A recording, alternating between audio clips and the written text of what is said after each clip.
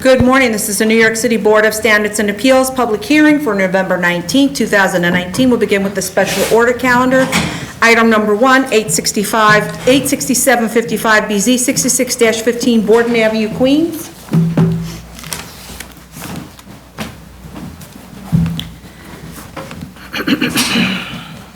Raise your right hand.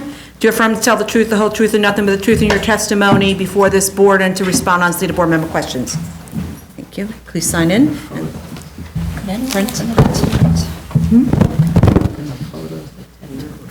Either one, because you're the applicant.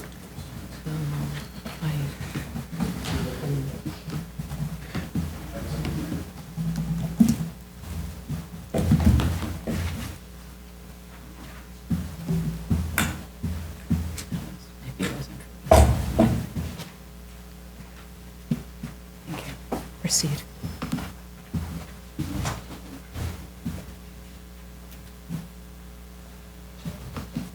Good morning, Chairman Perlmutter and members of the board. So at the executive... State your name. My name's Nancy Lee Paul. I'm with Nasir Kanzada, LLC.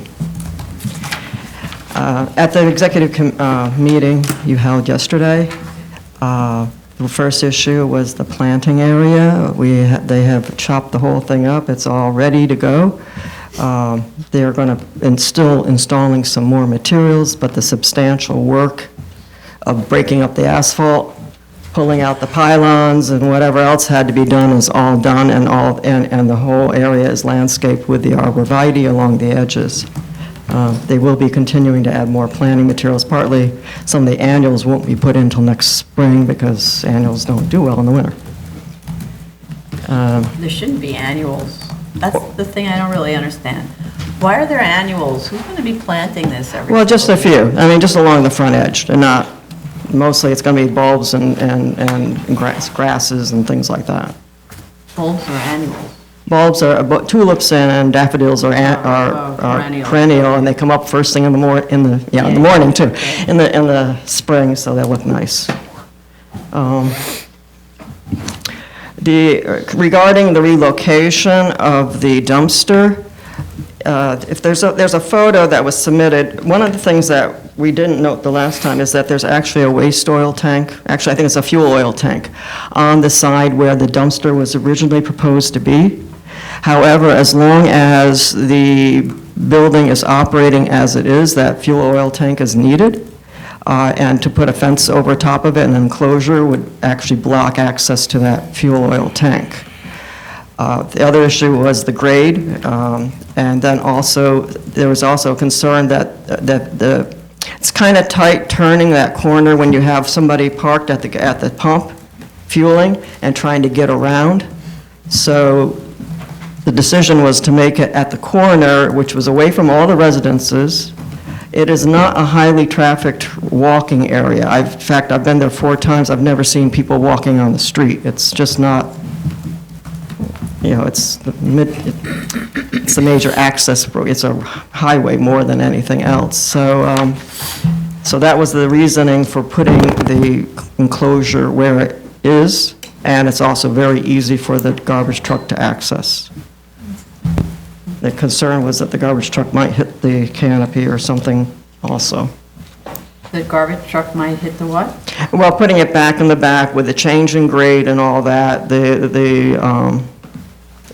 You're saying in the back, you mean adjacent to the building? where had originally been proposed to be installed. It was just, it was a more difficult location to access in general. The drawings that we have show the dumpster in the planting bed that's closest to Borden Avenue. It's beside that. There is an existing planting bed, and it was located right in between the planting bed and the first, I think it's the air pump. Right, so you're saying that's where there's the oil? No, on the original proposal, we had it up in the back, in the corner by the building. Okay. And so Close to the Clinton Avenue corner? Right, and so the issues were, so there's a waste, I keep on saying waste, there's a fuel oil tank there. And you can't fence over a fuel oil tank. You mean an existing oil tank? Yeah, it's in the photographs.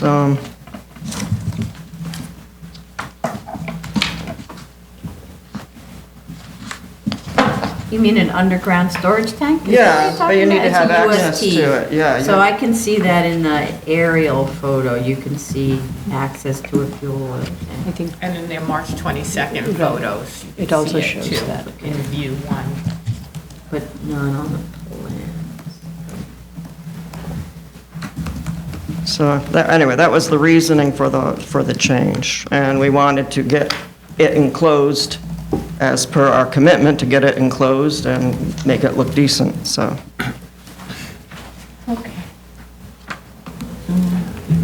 In regards to the oil, the 50-gallon tanks on the side of the garage, You mean the drums? yeah, once the BSA is approved and we get the permit to knock everything down, that whole issue is gone because we're removing the repair shop, so there won't be ever any more tires, there won't be fuel oil drums or whatever they're storing in those drums. It'll be a much cleaner, simpler lot. What is the relation between our grant and the drums existing on site? Right now, there's a repair shop. Okay, Okay, our proposal is to remove the repair shop, extend the building, and make a convenience store. okay. So getting rid of it's an ongoing issue back and forth, when we go there on site, maybe they just remove the tires, maybe they just did this or that. They're constantly having to shift things around. It's not a big site as far as storage or whatever, but that whole thing is being removed. Part of our BSA application is to get rid of it, so it'll be less of an eyesore, it'll be a nice convenience store, and all those issues won't keep on coming up. Yeah, I think the issue that Commissioner Sheta is raising is the fire hazard of keeping drums in an unprotected area. Ah, okay. Right?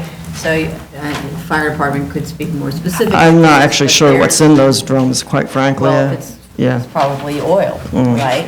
And it's a flammable, right? And it's not supposed to be stored outside, it's supposed to be stored in some kind of an enclosure so that it will protect them. I mean, I can talk to the owner and have them relocate them inside the building, but, yeah. Right. But you don't have to relocate them. You said if you get granted, you will, It's No, all no, going, but yeah. In the interim, Yeah. it's not like we decide this, and by the way, this is the part that I'm a little confused. The conversion to a convenience store, does that mean there's going to be other site work? I mean, you're doing planting now. Right, because part of the thing was that there was going to be planting behind the building, but that was being delayed until the building, it's a proposed enlargement. Right. And so once that enlargement was done, the planting would go in afterwards, because inevitably there'll be construction equipment, materials, whatever, and the logical place to put it would be behind the building, out of the way of everybody while they're doing the work.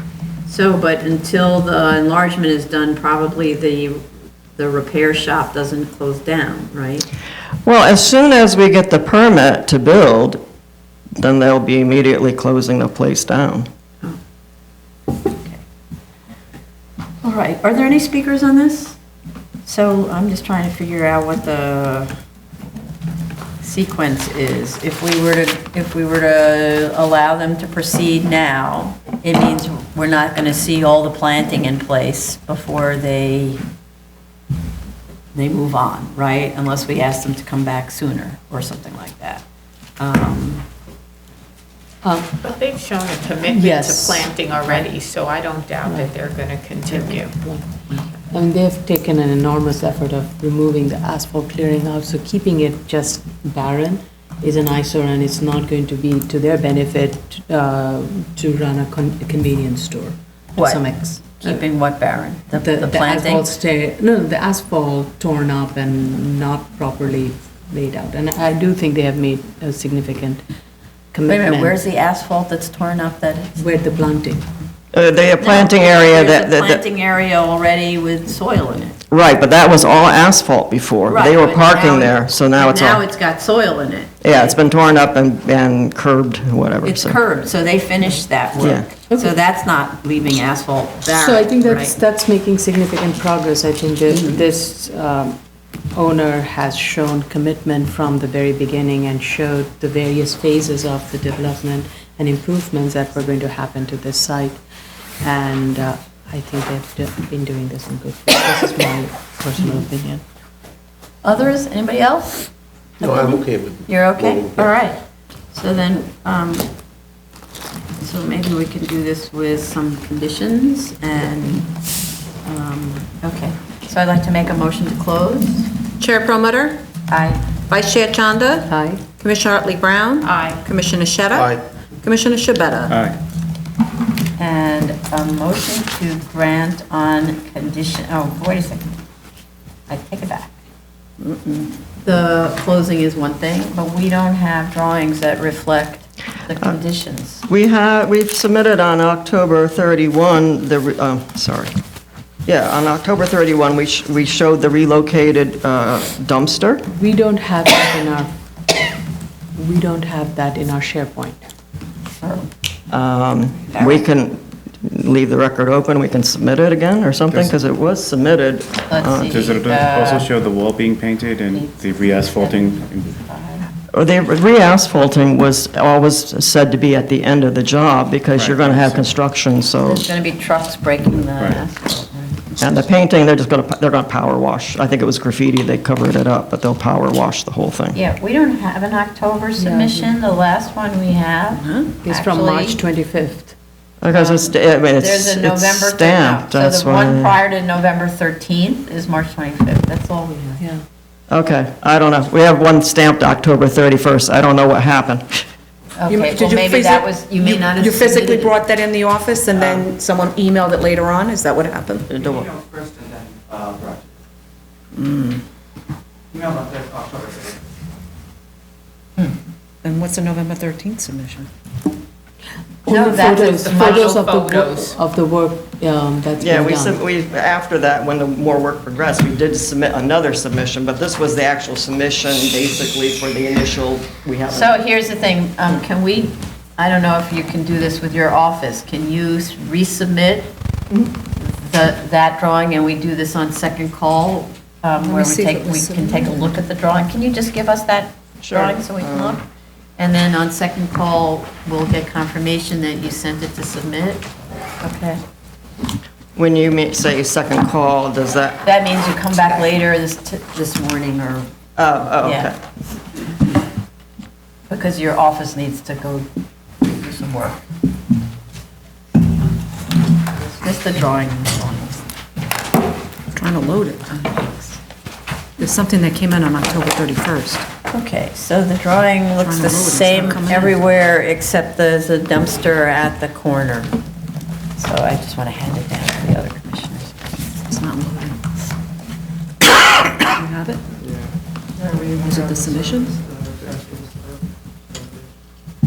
Show the chair. Serve to the other. Madam Chair? to the Community. Yeah?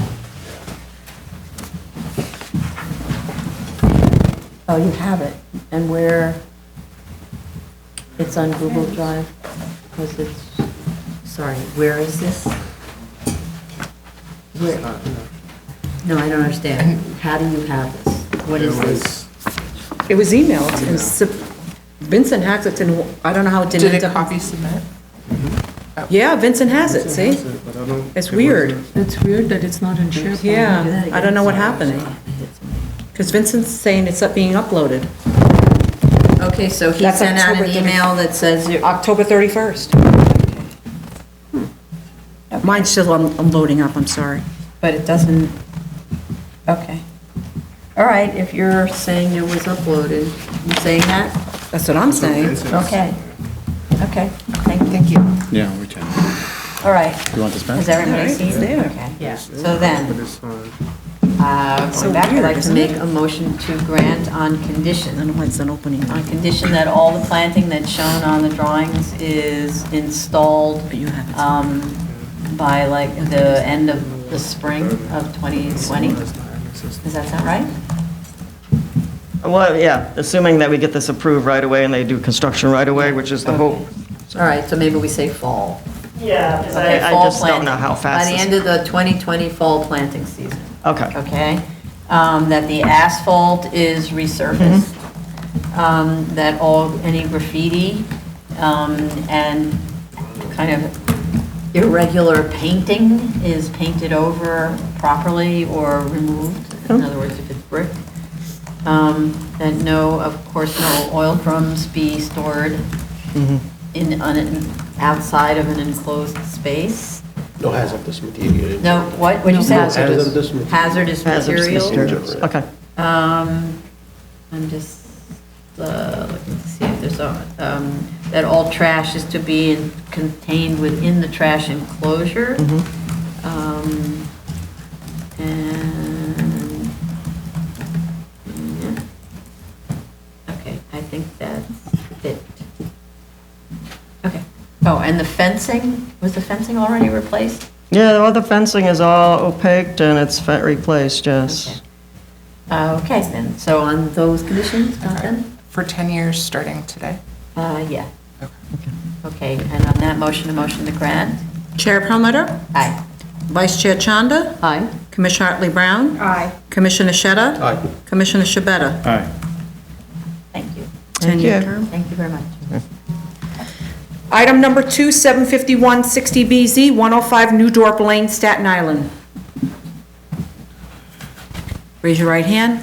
Do you affirm to tell the truth, the whole truth, and nothing but the truth in your testimony before this board, to respond on city board member questions? Please sign. Yeah.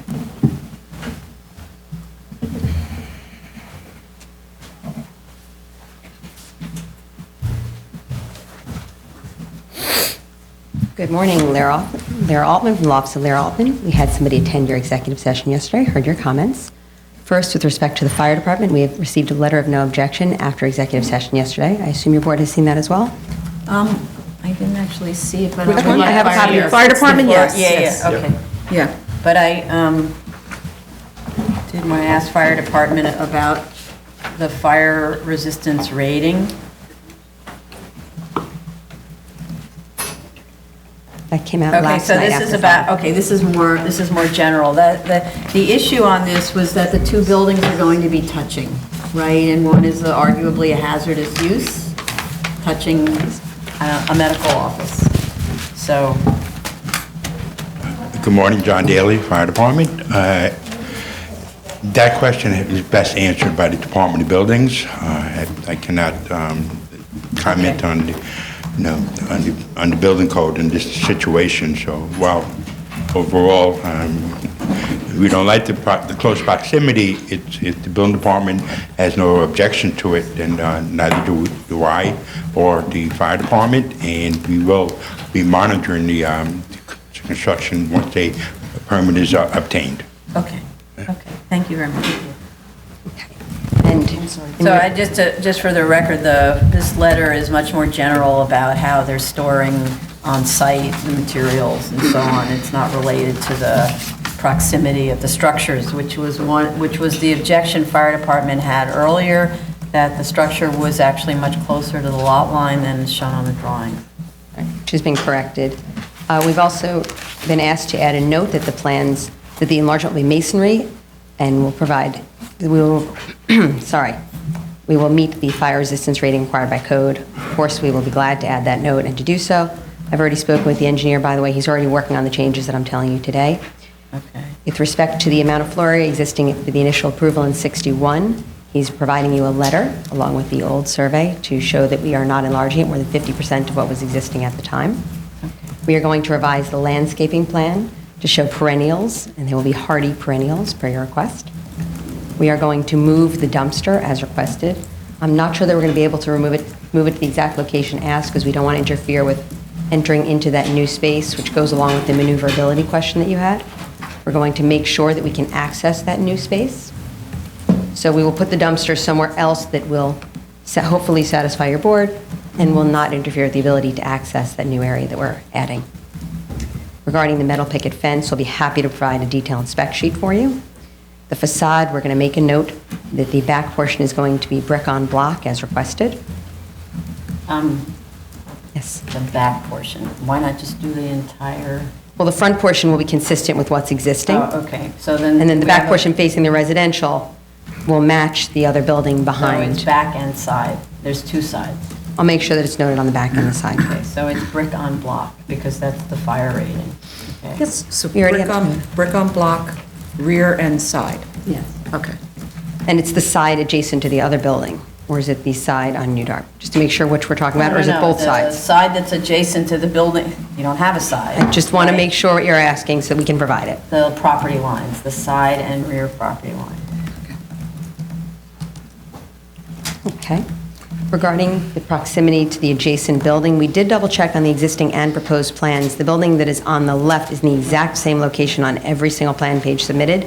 The only difference that I noted was in the dance studio that is to the north of the building, there is a notch out along Cloister Place on the proposed, but not on the existing. We're going to have that revised. Now, look at the drawings again. There's a lot of drawings in the set. They're Right. not consistent all the way through.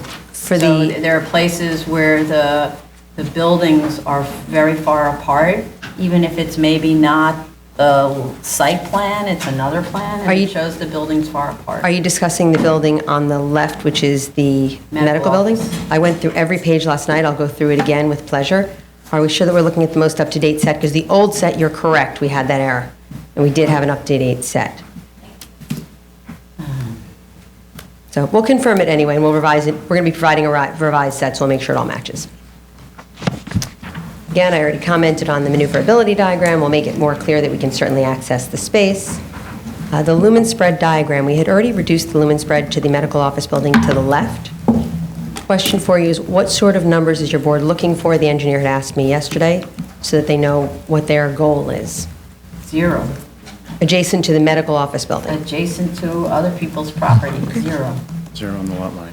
Okay. At the lot line. Okay. In the past, we hadn't heard that. We'll be happy to make that change. With the hours of operation, we'll provide those in the submission. And last but not least, the question with the dispensers.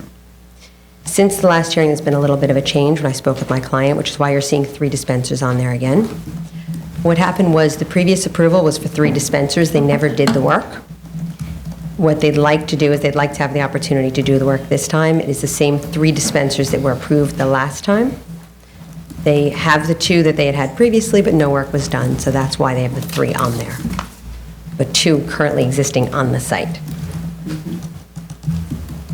I believe that's everything that was brought up yesterday. Can I just go back to the lumen? I think in the... You have to speak. Sorry. Can I go back to the lumen matter? I think in the past, we have always required that it be 0 along the residential property line and along the commercial property line, and the portion where the existing medical office is, it's in a C2 district, there, we're not holding to the 0, but it can be something, but it can be less. So I'm just wanted to... No, I think to clarify what that's about. If you've got an automotive use or the wall of a commercial building, then it doesn't matter really that it's higher. But for one, the medical office use, that's the access to the medical office, right? That's much more of a kind of calm residential use. In fact, medical offices are residential uses. So then you're actually imposing on an adjoining property owner. And, right, so, and there's no reason why they can't bring it down to 0. So, and our attitude about the sidewalks is we don't mind the spillover because that's adding safety to the sidewalks. So, We'll be happy to do it.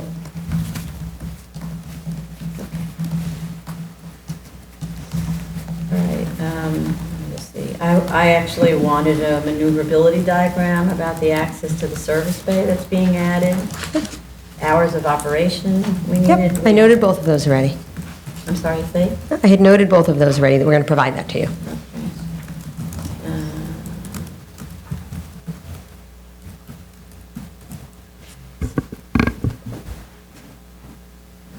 Okay, are there any speakers on this? Chair, please, for the lumen diagram, can we just have the locations of the lights highlighted in the diagram? So we know- highlight the locations of the lights? Yeah, where you have like a light or so, just have the engineer highlight that location. one more thing, for the adjacent building safety against fire, I would suggest that the engineer add a note to the plans indicating that construction material or proposed construction will be done in such a way to ensure safety against fire of adjacent Fire rating buildings. of. Yeah, some sort of language like that to just like make like an alarm to the DOB engineer or planet checker so we can like pay attention that. Yes. So I think, to Chief Daly's point, DOB doesn't know to look out for the fire resistant rating levels if it doesn't know what the occupancy is of the building, right? So it needs to be very clear that it's an automotive occupancy and that, that the building needs to make fire resistance rating construction. Is there a specific note you'd like us to put on there?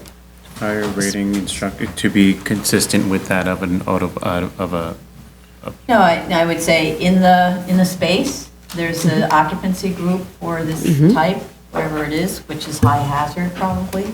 Okay. But it's an occupancy group in the building code that describes what this is, and I'm just guessing that it's an H or something that indicates a hazard occupancy. Okay. And then that the building will be constructed using fire-resistant materials that complies with all building and fire code.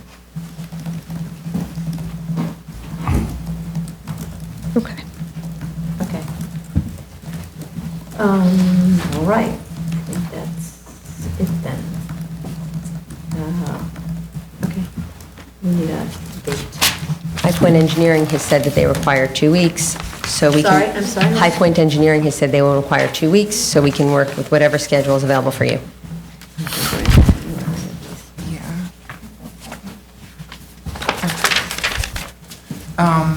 Let's see, submission date of January 8th for a continued hearing on January 28th.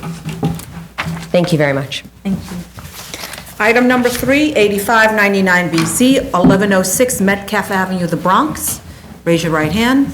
Do you affirm to tell the truth, the whole truth, and nothing but the truth in your testimony before this board and to respond honestly to board member questions?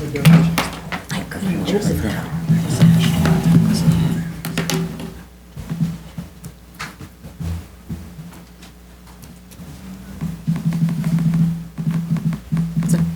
Thank you.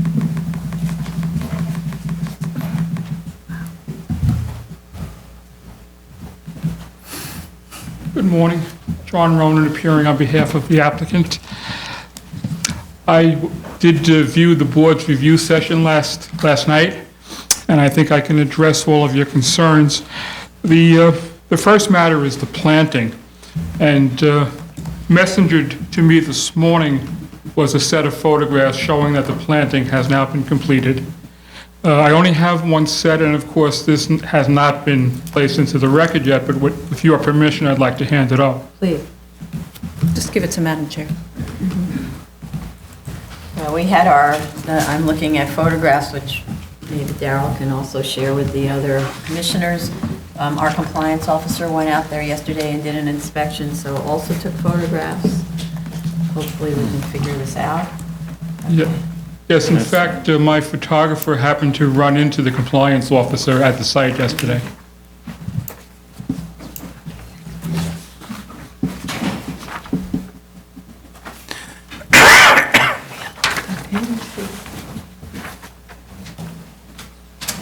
This part. I just need a plan open. Oh, here.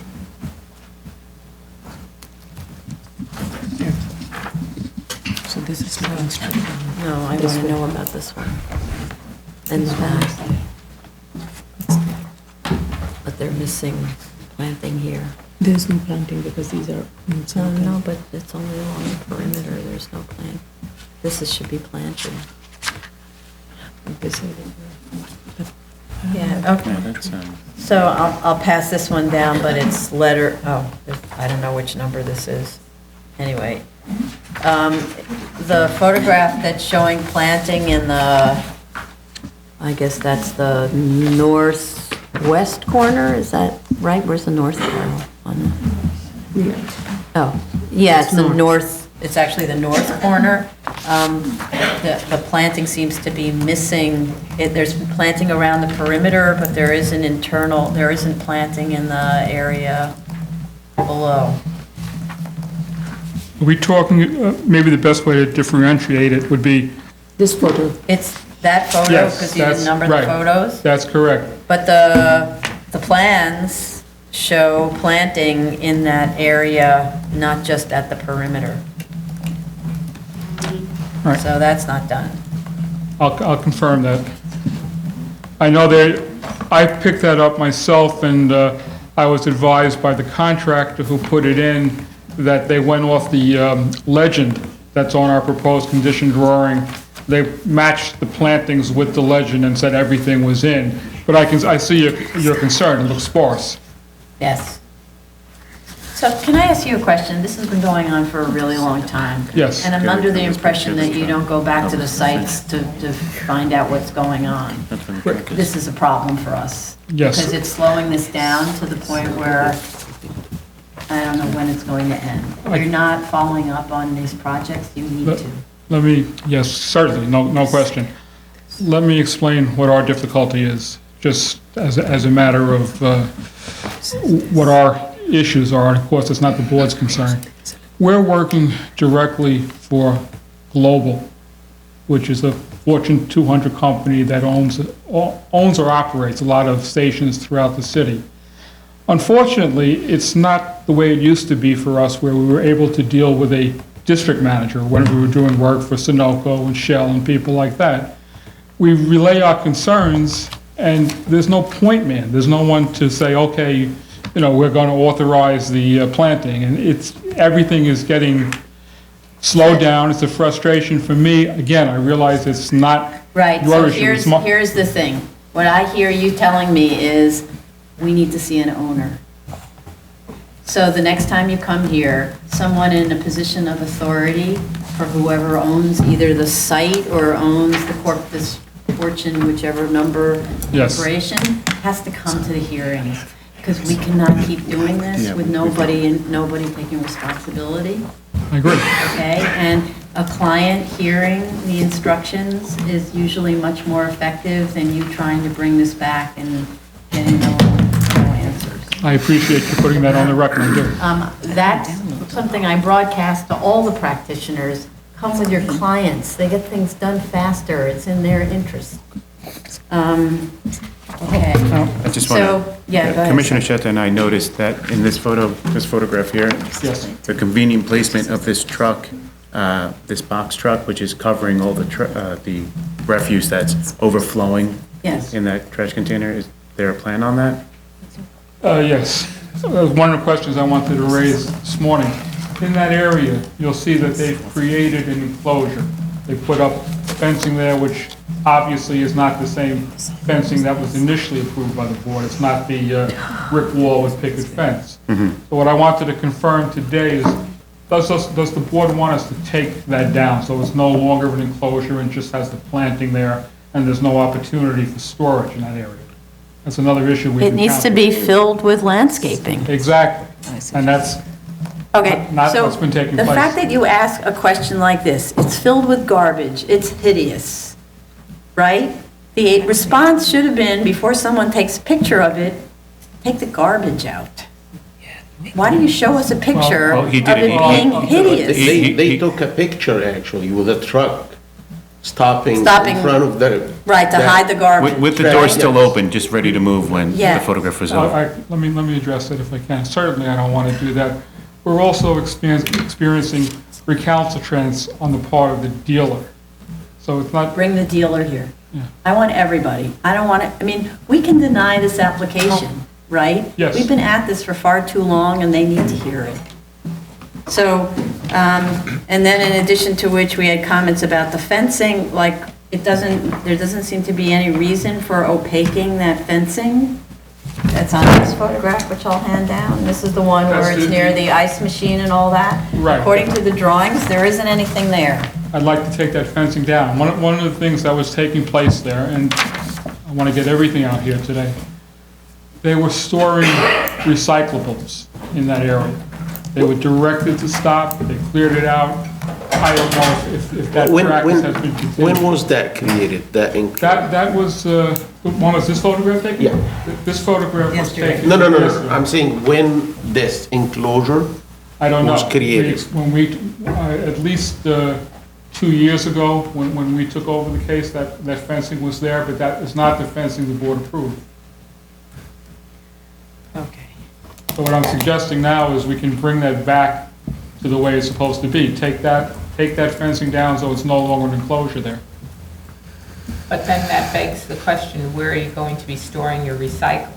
Well, And why are, there is a convenience store, the convenience store, they're just unwilling to dedicate that space to that type of storage, and they're gonna have to. I mean, in any event, it's an R6 zone here, it's a residential zone. In any case, even if it were a commercial overlay, you're not permitted to have outdoor storage. So it has to be taken out of that area. But you already have something, and you already have huge amount of refuse there. So I believe you But what I may want need to create some space for storing. Right. wait a You second, have to come what? with an Which operational would be on the plan other Yes. as well. You can't store refuse, you're supposed to have it taken away. It's not a, Which there is a, part of our filing, that there is a site operation plan. The refuge would be stored on the other side of the building in a trash enclosure, and it would be taken away twice a week. twice a week is obviously not enough, otherwise you wouldn't have a staff well- like that. So here's the thing, What is it now? How often, I'm sorry. it's Jen. twice a week, It's currently twice a week? which is obviously not enough, or you wouldn't have all those bags piled up. And to be honest with you, I would actually rather have it there than have it on the other side by the residential Right. backyards for the Yes. twice a week. But the reality is, twice a week is not nearly enough, obviously. It's not enough for household garbage, Right. right? So, so here's the thing, and I'm at the board has subpoena power, and we never use it. And I'm on the verge of using it with your clients. So either they come to the next hearing, which will be in January, and we go through, you show us on the drawings, and you show us in real life that these things have been addressed. Hopefully, you will be providing us with photographs that show everything addressed, and the operation has changed so that trash is picked up 4 times a week. Is that enough? Bubble it? Yeah. And you've complied with everything else that we've talked about over all of these, we've been at this for a year. I understand that, and it's not something, I mean, the board knows I've been appearing a long time. I don't enjoy being in this situation, but that's my issues. I think, can you give us the contact information for the operator and your client? I don't have it with me, but I can certainly email We're it. going to write them a very strong letter that they must appear at the next hearing, or we will consider denial of this continuation. I will do Okay, that. of the extension. They can't ignore the facts of their bad behavior. Okay, anybody? Talk about one more thing while we're, Yes. the air tower and the car vacuum. They were moved off the residential side, and they're now on the Metcalf Avenue side, but they're too close to the lot line. They haven't actually been moved, right? It's just. Oh, they on the- have, no, there's a photograph. There's nothing on, what happened, just to go back a little bit, and I apologize, I'm taking up a lot of time here. These improvements were along the residential lot line, and we investigated what could be done to mitigate the noise damage. We came to the conclusion that nothing was really going to work. So we went from 4 improvements to 2, just one air tower and 1 car vac, and moved them to the other side of the station. So they exist on the Metcalf Avenue side now, but the board brought up in their review session that they're much too close to the lot line, and additionally, they take away a parking spot. Right there in the striping. And I don't, yeah, has the site been restriped? You don't know? 'cause No, you I don't go to believe it the has. site. You have to go to the site. What is this? This is your job. You can't just come here the day before a hearing where someone else takes photographs, and that's how you find out about your site. What is that? Storage of stuff? Okay. I think once you, because that can no longer be a parking space, that will have to be striped. And then all the rest of the parking spaces will probably have to shift accordingly.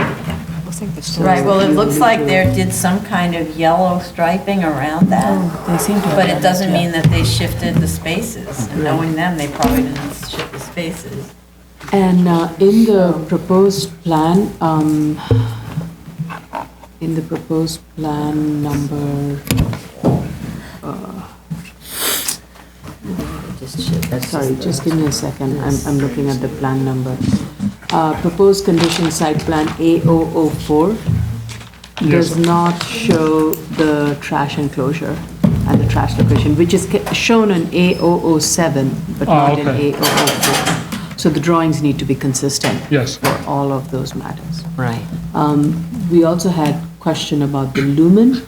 I think the lumen spread count is too high, especially along the residential section, the rear yard of residential properties abutting this site has high lumen count, and that is coming from the lighting from the canopy. And I don't think you need the lights on that section of the Right, canopy.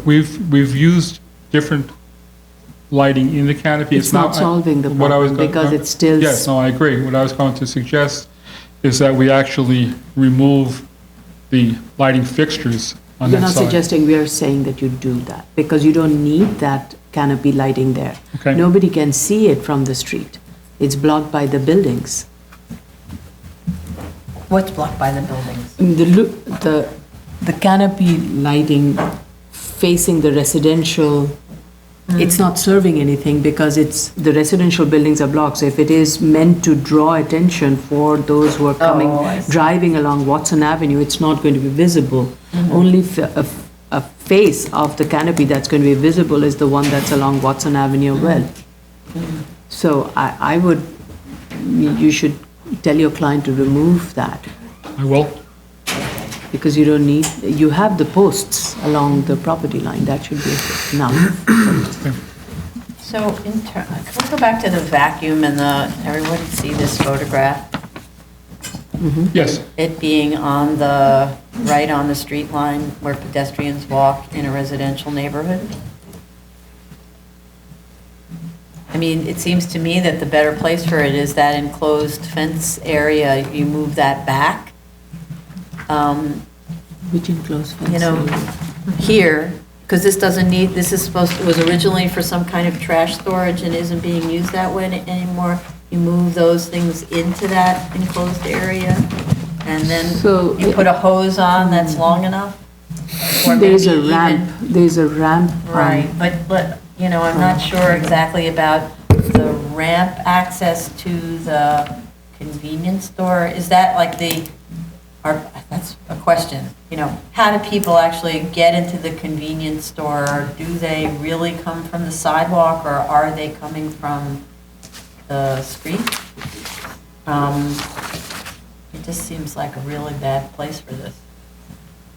I think that knowing this neighborhood, I'm pretty sure that this site has a lot of residents who access it, as opposed to solely cars. So I would advocate to keep that ramp in place and Okay. find someplace else. I'm not Someplace sure else where for the else. vacuum. What? Oh. But the other issue is be away from the residents. But it seems like the most disagreeable place to put it in terms of the pedestrians. well, I agree. My concern when I saw this, I mean, this wasn't done at our direction. What you're going to have is cars on the sidewalk using the air tower and the car vacuum. Oh, you mean in the Yeah. current location? I think so, yeah. Great. All That right. was one of them. Yeah, so what it needs to be, you know, what I like to think of is the handicap parking location has to change so that you don't need that ramp in that spot. You move the ramp and it accesses closer to the door, perhaps? Can I? Yeah, no, but let me just finish, and that you put the air pump right up against the building as opposed to against where that hatched area is. Yeah, and the handicap parking shouldn't be there because you have the trash enclosure right in front of it. Where the Do co- we need to have an air machine and a vacuum Oh, that's a on good this point. site? We don't even need it. Right. Not every site has one. Right. If there's trouble finding placement, just get rid of it. Okay, like that. I'll bring it up to Get rid of them. it. It's, again, There you it's, all it is, it's an additional source of revenue, and that's, So here's the thing. They're pretty bad actors. We've been at this for a year. Your explanation is that they're really not good clients either. Get rid of it. Done. Done. So much easier. Thank you, Commissioner Oliver. all right, let me get back to an initial question that I had, because I know it's going to come up. On the Metcalf Avenue side, where there's that fencing that creates the enclosure, we're going to get rid of that enclosure?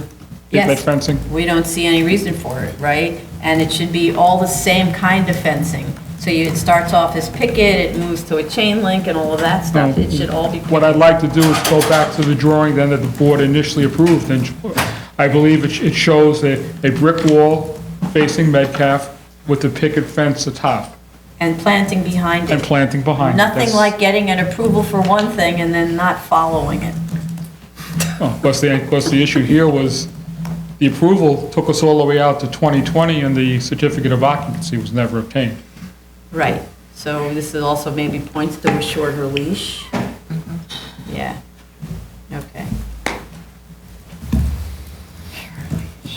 Okay. Do you have any environmental work that's going on site? None that no, I mean, the answer is no. I mean, no one has brought that to my attention at all. There is a drums that's stored inside the building, I'm not sure. I will find out. And it- And one strode outside. and it has identification on it, so I'm not sure what is that.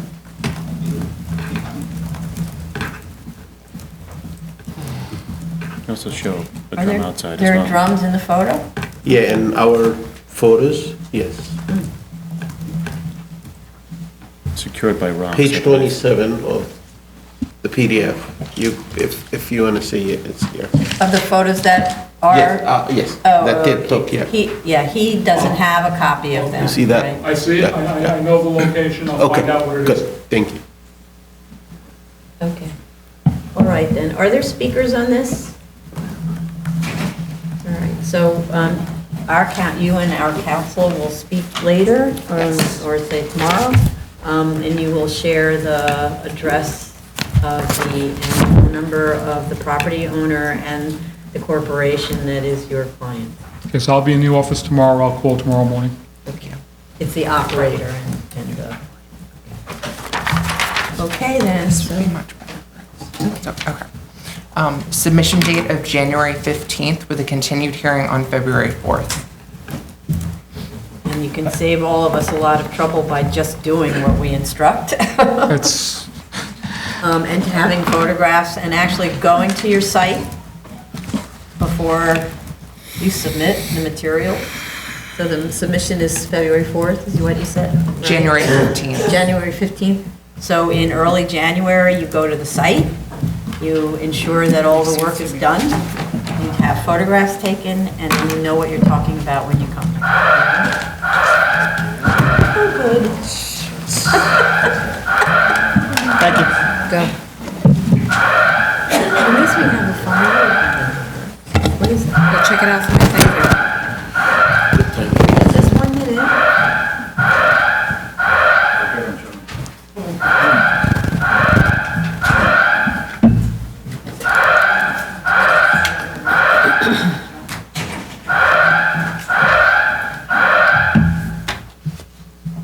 That's a horrible sound. Thank you. Thank you. Item number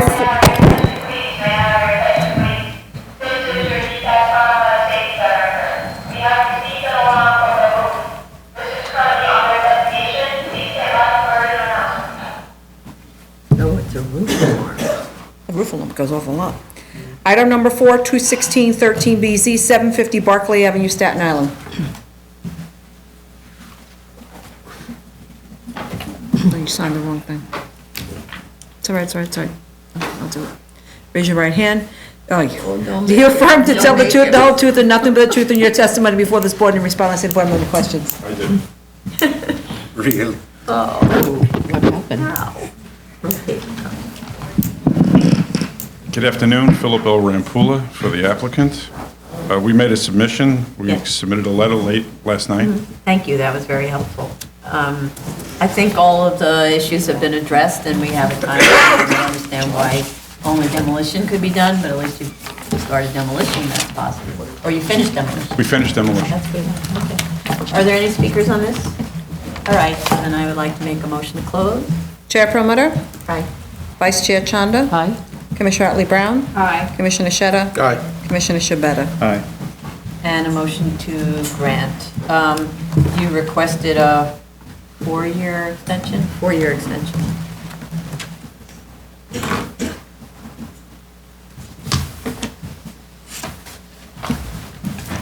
Oh, to Chair Promoter?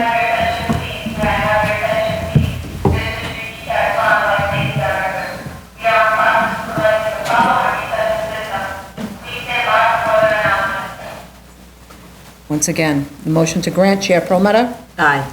Vice Chair Chanda, Aye. Commissioner Otley Brown, Aye. Commissioner Sheta. Aye. Commissioner Shabeta. Aye. Application's been granted. Thank you very much. New cases, item number 5, 72786BZ, 240 East 58th Street, Manhattan. Sorry, did we get proof of service of initials? Yes, yes. Okay, I'm sorry, I just didn't. Sorry, yeah, we did. David sent it over. Okay, sure. Thank you. I appreciate that. Raise your right hand. Do you affirm to tell the truth, the whole truth, and nothing but the truth in your testimony before this board and respond honestly to board member questions? Thank you, John. Good morning, Madam Chair, Commissioners, Frederick A. Becker. We attended your review session yesterday, and in response to the issues raised, I have some information. Yes, we resubmitted the proof of filing and proof of service last night as to show we had done it before. With regard to the hours, the previous grant was for hours 10 a.m. in the morning to 1 a.m. at night. I have a copy of the, from the website of Club A Steakhouse at the subject location. Dinner hours Sunday to Tuesday are 5 p.m. to 10 p.m. Dinner hours Wednesday to Saturday are 5 p.m. to 11 p.m. Business dress code is business casual. I can submit a copy of this up to the board if they want to see it. So we're within compliance. So, okay, so you're within, okay. You're right. I think maybe the issue of the 1 a.m. is to allow the cooks and so on to clean and close up. Maybe that's it, yeah. They only are open till 10, so they're out by 11, Right. and even on 11, they're out by 12. Right, So right. we're Okay. we're good to go there. Shall I hand this up, or? Yeah, thank you. Take a look.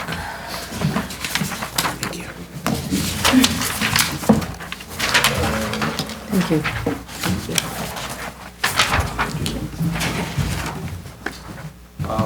I spoke with the manager of the restaurant, who was my contact for the owner of the property and for the owner-operator of the restaurant. They no longer use the adjacent building, so that is, it wasn't shown on plans, and we don't use it. Oh, it wasn't shown on the plans? No, and we don't use it anymore. I thought you saw storage in the cellar. I thought there was a connection. Otherwise, how would you have known?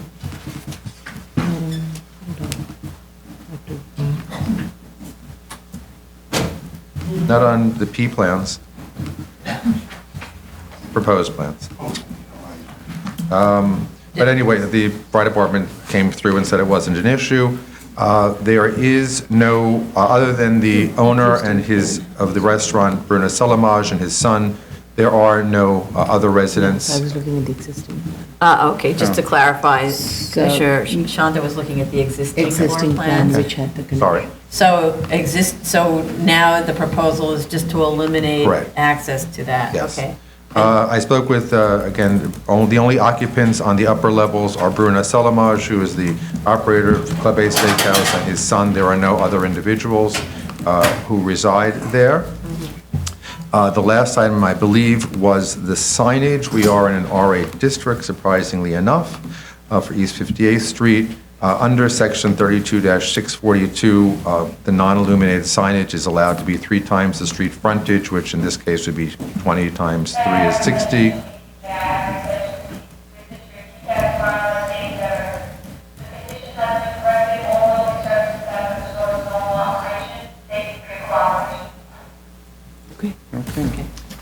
The only signage present at this location is the signage on the edge of the canopy, which is approximately 10 feet, if that much, which is well within the 60 feet that would be permitted if this was a C1 district.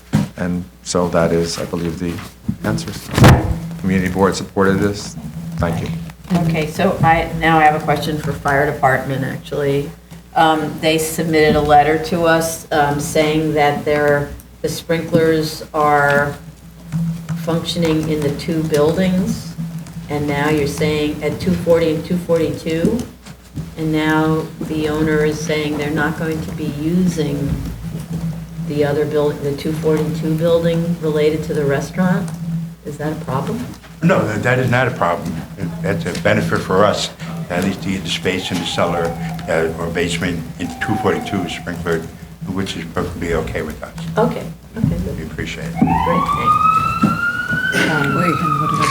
Noise attenuation. Yeah, no, the noise was the question posed to who lives upstairs. Right. Owner lives upstairs. I'm guessing he's working while the restaurant's making noise.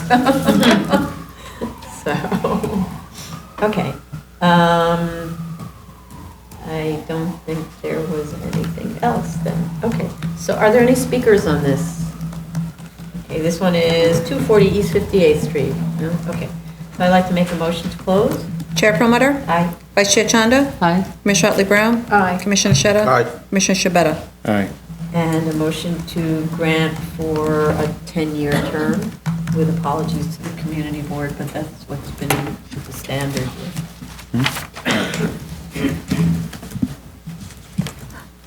Chair Promoter? Aye. Vice Chair Chanda? Aye.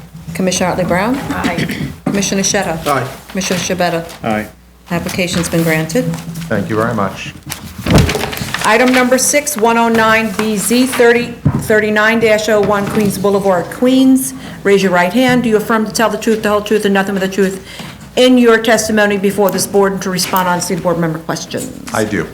Good morning again, Madam Chair, Commissioners, Frederick A. Becker for the application. Right, nothing else to be, so we did receive a letter of no objection from the fire department, which is what we were waiting for. And that's that. So are there any speakers on this one? Then I'd like to make a motion to close. Chair Promoter? Aye. Vice Chair Chanda? Aye. Commissioner Otley Brown? Aye. Commissioner Shetta? Aye. Commissioner Shabeta? Aye. And before I vote, I just want to thank the applicant for getting all the ducks in the row when you have an application that's filed and needs a waiver of our rules, that you ask for the right waiver, that you include, make all the findings and provide the backup material. That's how it's done, right? Thank you. You're welcome. So, okay, so motion to grant. Chair Promoter? Aye. Vice Chair Chanda? Aye. Commissioner Otley Brown? Aye. Commissioner Shetta? Aye. Commissioner Shabeta? Aye. Application is granted. That's a 10-year term because it's a piece of, 10-year term. Thank you very much. thank you. Item number 7, 2017-216BZ, 411 Wales Avenue, The Bronx.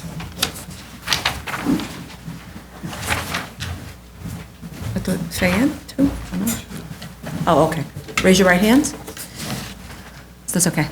Do you affirm to tell the truth, the whole truth, and nothing but the truth in your testimony before this board to respond honestly to board member questions? Please sign. Proceed. She just sent something, so I forwarded to Andre and them, yeah? No, something else came in before, right? So there's- Right there? Yeah, second one? or- I forwarded a submission from the applicant, you received? Received Well, you need to be sworn in. There was also another one. Before you appear, Yes, raise your right something hand. on this case shows up in our inbox. I didn't know it. I Do know you we affirm to tell the truth, the whole truth, and nothing but the truth in your testimony before this board and respond honestly to board member questions? Please sign it. Thank you, Chair. I know we submitted something late last night. I wasn't aware that there was another submission. There was something, Fan, that's what I'm saying, Fan said 1051, maybe she resubmitted it. I don't know. Okay. State your name, please. Okay. Richard Lobel of Sheldon Lobel PC for the applicant. Good morning. Chair, Commissioners, this is an amendment application to a previously issued 7319 special permit for 411 Wales. The initial grant of this application was on April 17th, 2018. Since that time, the school on the ground floor has opened, is operational since September 6th. The plans have remained unchanged from that original grant. One of the conditions of the original occupancy by the applicant was that the, quote, second floor until occupied by neighborhood charter school Bronx shall only be occupied by a middle school or high school. Since that time, the conditions at the site are such that we were seeking to populate that story with another school. The school is the Dream Charter School. We have representatives from Dream here today. And specifically, the students in that space would no longer be middle or high school, it would be kindergarten to second. So obviously that carries certain concerns with it, and I know that those were expressed by the board at the executive session. Question before you go on. Sure. You said the school opened. Is that including the second floor? It's not including the second floor. Okay. Okay, particularly, and in the submission last night, we submitted some of the ancillary documentation around this. There was an OER notice of satisfaction. We revised the SOF to reflect the opening of the school.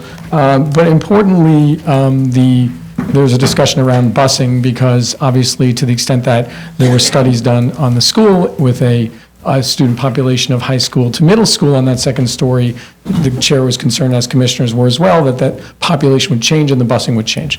So I have Amber Cartalian from Equity here who can discuss a little bit more the traffic implications, but part of the primary thrust of this, other than the fact that obviously, as with many school applications, we're under the gun on timing, is that there would be no busing by the proposed user for the second story space. These kids, as a matter of school operations, and again, we have the director of compliance of the school here to discuss this. They don't do busing for kids of this age. It's part of the school's program that students are dropped off by a caregiver or parent, as such, resulting in a close-knit school community and frequent, really daily interaction between such caregivers and the student and the faculty and staff.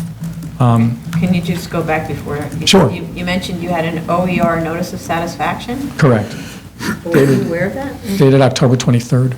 Oh, so maybe we weren't. It's a notice of completion, yeah. What? Say again? Notice of completion. No, I know, but notice of completion. Yeah. Notice of completion. But it was just issued October 23rd. Correct. This year, okay. Yes, and Yeah. it says it could be revoked. Are you aware of any, good reason that could make this certification revoked? No. I think it's a standard language. Yes, I there. understand, Yeah. yes, but that's why I'm asking.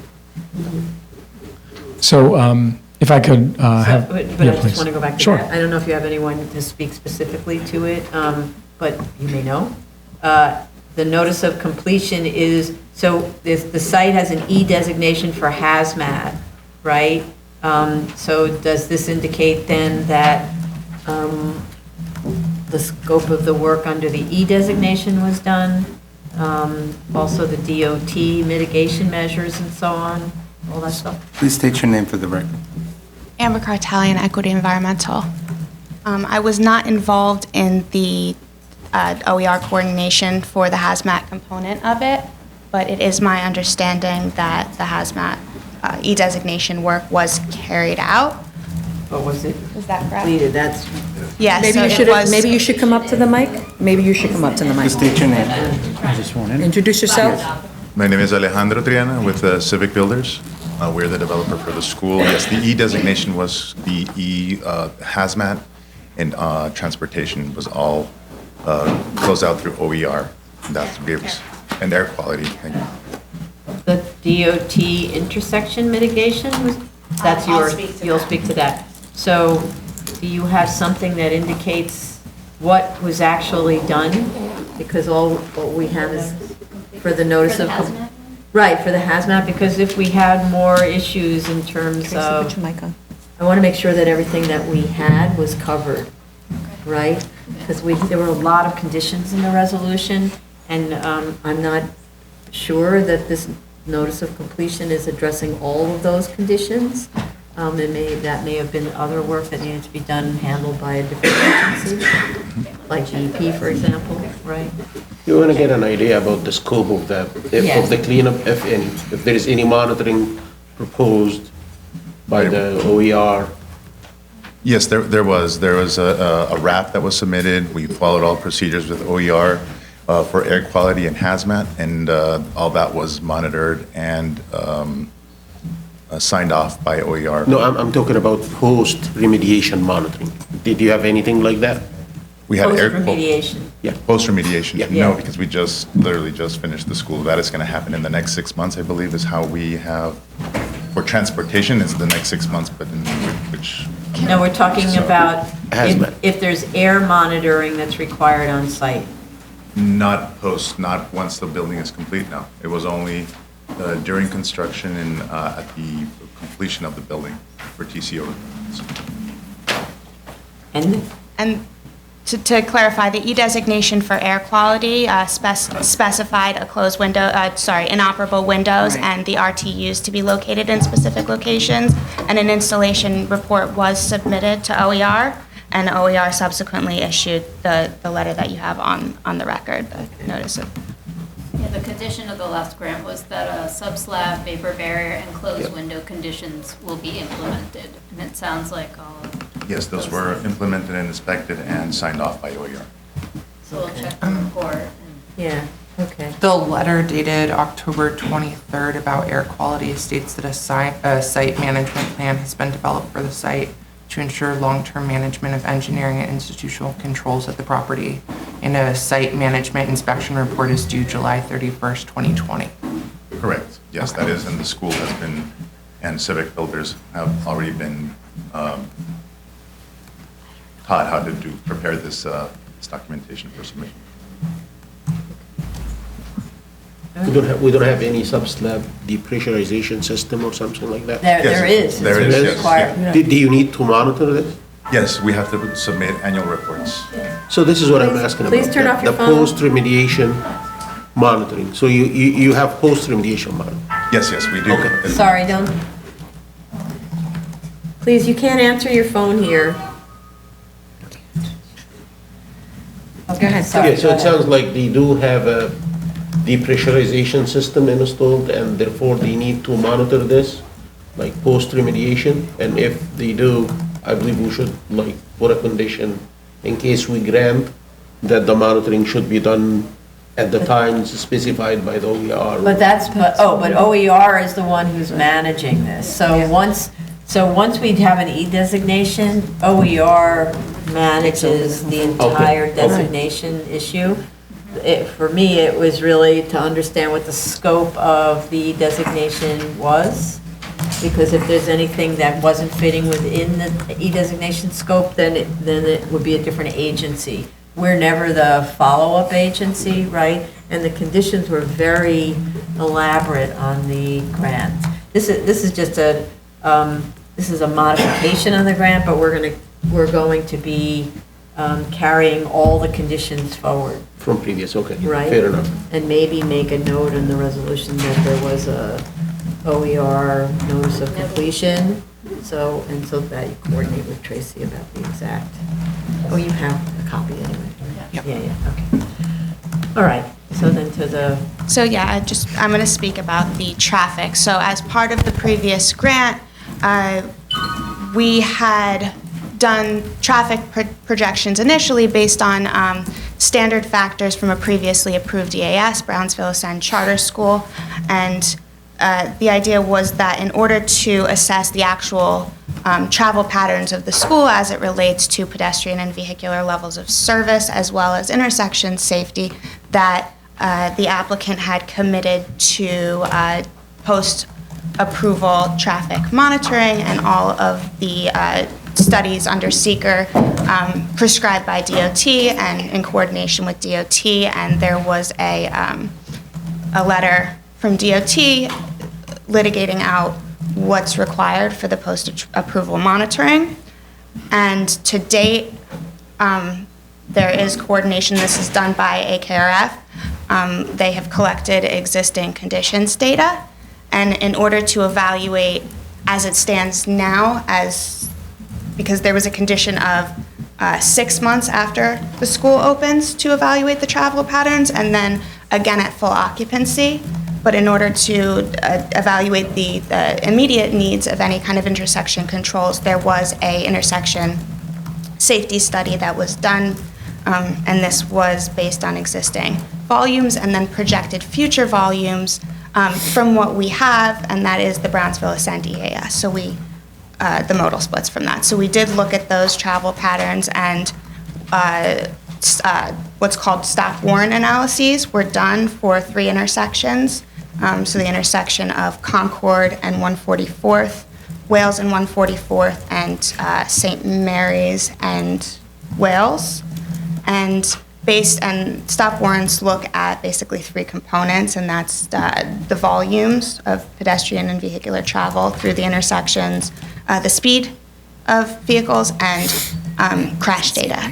And based on those volumes and the low crash data at these intersections, the warrants were not met, so it was recommended that enhanced high visibility crosswalks be implemented at these 3 intersections.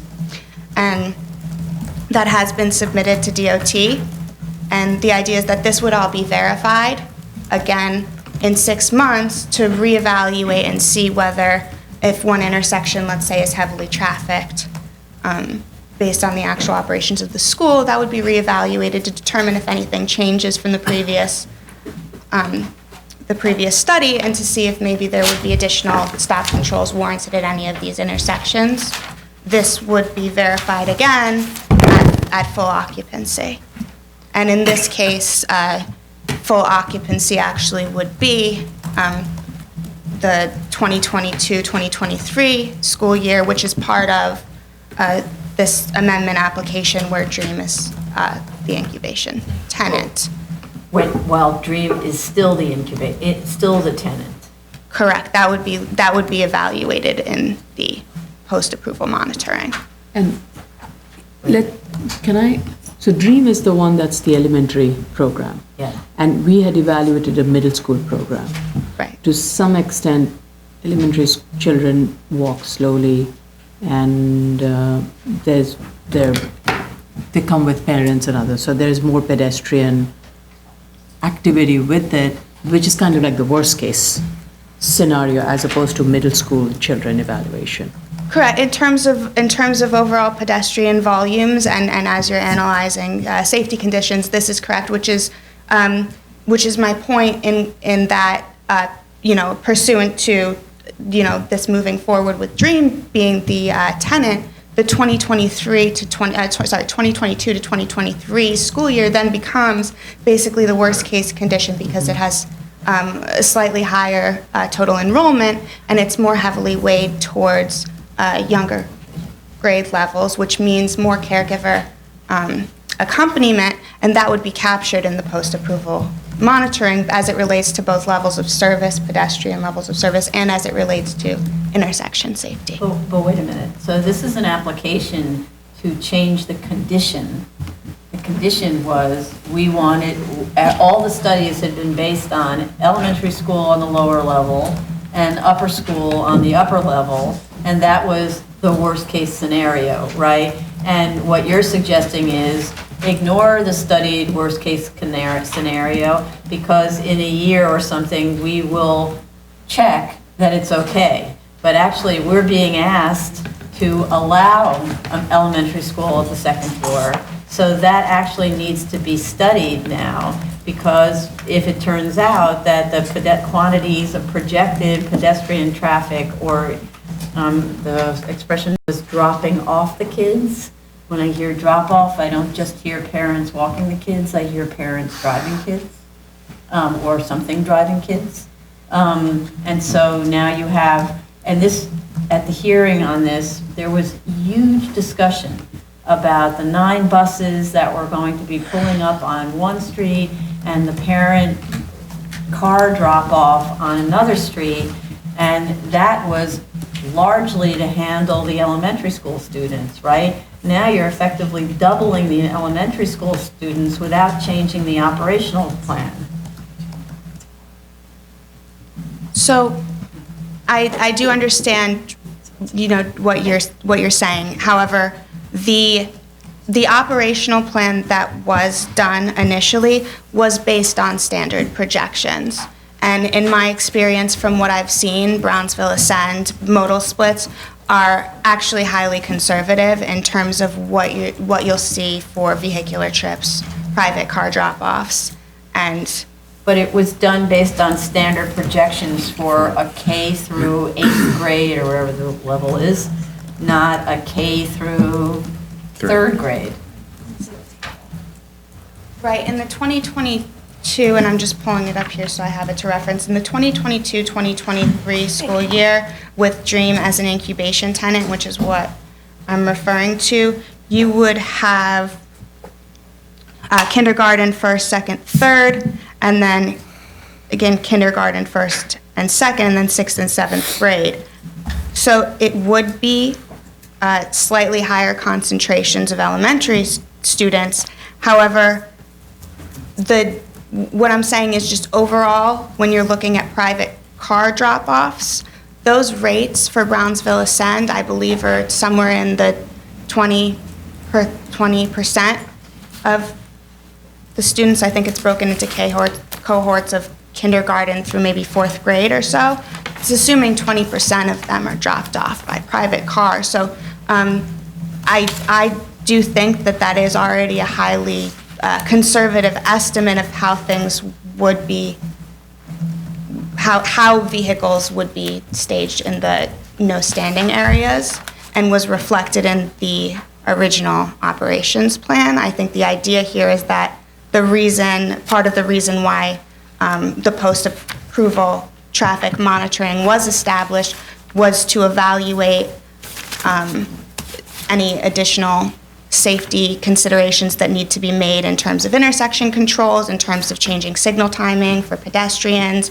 Or in terms of projections not being accurate, not reflecting reality. That's why you do Right, to verify. Analysis, right? To verify and adjust accordingly. Right. But the idea of verifying and adjusting accordingly prior to doing any studies, I'm extremely uncomfortable with. We struggled with this very hard on the prior application, and we haven't had a chance for DOT. So DOT reviewed this in terms of seeker analysis. They looked at the reasonable worst case scenario build condition, which is the 2022 condition. They didn't look at this interim condition because that's the standard seeker review. I'm not looking at it from a seeker perspective. I'm looking at it from an impact on the community and on the safety of children perspective. And there has been no modification in the operational plan for how you're going to deal with another, however many it is, 200 kids who are coming accompanied by a guardian. With strollers, with everything, and none of that's been looked at. I don't understand how we're just supposed to say, go forth and let us know. If I could just say this, so in terms of caregiver accompaniment, the Brownsville Ascend and the standard DOT factors assume that there's one caregiver for every 1.3 students, with the exception of 8th grade students. Well, that is. I think that wouldn't apply here because you're saying that there's going to be no bus service, so each student is going to be brought in by one or two parents, right? Or at least one guardian. So it wouldn't be 1.3, it'd be 1-to-1. Well, it's not necessarily. Siblings, Right. siblings going to the same school. Right? Would that also account for, would that 1.3 account for bus trips as well? Would that be in a bus trip where buses were part of the calculation? The 1.3 does not. Okay. No, it accounts for pedestrians and vehicles, and that's a standard DOT factor. The number of buses that was proposed for the initial proposal, will that still remain the same or will that reduce? So the number of buses would remain the same because DREAM does not, at any of their existing locations, and will not here, utilize yellow school bus services. So the buses were only assumed for the ground floor, for the academy program. For the incubator program, we assume there won't be any busing of any school children in the original. On the original? That's what she said. No, on the original. In the original. It's upper Students, school. and they aren't entitled to a bus. To clarify, in the original submission, we analyzed the full grade enrollment of entire occupancy by NCS. But the K point through 8. was that the second floor was to be occupied by middle school kids who do not get bused. They might get dropped off by parents, but they don't get bused. So that's where the drop-off, the vehicular drop-off was a big concern, and why the buses were relegated to one side and car drop-off to another side, right? And these conditions, if I'm being fair, these conditions would not change with the Dream as the incubation tenant in terms of bus drop-off, because they would not utilize yellow school buses. And in terms of increased caregiver accompaniment, what I'm saying is that the language in the DOT post-monitoring letter indicates 6 months after opening, and then again at full occupancy. Yes, but we would not have So- made it a condition of approval if we didn't care which kind of kids were, which age group of kids were occupying the second floor. So to cut to the chase, we need a revised operational plan that addresses the reality of 200 and something more kids, accompanied by 200 and something more, whatever it is, of guardians who are bringing them to school, and some factor of the 20% of vehicular drop-off, whatever the standard analysis is, and we need that submitted so that we can give it to DOT, and school safety is, which is my bigger concern, and that they take a look at this. Okay? Can I just say a couple things on that? So if we were to consider increased caregiver accompaniment, which would be captured by the post-approval monitoring and would be considered in any additional intersection controls and levels of service and the required mitigation measures prescribed by seeker, that would be addressed the same way if it were to be looked at now or pursuant through the seeker process. So the difference is then we have information from DOT that says, you know what? Too many elementary school kids in this building, bad idea. That's the question before us here.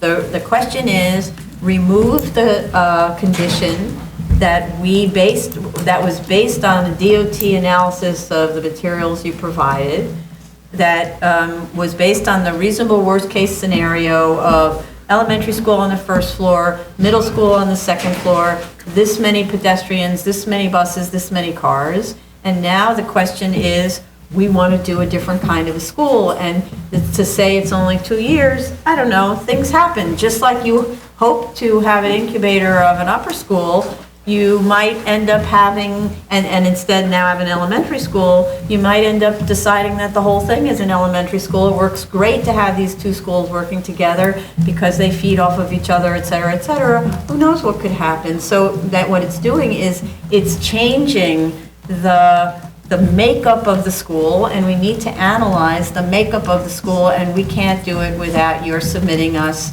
studies like you did on the original application. That's why we asked you to come back, we asked Mr. Lobel to come back for an amendment as opposed to a letter of substantial compliance. If it was just us relying on future studies once the kids move in, that could have been done by a letter. There's a reason why we asked you to come back. So I don't really want to have this debate anymore. You need to amend the operational plan, and you need to use the standard DOT analysis for elementary school on the second floor, et cetera, and there's no more point in this. So first of all, I just want to correct the record. The second story is actually occupied right now by Dream. Yes. What do you know? American Dream. Excuse me. Please come up to the microphone. This cross conversation is just... Apologies for that. No. It's by American. withholding. The second school, the second floor is actually being occupied by American Dream. But that's Charter older School. students, right? Yeah, those are just for the original application, that was, it's middle school. So that is in. And DREAM is for the children. DREAM is for, Kindergarten. is the post-approval amendment of having. Okay, so now I'm primary grade, confused. Who's occupying the first floor? Neighborhood charter school, And what's the age group of that? that is kindergarten through third grade up. Okay, and how many kids are there in that? Right now, there's going to be 250 is what they're. 250 K through third grade, you said? I believe so, yes. Mhm. Okay, and then, and on the second floor is occupied now by American Dream? American Dream Charter School. Which is how many kids? I believe it's approximately around 250 to 300 students. I don't have the exact number. right now. 250 to 300 children between the ages of?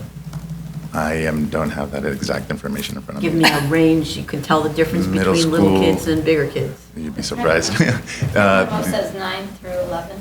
9 No, through 11. but yes, but the grades is what I have. I don't have the exact. Tell me the range. grades. 9 through 11 is what we have. 9 through 11. But you're seeing, you go to this place, right? You've been there. Yes, I've been, yes. I've So been you there. know the difference between a ninth grader and a fourth grader when you look at one, right? Correct. So are you seeing ninth graders there? Yes, yes, yes. Okay, so it's between 250 and 300 ninth to 11th graders occupying on the second floor currently. Yes, So the building at the moment has something like 500 to 600 kids in it at the moment. correct. Okay, so then I'm extremely confused. So why are we talking about incubator timing and all that? Because the American Dream is incubating the space only for a year, and we have been looking for other schools to incubate after American Dream leaves. We found Harlem RBI was in need for a temporary space in the school year of 2022 through 2023, but they are primary school, which is what the post-approval amendment request is. Okay. So the short answer is, this would be a lot easier on you if you just stick with the original approval. But if you choose not to stick with the original approval, we need the studies that we've been talking about, okay? And I wish that somebody would tell us, when asked, if the building is occupied, and not be told that, oh, the second floor isn't occupied Right. when the second floor was occupied. Chair, clearly is just my error and misinformation. I think the point that's being made, though, is that right now, under the existing BSA grant, there is a requirement that 6 months post-opening, there'll be additional post-opening review of traffic considerations and pedestrian considerations.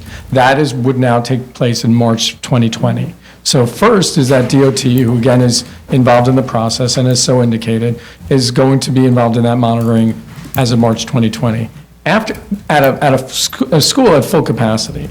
After that time, and Amber can probably speak more eloquently to this, in 2022 to 2023, there will be fully operational at the proposed grade level, which will again allow for more specific measures specifically addressing this revised student population. So if anything, nothing's going to take place here which would impose conditions reflecting a kindergarten through second population until such time as DOT has had a chance to review in March 2020, and again, after the occupancy by the If you want to youngest come kids. back to amend this application later, be my guest. But you're asking to amend the application now to occupy with little kids now. And in which case, The we little need kids to would not be, renew the it little kids would now. not be occupying the site for well after the 2020 school year. So then the application is, maybe it's premature if you don't want to do the studies now. But what is making me even more concerned is all of those sort of monitoring and mitigation measures, to the extent they're mitigation measures, are being put in place based on the occupancy of the anticipated build. And then it will be switched out with little kids, which is not the same as the anticipated build. And DOT will not have known that it's a different population now occupying the second floor. And so that just feels a little bit on the bait and switchy type department. So when you're looking at a younger grade composition, there's several mitigation measures that we're discussing when we're talking about mitigation measures. So for pedestrians, if you have, and I don't anticipate based on existing volumes, because we have collected existing conditions data, and based on future volumes, that there is going to be any kind of levels of service implications here. This would be verified by actual patterns of where students are coming from, which legs they're crossing through, which sidewalks they're walking on, and pursuant to the secret technical manual, through this commitment, if a sidewalk needs to be widened, if any geometric modifications need to be made, if any signal timings need to be changed, this would be done with this post-approval commitment. So I just don't see how evaluating this. I think argument, yes. Yeah, I believe a better way to approach this.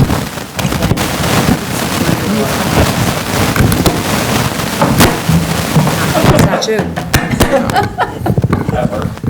Okay. Okay. I mean, they wait until March and they look at the conditions with the The older kids. occupancy, yes, with the older kids. And according to the monitoring that they're gonna do with the DOT present, if they realize that they have some room, that could be a hope for the change they are looking for, in addition to some analysis that's done by their engineer. But if the monitoring comes back indicating that the conditions are already miserable, I believe it's a done deal.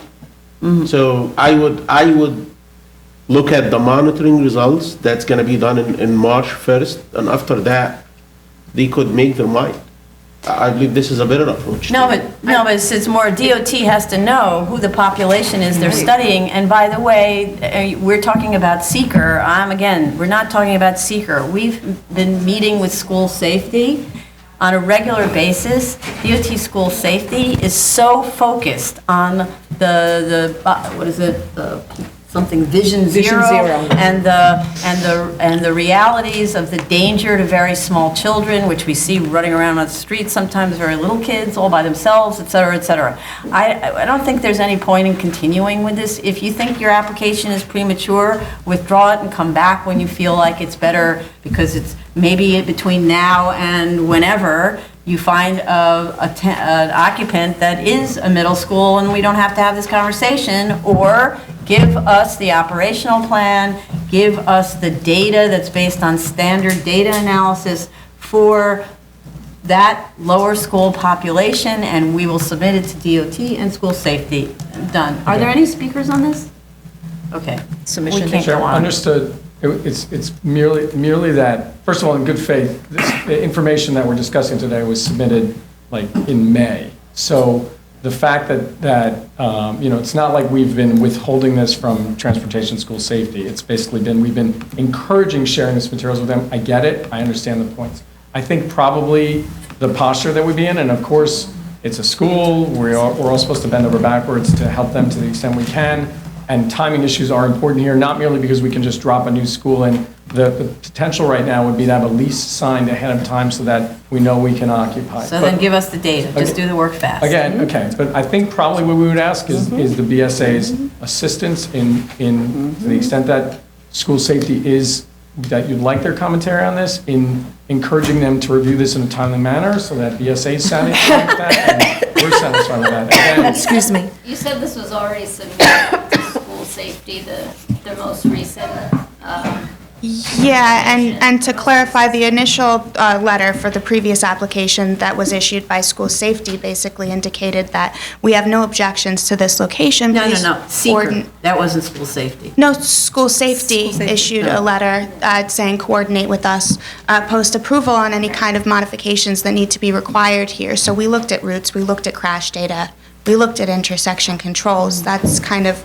Till we have a sign-off on this population, exactly as described from school safety, that's what we need here, okay? And there's no point in debating this anymore. This is what everyone agrees, we need to do this. So please stop arguing with us, and let's just select the continuation date. Yeah, unless, I don't know if we have one on it earlier. It's probably not enough time to review. Wait, so school safety needs like 30 days after submitted, right? Yeah. So that's December. Move faster, since they already have some of What's the the- data. What do we have on the end of They move faster. January? 16? They have some of the data already, that's the thing. Submission date of January 8th for a continued hearing on January 28th. And when we say submission date in your case, because we have a DOT review, submit immediately as soon as you can, and then it goes to DOT and goes back and forth like that, because it's actually nothing other than a DOT review that we're depending on. DOT does have the tech memo. They haven't responded. We'll follow up again. Right, but And- that's a tech memo that's written Right. for seeker purposes. I want to But see something. Yeah, I guess you've been working with school safety as well. but I- Right, but just to make it very clear, it needs to be an operational plan. It's not the same as a seeker review. It's not the same as a tech memo, right? We need to understand how the children are going to make their way from however they're coming, that population accompanied by guardians with strollers, like that whole effect. 20% of the population gets dropped off by vehicles, whatever the standard analysis is, okay? And We're hopeful and- that we could potentially get a grant on the upcoming hearing date in January. Okay, thank you. Thank you, Chair.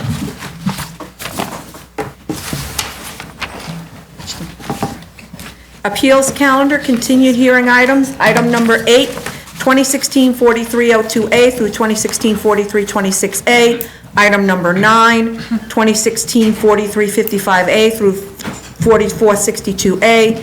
2017-107A through 2017-129A, 2019-51A through 2019-57A, and these are for the properties at Cupidity Drive, Avadita Place, Forbury Lane, and, yeah, Staten Island. Quite the mouthful. Sorry. It's like Todd Dale for the applicant. We did attend review session and heard the comments that were raised by the board. We also are in receipt of the letter from the fire department, new letter that was issued yesterday, I believe, after the review session. Yeah. We can respond to various questions and set forth, a list of items to submit, but with respect, starting with the fire department letter, just want to note that we did provide this to the property owner, the architect, and the conditions that are listed in here, we appreciate that they cited the codes and the more specific conditions. Just want to state that they're actively working on providing those wall details that were requested, and are working on providing the distance to the road segments. In addition, with respect to the sprinklers, we believe that after the revised plans are submitted with the road segments and we cite sections of the fire code, that the fire department will agree that the buildings we show to be sprinklered are the ones that would be required to be sprinklered under code. However, just to state clearly for the record that in the interest of moving forward with the application, that if it would facilitate a grant of the applications, the property owner is committed to sprinkling all the buildings and not worrying about that, the details of the code issues as to what. And is all the required, what's not. GCL 36s, the fire department requires the buildings to be sprinklered. They don't make exceptions, so. We've had other applications where some have been sprinklered and some haven't, but again, I just want to say, the property owner, because we haven't had a full time to review this, property owner and architect wanted time to review that. They believe that it'll be addressed, but above and beyond that, and if it would facilitate the approval, they just want to say for the record that they're agreeable to the full sprinkling. And I believe that those are the items that were listed. There was a question regarding the 2 multiple dwellings. We believe that the site plan currently clearly shows that the proposed buildings right now that are shown for lot 164 and 165 aren't accessed by, Forbury or Cupidity or Avadita. They're separate access. One fronts on a map street. Pascal Court, which is to the southwest, has a separate entrance. We'll take a look at the site plan again and we'll provide more information. But I just want to state right now that the plans for those right now are still in development and they haven't fully been finalized. Right now, and we can put this in the record, the multiple dwelling that's at the corner by Merle Place that has the frontage on the map street is proposed to be a 10-unit multiple dwelling. Pascal Court right now, I believe the number is 80 dwelling units in that building, but we'll clarify that in the submission. To say. But as I said, those, sorry, go ahead. Sorry, are those separate zoning lots or are they part of It would all be one zoning lot. That's what I thought. Okay, they're all in one zoning lot right now. I think that's the way it's designed. We'll also get clarification from the architect. I'm not sure if they need to be part of one zoning law. I don't know what the full background is because we haven't dug into it, but we'll provide that information. But as far as a means for access and a response to the fire department letter, we'll just clarify that the access to those would be separate. One would be from Narrows Road, one would be from Merle or Fingerboard. But if more clarification is needed to the site plan, we'll provide it to the fire department, as requested. But we do appreciate, I just want to say, I appreciate the fire department getting that letter to us with more specific items to which we can respond. Okay? Those two buildings that you mentioned, they are part of the same development. They would be part of the same, I will confirm, part of the same zoning law. Development versus, are you saying something I'm saying different? development. Are they part of the same development? What do you mean by development? I think Is that. this- Are they all being built at basically They the would be same built time? in different stages. All of these would be built in different stages. So the construction schedule for those, I believe, is not tied to the construction schedule of the subject buildings. Okay? And the maintenance and operations of those buildings would be also by the same organization that will be maintaining the streets, the sidewalks, and of the private roads, all of those? Well, with respect to Merle Place, there would be no streets to maintain because access is from the City Mount Street. So That's the building on lot that's the 164 on the corner. to the northeast, correct? On Fingerboard Right. and. Fingerboard and Myrtle. Yes. Lot, the southwest one, which is, we'll call the Pascal Court building. Again, initially, we're still working on that because there's a question as to whether that would require General City Law 36 approval. The question right now is it does have frontage on Narrows Road, which is a map street. There's questions as to whether an approval is needed due to the length of Pascal Court, which we'll still working through with the Department of Buildings.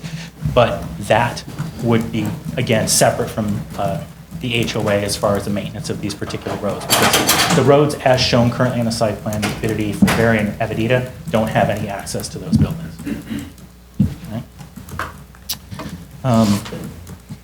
So just going through the items, and I'm sure we'll jump around one way or another, but there was a question, just to clarify some comments that were made with respect to the DEP. I just want to clarify that the plans we provided were the plans that we expect DEP would approve for site connection. As referenced in DEP's letter, just to clarify, the only reason that DEP has put this on hold is that they want to make sure that the plans that are currently showing the streets as we show on our site plan are the streets that would be approved by the board upon grant of these applications. And that's the only reason that they're holding up the SCP approval. Unlike other applications where it's a different setup, like, for example, I know in Taurus, we actually had the SCP approval. We actually went forward and DEP was comfortable moving forward at that point. But at this point, DEP is not objecting to what we're proposing.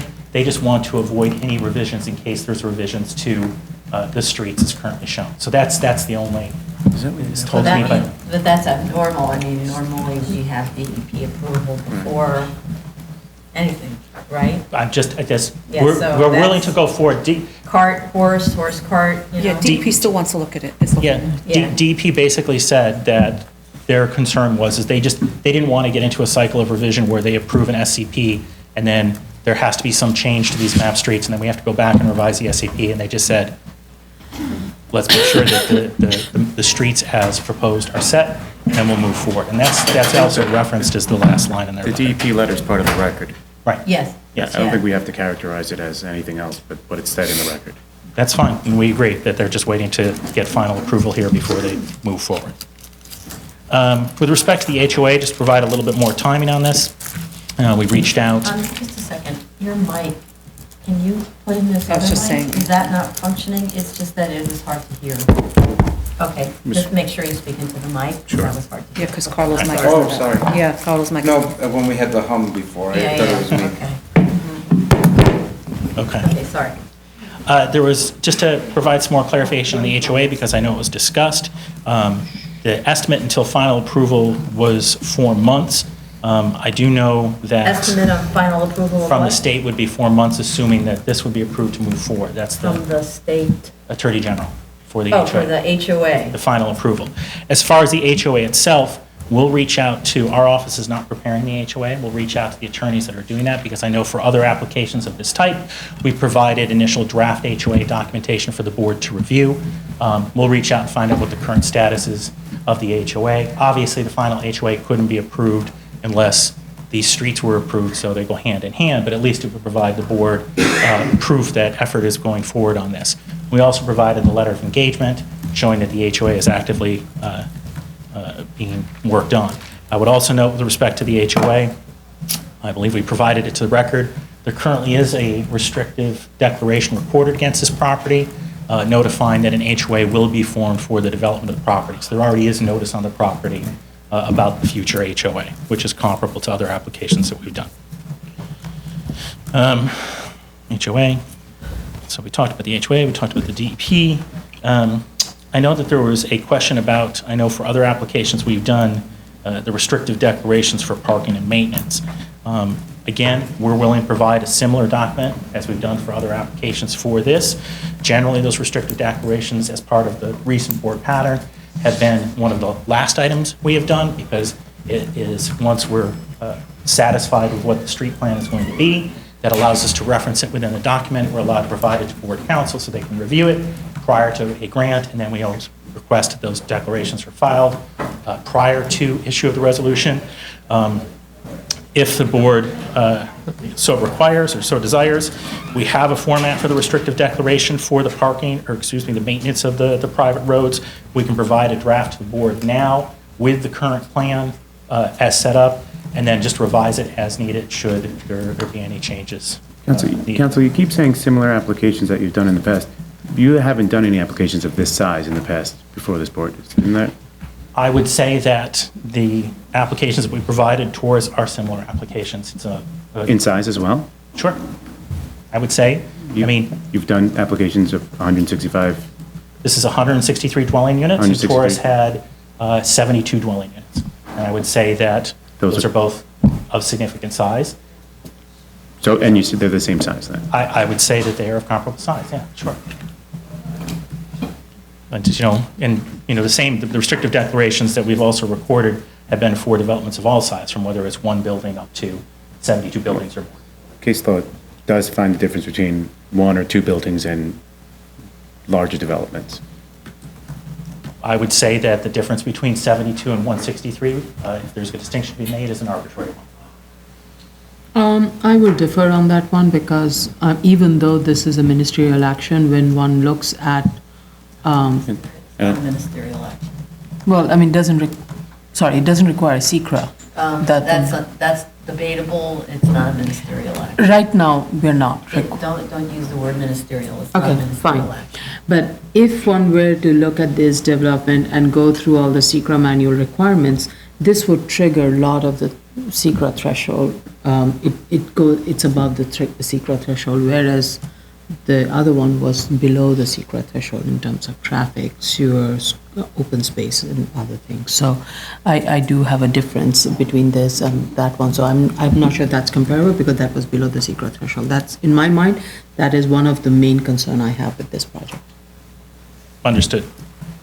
But in any case, we're happy to provide that restrictive declaration in the format that's been used for this, with the site plan as shown, with the understanding that it would need to be revised should this move forward toward an approval. So you talked about the parking, the maintenance. Just one more thing. Sure. The zoning lot has more than 163 units, isn't that accurate? If those two lots are part of it, yes, it would have more than 160. How many would it have? Based on the numbers that are given to me, tentative numbers, I believe it would be 90, 163, so 253 dwelling units. Okay. Yes, if you looked at the whole zone. Thank Okay. you. But 163 are subject to these applications and are the units that would use these roads. I would disagree on that. I believe that the entire parcel is before the board. The issue before the board is General City Law 36, which is respect to access via these streets. If those buildings do not use those streets for access, I think that they're accurately excluded from what's before the board.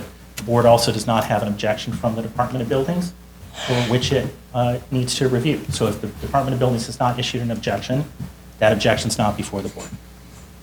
Well, but it's not as simple as that, which is what we talked about in yesterday's review session, right? So we're looking at this as an enormous subdivision, and there are many, many buildings on the subdivision, and part of the subdivision is your proposed multi-unit developments, right? So, and the creation of these, the creation of these blocks and roads, and I want to emphasize that it's the creation of blocks and plats, right? The spaces on which the different little buildings are, and big buildings are being built, is something that is normally subject to subdivision approval. So it has an effect on all the city infrastructure, the traffic on the main roads, the number of school seats, all of those things, which using this process of a GCL ignores, bypasses, and you introduce into the population. I actually don't even know how many to do the math because we don't know the size of the units, right? But if you have 253 total units and you assume, say, three to four people in each, now that's a major imposition on the sewer system, the water mains, the fire department, the schools, the hospitals. It's hitting every single one, and to Commissioner Shanda's point, far exceeds the seeker trigger threshold in terms of population. We're talking about introducing 1,000 people or 1,200 people or something like that into this community, which normally would be subject to environmental review if this was handled by the appropriate agencies. Further to that, the point I made yesterday, part of the GCL 36 is a hardship finding, and if you're cutting a zoning lot to whatever you want to provide to the board, and it would be disingenuous to say there's a hardship there. There's a lot to unpack there, so I'll address these first of all. I think I'd like to start with that point, though. The board has consistently used the phrase hardship, but I think it's very clear in our submission and in the plain text that General City Law 36 says unnecessary hardship or practical difficulty. It's an either or. Okay, so even though we believe that we satisfy any sort of traditional review of unnecessary hardship because what could be developed as of right is significant loss of property rights, the fact is even if the board were not persuaded Excuse me, by Mr. unnecessary Dale, hardship. can you move the mic up a little bit there? Or maybe hold it. Is that better? Yeah. Okay, everything's up. I'll hold it, okay? So even if the board is not satisfied with the unnecessary hardship finding, which I believe we've met, there is the practical difficulty finding. And in the sense of a practical difficulty finding, which is traditionally applied to area variances in bulk, these buildings, I don't think there's any dispute that they would conform to zoning district regulations, that they would comply with zoning district regulations, and it's really only the practical difficulty of access that would be the proper means for assessment under that arm of the finding. So there's discussion of unnecessary hardship. I just think it's very important to state very clearly here at hearing, supplementing what's in the submission, is that General City Law 36 says either or. Even in a practical difficulty. What is the practical difficulty? I missed that. The practical difficulty is that Madam Chair, move your mic over. because of the nature of this particular zoning lot, it is not possible to fully develop it to its full extent because the mapped streets that access this lot are limited. So you're There's a saying limited this zoning frontage lot- on... Wait, let him finish his sentence. Let him finish. There's limited frontage on Narrows Road, and there's limited frontage on Fingerboard Road. And because of that limited frontage, that, just an example of the one as-of-right plan that we provided, there's a significant swath of this parcel that just could not be developed because of the lack of frontage on the current existing map streets. And General City Law 36 provides an option where a access that's provided on safe streets that provide safe access for the fire department and emergency services would allow, as of right, conforming and complying development on the parcel that otherwise would not be in violation of any other provisions of the zoning resolution. Aren't you able to use all your floor area in the as-of-right version? I thought that's what we were seeing. Those X number of long multifamily buildings were using all the floor area. Right. I'll confirm as far as the floor area amount. I believe that the actual floor area amount is actually less than what would be if you did just a pure theoretical, if this is a perfect square with mapped streets. I believe the FAR that we're proposing for the entire zoning lot is less than what the R32 allows, but that these buildings would also be less. But in addition, besides the floor area, those dwelling units would be smaller single apartments as to one-family homes. And, again, we haven't gotten into feasibility studies, which have regularly not been part of General City Law 36 applications, for better or for worse. The fact is, when we talked about those 180 apartment units, the return would be significantly less than 163 single-family homes, and I think that that's pretty obvious. Yeah, I find it curious that at times you're referring to the whole zoning lot, and at other times you're parsing out what part's before us. I'm more than happy not to include those other portions of the zoning lot because they're appropriately not before the board because no objections have been issued. So I'm still working on this practical difficulty thing. I don't understand why not being able to, I mean, lots of people are put in a position all over New York City. In fact, everyone in New York City, regulated by zoning, is prevented from arguably developing the ideal on their block because, just let's say, I'm in a 2 FAR zone. I really wish I were in a 10 FAR zone. The practical difficulty is that I really wish I were in a 10 FAR zone so I could build a tower on my lot, but I can't. Or my lot is a little bit substandard, and therefore I can't use all the floor area on my lot. There isn't actually any law that says you should be allowed to use all the floor area on your lot, just as an example, or to build the building typology that you want. If you're in a manufacturing district, you get to build a commercial building, not build a residential building. Or if you're in a residence district, you get to build a residential building and not a commercial building. Everyone is kind of imposed upon by the zoning, right? I understand what you're saying, but you're also blurring a lot there. Like if you're talking about residential and manufacturing zoning, that's a use versus an area variance. Well, okay, I'm just saying, but we're blurring areas here. And also as far as like the floor area and unusual lots, in a lot of situations where we have those unusual lots, people are reviewing and saying it's because of yard requirements or things of that sort. In this instance, no bulk relief is required pursuant to the zoning resolution. No use relief is required pursuant to the zoning resolution.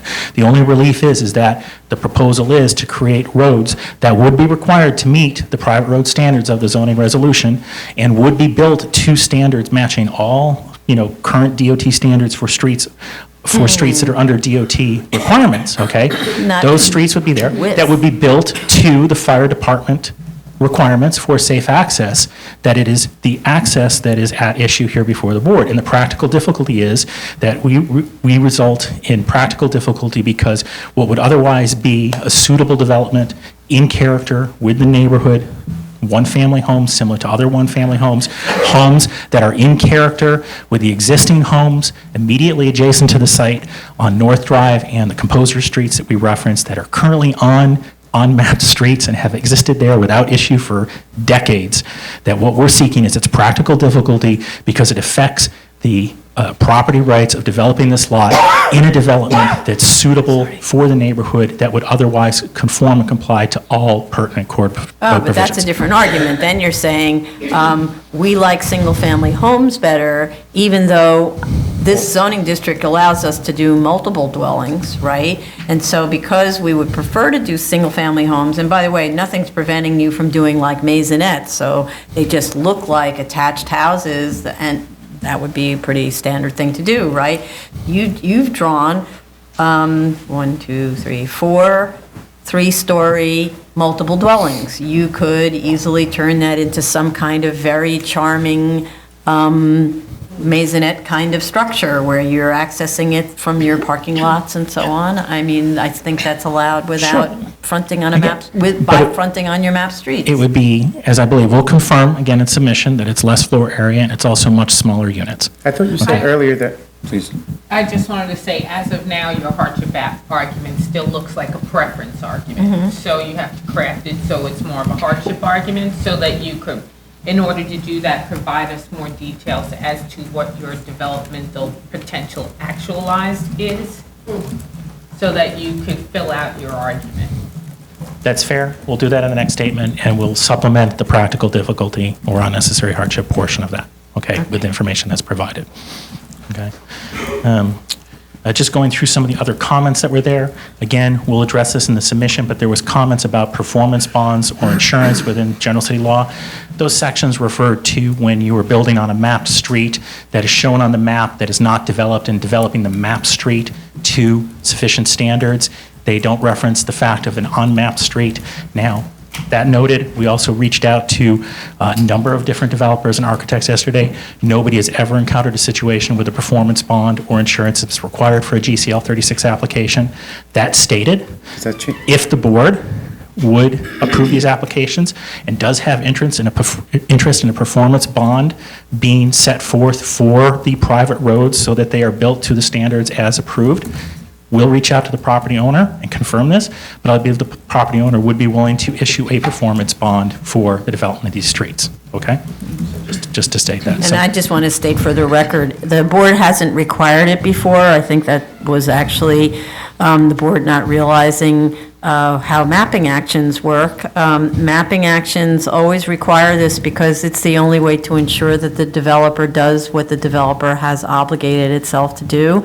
And it seems obvious that in these GCL 36 waivers, the onus on the developer is even greater to have to do what it's promising to do, and what we've seen in terms of the chaos on Staten Island as an example, because there's also chaos in Queens, where the developer never builds the roads according to what was promised.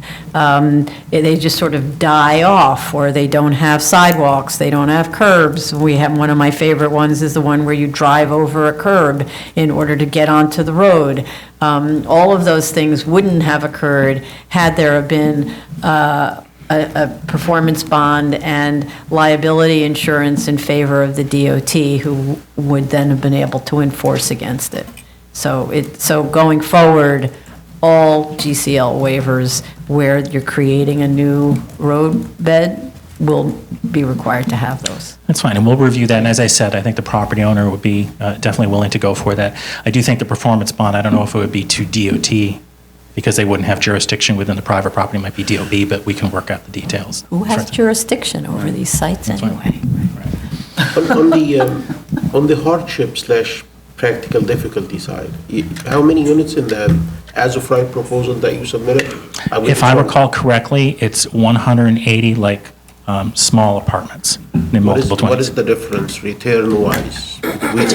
What is the difference return-wise? We didn't do an analysis at this point because it's not something that's regularly been required. But what we can do is, I'll make a note of it, we may be able to do just a quick review of what the expected return would be on an apartment versus a one-family home in Staten Island for that. I don't think we want to get into that. Now you're talking about the whole thing going through a variance analysis, 7221 type variance analysis, and that's not even the instruction in the GCL 36 text. And that brings us into a whole other place, right? Quite subjective, what's a reasonable return? Understood, but we would just say it's 180 apartments versus 163 one-family homes, and you can use that information as you assess, okay?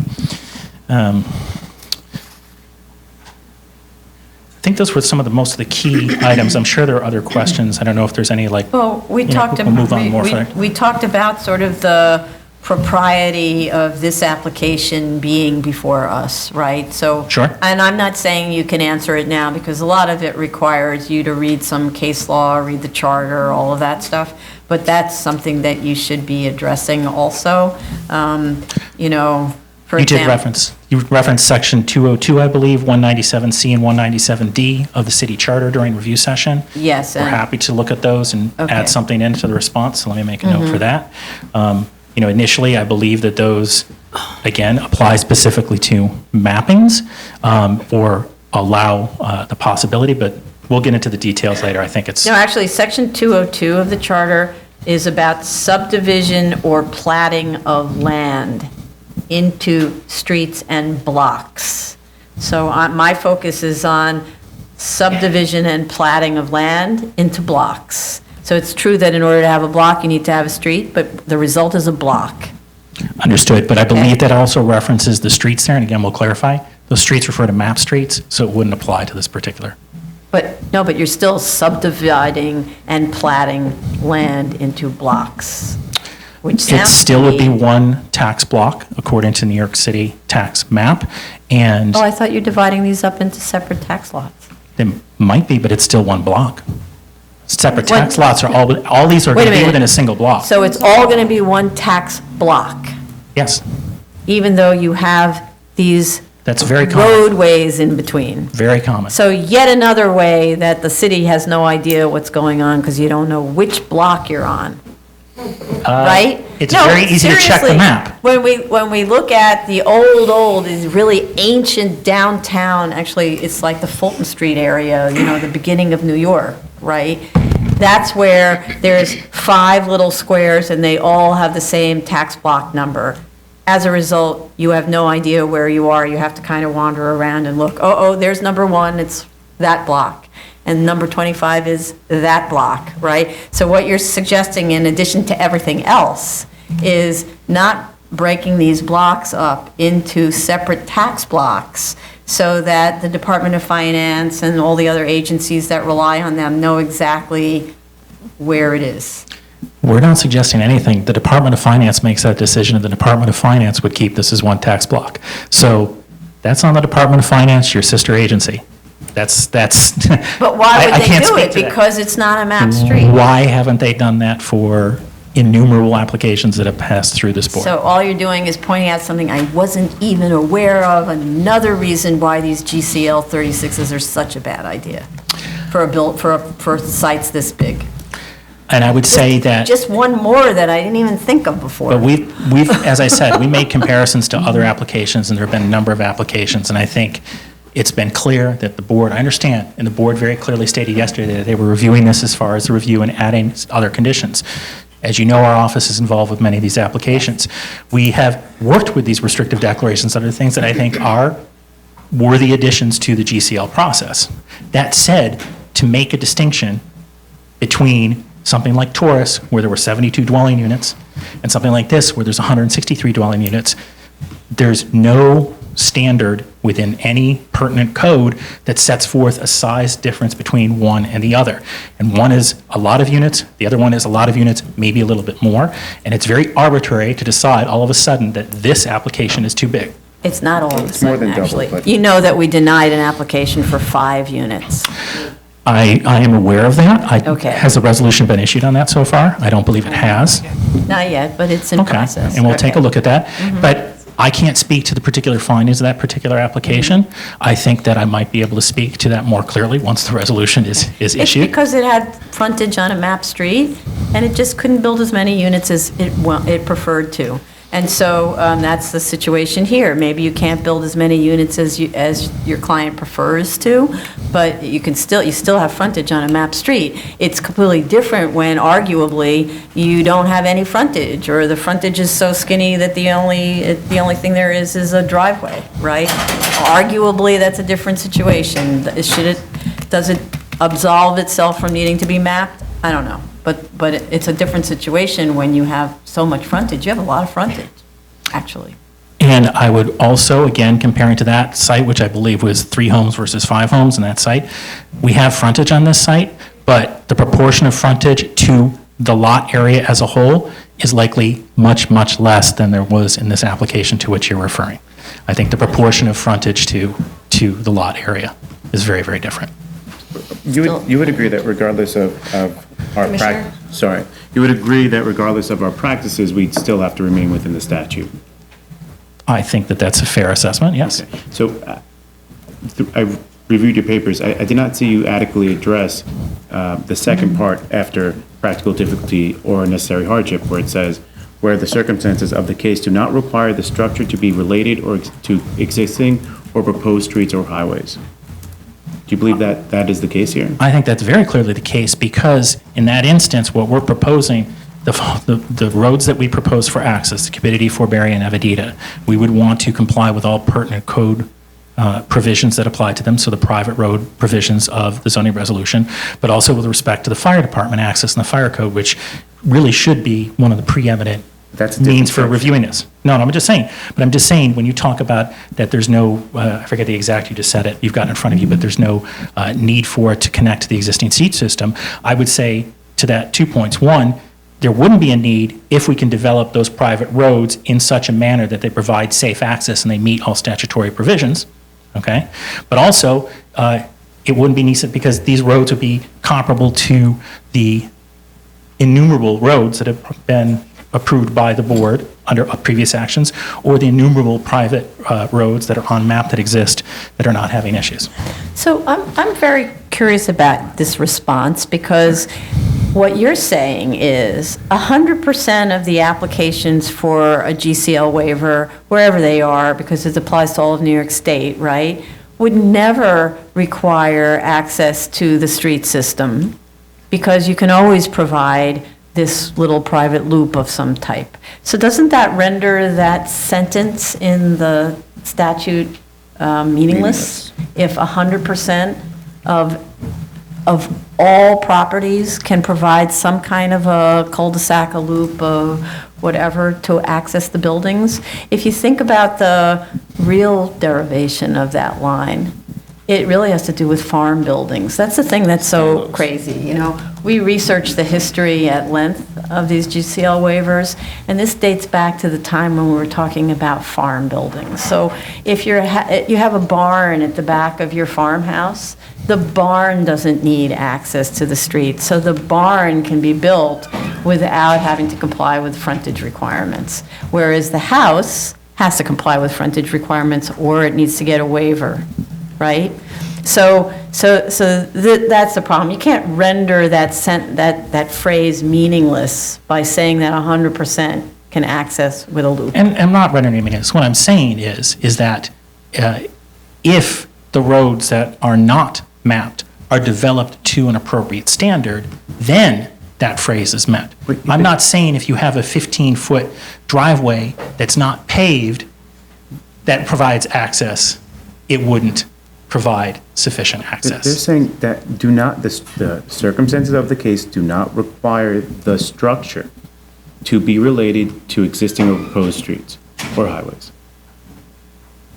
I'm not sure that your definition of that falls within the statute. How's this? We'll expand. Yes, And that's fine, we can go ahead and do that. But I think that there's a lot of ways to review that particular section. And I would say that the most important thing is that if you're proposing roads that aren't mapped, you need to make sure that they're built to appropriate standards. And in this case, we would build to appropriate standards, private road standards in the fire department. And that's the distinction versus an approval. There's other cases where there's been instances where people have proposed access via like 10-foot lanes. And that hasn't been deemed to be reasonable access to the existing structure. But that just means broaden your street and then you're done, right? That's also a very different line in the statute where it refers to the fire department standards appropriate by fire department. So every line has to have a meaning. And So that's what It does have meaning. Actually, this is something that would be very useful for you to do for future use and for current use. Actually go line by line through GCL 36. It is fascinating. I actually took it apart not too long ago. We have too. And sentence by sentence, and I translated the sentence. I wrote, here's this part. This means the following. That's where the performance bond and insurance came up, because look at that. It actually does apply to GCL 36 waivers, not just to mapping, right? Because if you break it apart, you do one of those things that you did in high school where you're creating your sentence structure, you find out a lot of things. Take it apart and address each of the provisions that have to do with this waiver and what the meaning of it is and the applicability to in your case. I just want to add one thing to that. The practical difficulty or unnecessary hardship is related to not receiving the waiver. That doesn't mean that you cannot, it means that perhaps it's a waiver to a mapping, as this section states. So it's not what you can actually do with the property, it's why not map it? Why do you need a waiver for mapping this property? Yes. And you have not addressed any of that. In fact, you've made it quite a different argument. You made the argument, well, if I can't get it, then I can only build this, which is more floor area than I'm requesting, but still, it's not what I want. I never said it was more floor area. I believe that okay. But to that point is, nobody's stopping you from going for a mapping action, so it's not a deprivation of your right to build something like this, not to say that city planning would agree to this, because it has to go to environmental review, school seats, all, drainage, all that stuff. So it might be a very different layout or a different number of units or something, but there's nothing to prevent you from going for a mapping action. Prevent you from going through the appropriate route. The appropriate route, without right. receiving a discretionary waiver. And I would say there's, again, a lot to unpack there. First of all, I think we very clearly demonstrated within our submission that for the past 50 years, from all available records, private street mapping actions just haven't occurred before city planning. No one asked. Because there is this waiver that's provided under general city law, which allows for more efficient management of the development process and doesn't burden the city with going through these mapping actions when they're not required. It also doesn't force the city to take title to these private roads. It doesn't force the city to take on the added expense of maintenance of these particular roads. The other thing too that's very clear, and again, we put information in the submission and we can supplement this, there's a very clear difference between what is an executive action and a legislative action. This application that is here before the board is an executive action. State law requires the Board of Standard Appeals to review these applications. I'm not saying it has to approve them, but they're empowered to review this. Okay.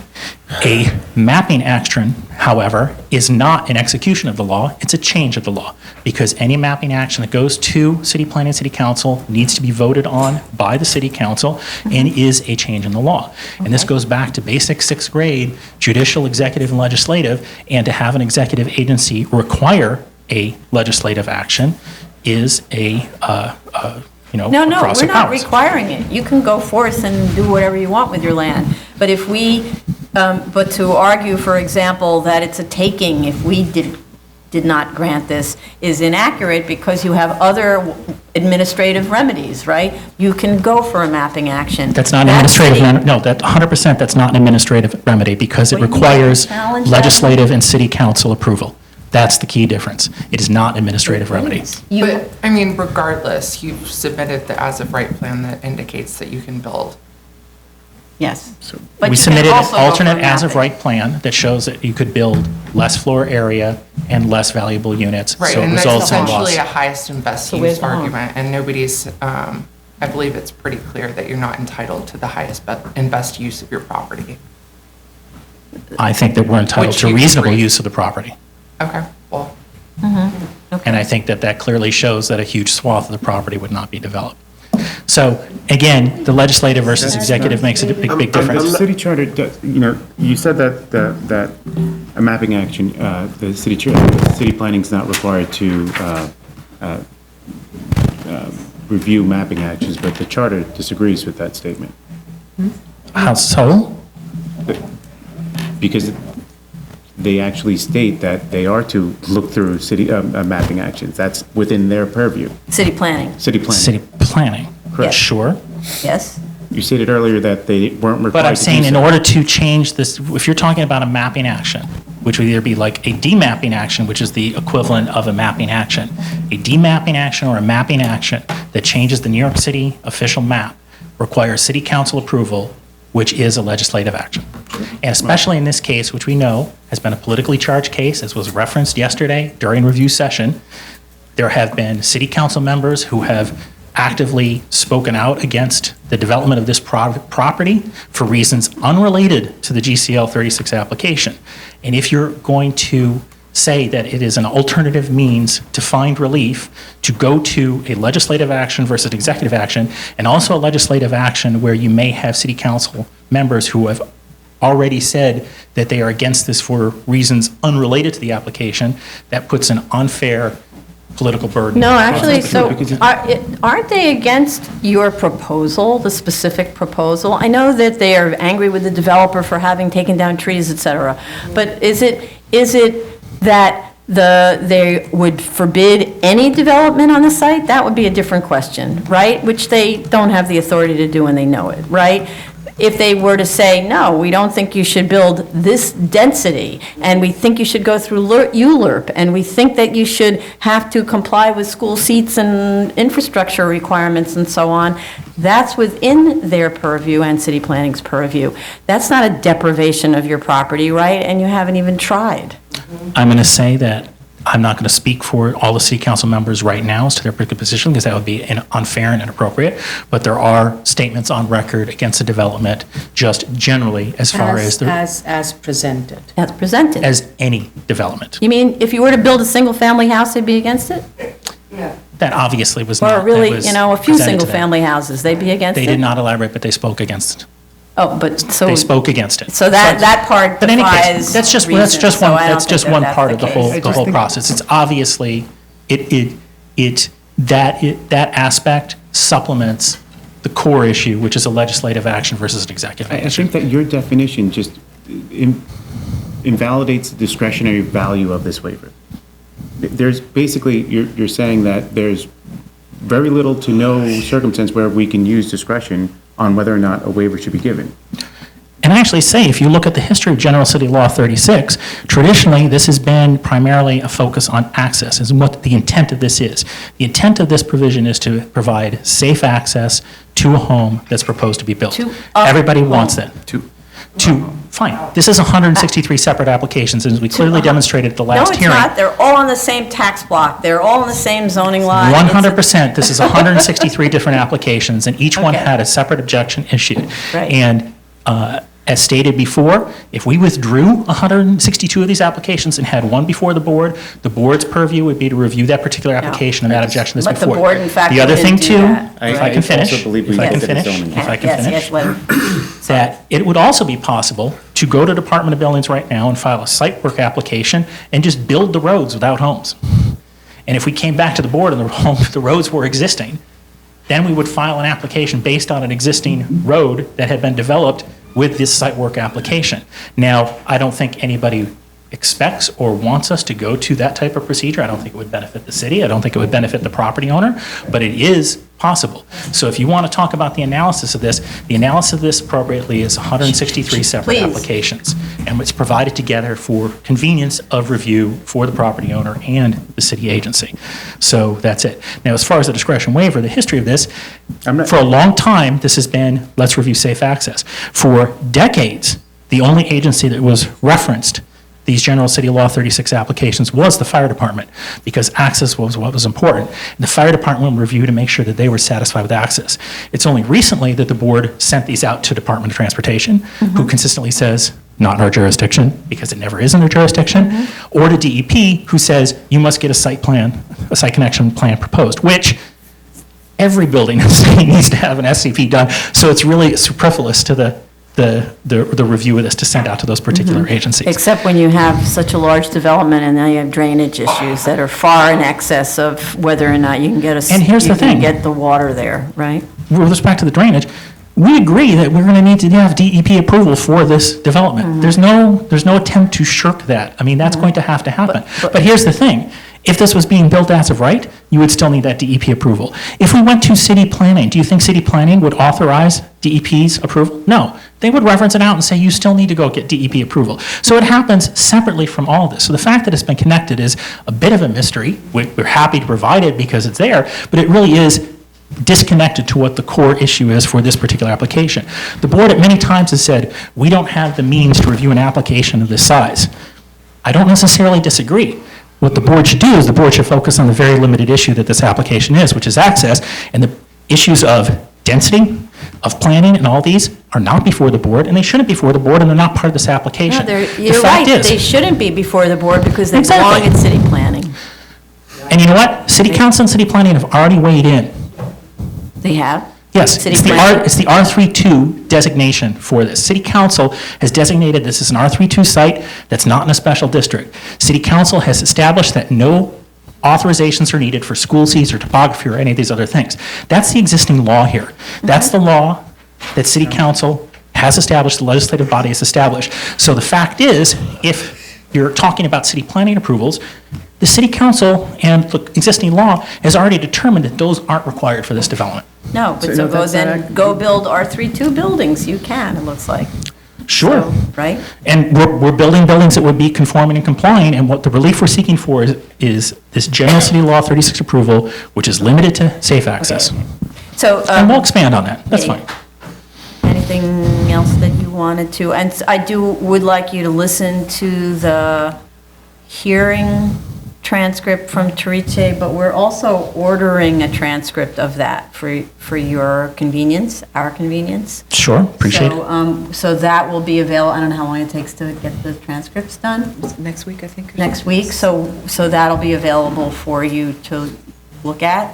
Okay, and sure. respond to. I'm sure you'll because- send an email when it's available. That's fine. Yes. I remember a lot of it. It'll help to have the transcript Right, to okay. go for it. That's So, no problem. in other words, there was a big debate among the commissioners during those hearings, and that was a case where it was decided 3 in favor, 2 opposed, right? And that I'm was aware. one, yes, I know, and one where the issues that are before us here came up there for a somewhat smaller development with other kinds of issues, serious drainage problems also. So, so we would like, we're including that in the record because that's where the board really debated its shifting views about these just GCL waivers, right? Nope, understood. And, we referenced Teriche in our submission here, so we're well aware of it. And, Yes, we're not okay. trying to avoid that, and we can make response to any understood. specific issues there. Appreciate it. If you can explain in your next submission also that in the as of right, you have 180 units.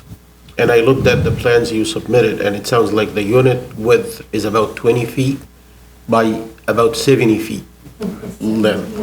And it's a 3-story. I'm struggling understanding what is the difference between this proposal and what you're proposing visibility-wise. So if you can tell us, explain it to us, why do you believe your as of right is not a feasible project? But we don't want to get into No, financials, I'm not talking please. about financial. Yeah. I'm not talking about financial. Okay, so what do you mean by feasibility? That's what, I'd like to clarify that, because in a variance context, that means show us the numbers. No, right? I'm not talking about numbers. Why you don't want to build your as of right and you want to switch to the other option? We will expand upon that. That's different. Why don't you want to build it? That's a different question, which is the preference as opposed to the hardship. I will speak to it briefly and just say, but also as far as practically, we'll speak to the different in the dwelling unit types, but we'll also speak to the fact that that design would create, I believe, 6 curb cuts on Fingerboard Road, 6 to 8 curb cuts on Fingerboard Road, as opposed to 2 curb cuts that match the existing curb cuts. It would also provide a much more intrusive frontage. I'm sorry, just 1 second. That's because you're choosing in your proposal to turn your back on Fingerboard, which if the board continued with this application, it would oppose, which it's done consistently. When you turn your back on an existing map street, that's contrary to the neighborhood character. And I forget the name of that one, we've required that the houses be turned. Tuttle. The house be turned towards Tuttle, or turned towards Home whatever. place. It was Home home place, place, turned towards home place, and therefore turns its back to the development, because those have frontage on a map street. Sure, and I think it's interesting you say that because what you're describing there would actually be in direct conflict with what was raised at the community board, when the community board mentioned concerns about, the curb cuts on Fingerboard Road, and at least individuals I spoke with at the meeting said that, regardless, a preference would be had to keep the 2 existing curb cuts on Fingerboard Road and create the green frontage that we have there, as opposed to having all these buildings front on Fingerboard Road and create additional curb cuts and basically disturb what is an existing green frontage. So that's fine. We can take a look at that issue, but I think that what you're describing is I would say in conflict with the neighborhood. There are ways to address what Chair is mentioning. You could have the building fronting with like a stooped kind of entrance, more like a pedestrian entrance, but the vehicular entrance can still be through those curb cuts with the garage in the back. And there are ways of addressing those Yes, that's things. true. And that's like the Queen's standard, right? You have one curb cut that provides driveway access in the rear, and you have the main building entrance through the main street. So there are ways of making the building respond to Fingerboard rather than turning away from Fingerboard. We'll take a look at that. And you can still retain fewer curb cuts. Just correct, yeah, exactly. Okay. That's fair. We'll take a look at that and respond accordingly. Fire department? Yeah, no, we won't, because we obviously have speakers. Any other specific No, I issue? think that's it. So, So you know what to respond to. And also, the other missing thing was GCL 32, which is the provision in the state law that directs the city's planning board to review subdivision plats. Okay. It says may. There's a permissive aspect to GCL 32. So we'll respond to that, but that is not a requirement. It's a permissive provision that says your planning board may do this. That's fine. We can speak to that. Really? Does it say may? Okay, do address that. Okay. Sure. All right, I'd like to hear from the fire department first, if they would like to speak. Do they want to speak? No, they submitted a letter, I guess they're just. Yeah, on their letter. and just to say again, we thank them for that letter because it gives us specific items to which we can respond. Okay, I'd like to hear from speakers. Are there any elect representatives? Yeah? I'm sorry, Madam Chair. The time chief. Oh, okay, sorry. That's fire department.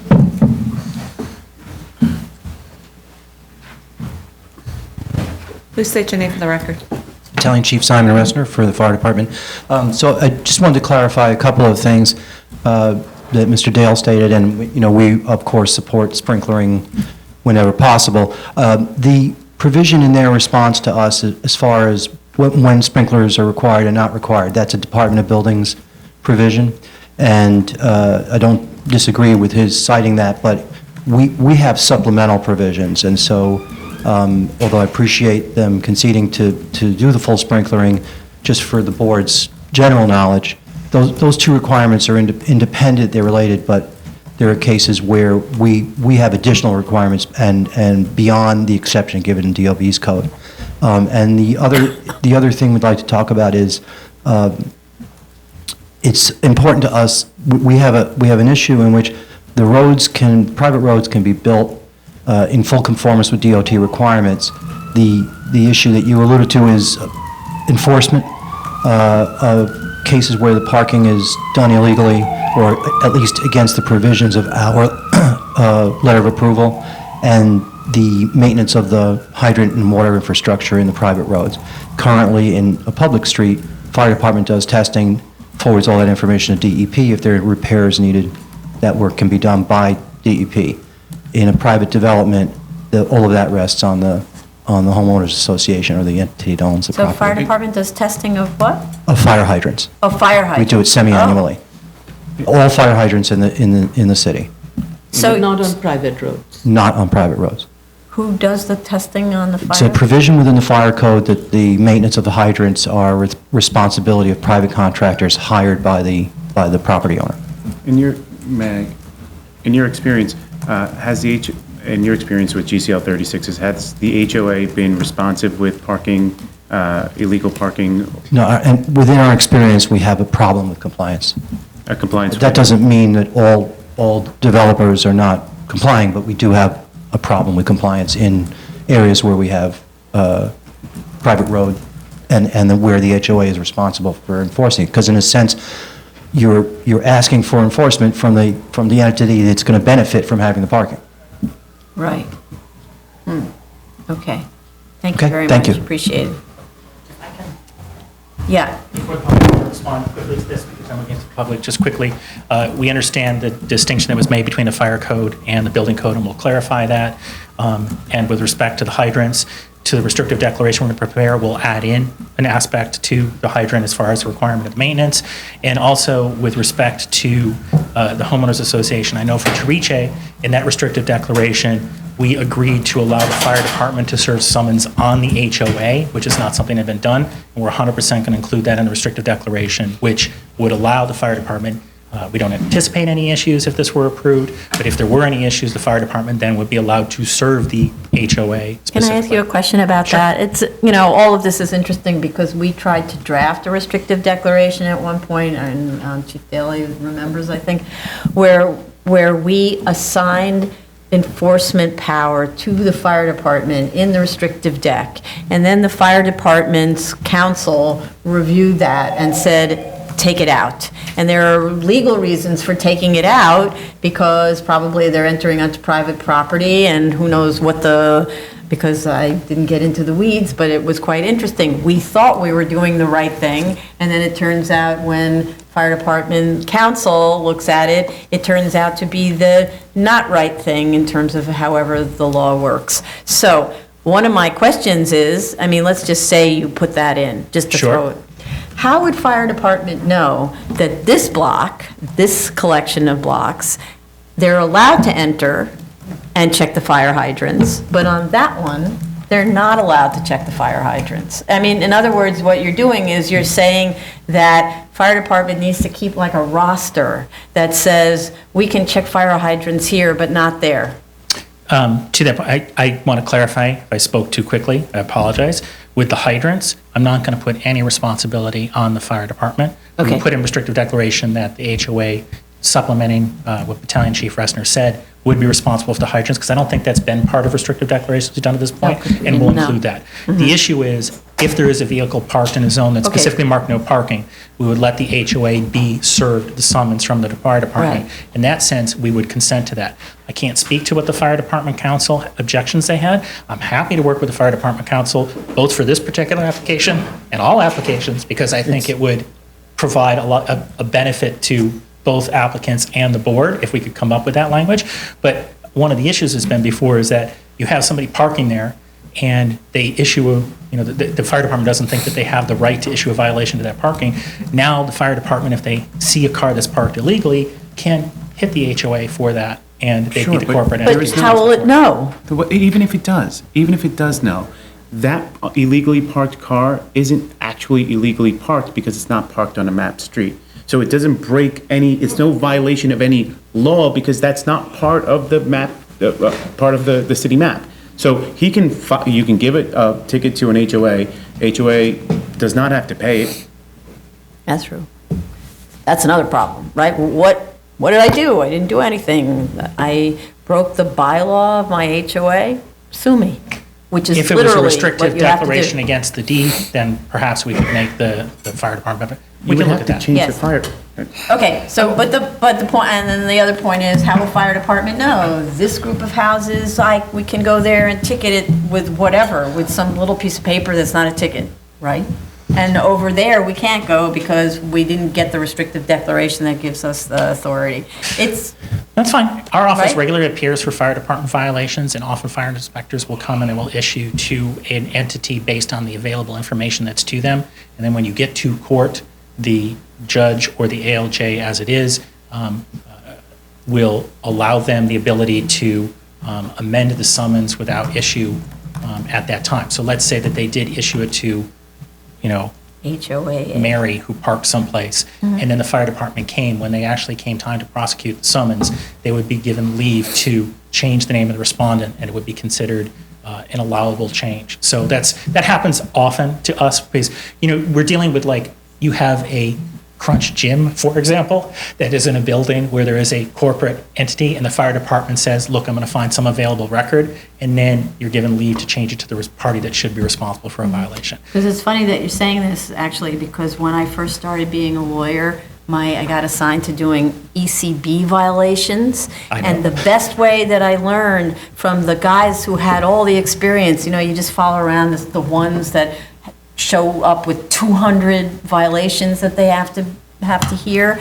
And the answer was, you can get this dismissed.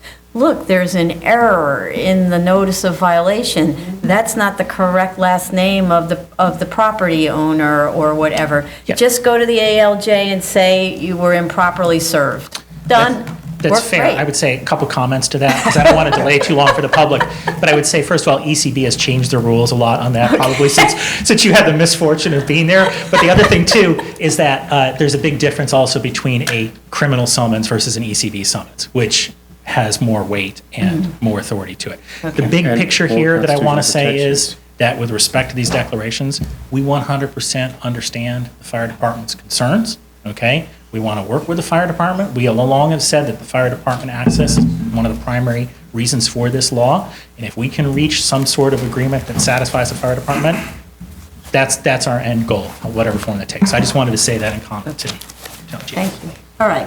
Like to hear from members of the public. If there anybody representing elected officials, is there anyone here from electeds? Okay, otherwise, please come. No, please come up and state your name. That's how it's done. Is there community boards? Sign in. Yeah, 3 minutes is your Hi, limit. my name is Corinne DeLongera, and I would just like to submit for your perusal the actual site plan of what we're up against. And I would also like to submit drawings, not drawings, actual photographs of Savo Lane housing, what we're up against. What housing? Savo Lane. Okay. These are houses on Staten Island, to show you exactly what you spoke about. Sidewalks, parking, On the side. cars don't fit in driveways. Also, these are some houses on Fingerboard Road that do not look like that. A couple of copies here. And as I say, I personally spent a lot of time looking at that little tiny plan, colored in so I could see it and understand it. And I've marked all the danger, highly dangerous parking areas of traffic coming in and out. And as I said, I would just like to leave this.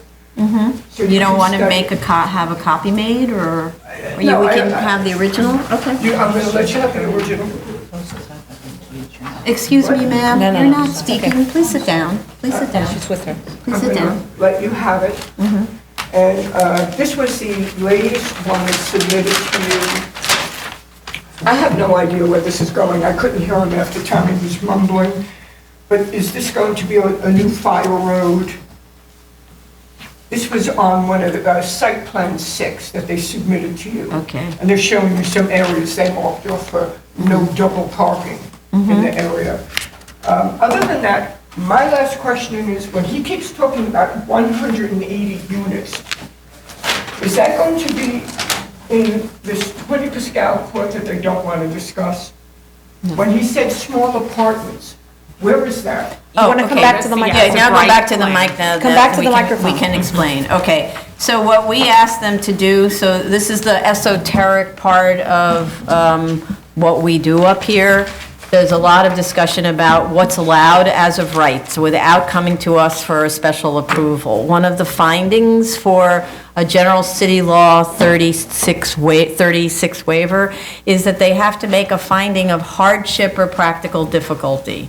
So we say, what can you build on this site without coming to us? So they provided us a plan showing, I think it's 4 buildings that are that kind of long, thin, 3-story structure like they're showing on Pascal. So a total of 4 of them. No, it's 4 in total, right? 3 and Pascal. Pascal is. That, so a total of, so including Pascal would be a total of 4 of those long, skinny, sort of snake-like 3-story buildings. And in that, it would fit 180 units, some number like. 240. If you consider the 4 buildings, it's 240. Oh, 240 with the 4 buildings. Okay. Okay, so it's 240 units, including the Pascal building, whereas they would all be like the Pascal building. That's what they could build as of right. Okay, in other words, don't come to us. That's what they could build. Arguably, we don't know, because the Department of Buildings is who gets to decide whether they can build that. But that's what it means, okay? So that adds to the population. Right, but that's allowed by the zoning. So that's a different subject. If you don't like the zoning, that's the city planning department job to change, Thank you. I right? just wanted to be clear on, when I walk away today. Okay, and you're, by the way, welcome to come to the board office and review the application materials if you haven't. It looks like you have a lot of I what only we got the have. latest news 2 days ago, and I feverishly sat there. And it's very hard for you to figure it out because you're just working with black and white paper. I'm visual, I have to see it. And when I put this together, it was like shocking. I mean, it's really shocking. So. Okay, thank you. Thank you. Next speaker, please. Thank you. Thank you. Okay. We could just give that to Tony. Just go up to the podium and state your name, please. Yeah. Hello, I'm Gloria Vistica. Thank I you. was wondering if we could post the site plan or Oh, you not? put it on the blackboard, Are sure, we or the allowed? whiteboard? Sure, those are magnets, those long things up there on the wall, those are magnets. You can hang it up with the magnet.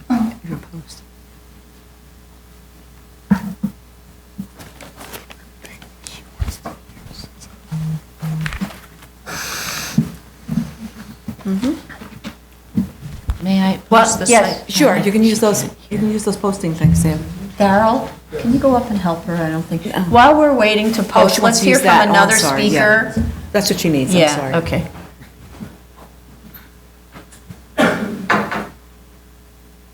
No, it's the, No, those. Darrell, right there. can you help her, Yeah, please? Let me get it. Oh, she's got it. Yeah. She's All got right. it. She knows what she's doing. Okay, good. She knows what she's doing.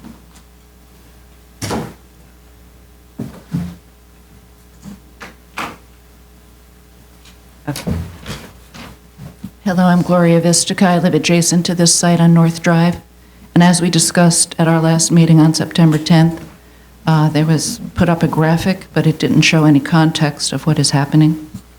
And I just wanted to give some brief material about what is happening around this site. You have 3 minutes. You have 3 minutes to speak, so I recommend you speak more quickly. This is a photograph of North Drive at Narrows Road North, and I live in this community. You can see that the traffic is backed up to Fingerboard Road. I don't have small magnets, but I will submit all of this. Okay.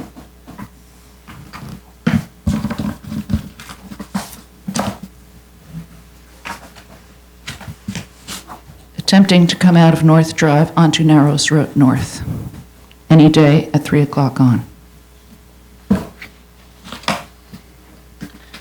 This is St. John's Avenue approaching Narrows Road North. Traffic is extremely intense.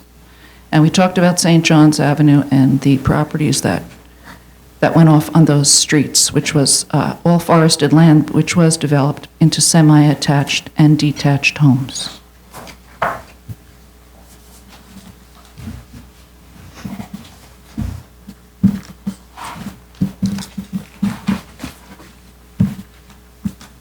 Since we're talking about car traffic, the vehicles on Staten Island, 83% of the population owns cars. There's 1.6 car per household. So that means in my condo, 100 homes, 160 cars, to go along with those photos I just showed you. If we're talking about 160 and 180 units next door, 340. So we're talking about over 500 cars in the former Mount Manresa. There has been a huge increase in vehicular traffic on Staten Island from 1990 to 2010. A 24% increase in vehicle registration was noted. During that time, there was also a 24% increase in the population. Our bridges have had double-digit increases since 1990.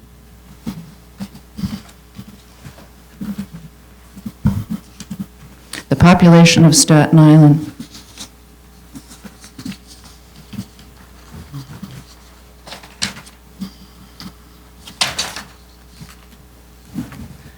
$50,000 in 1890, 1960, 200,000, 1980, 350,000. That was when our condo was built, 1979. But now there is 479,000 people on Staten Island. There's been 125,000 more. So that is a huge increase in the past 20 or 30 years.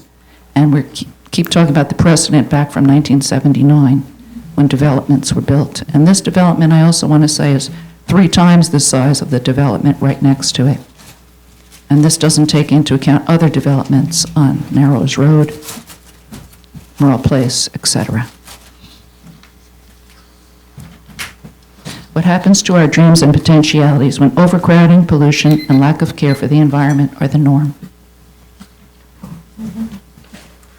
I'm also going to leave you these graphics. Mount Manresa, before and after. Savo said, "We will be respectful and sensitive to the site." And this is what we can hope for. Okay, thank you very much. Thank you for submitting that. We have the next speaker, please? You want to line, if anyone wants to line up, you can. If you can't stand, I know. I wanted to hand out something. Thank you. Does anyone else need the map, or should I submit the map? You could take that, can you bring it back to us?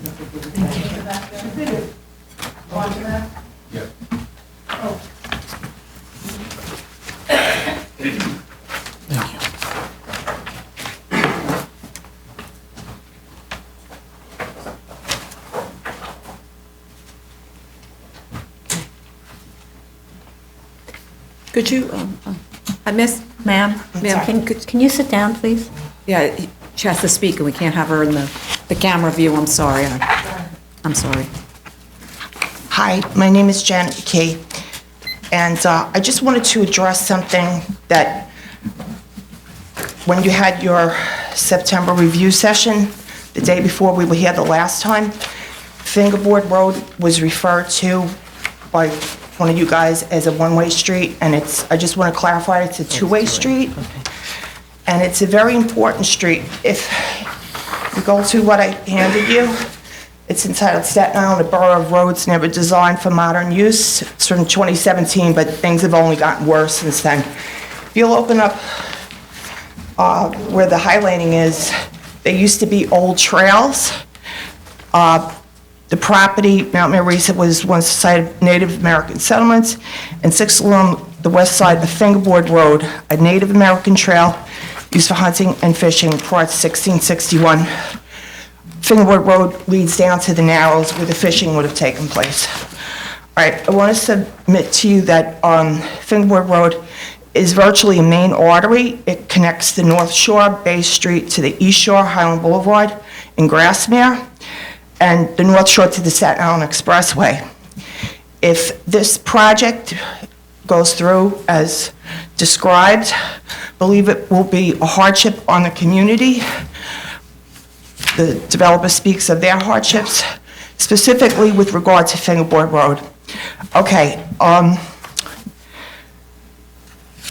it was proposed when the wheel was going to go through that Bay Street might be made into a one-way street.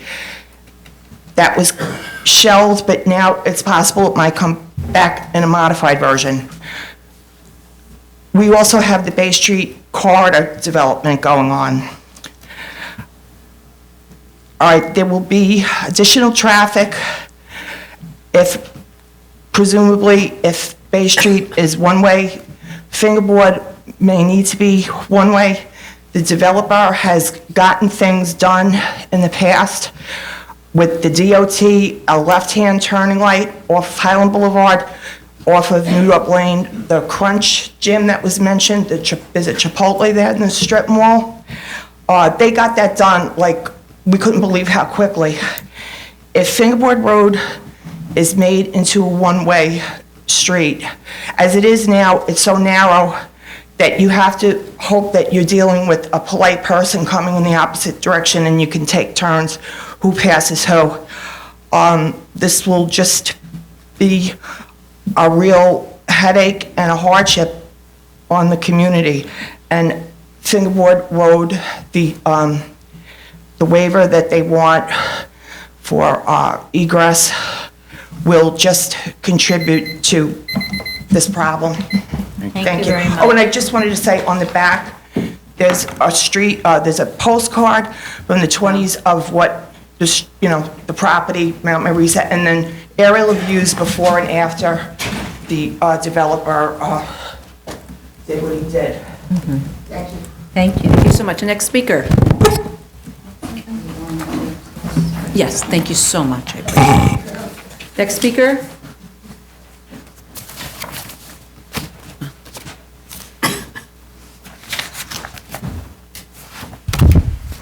Good day, everyone.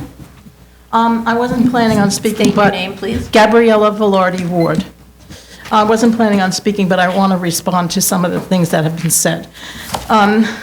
With regard to the problems of drainage, there's more severe problems than I think you know. Because at one time on this retreat center, there was a pond. There are underground waterways that are feeding that pond. We don't know if there's a slab on grade, these houses.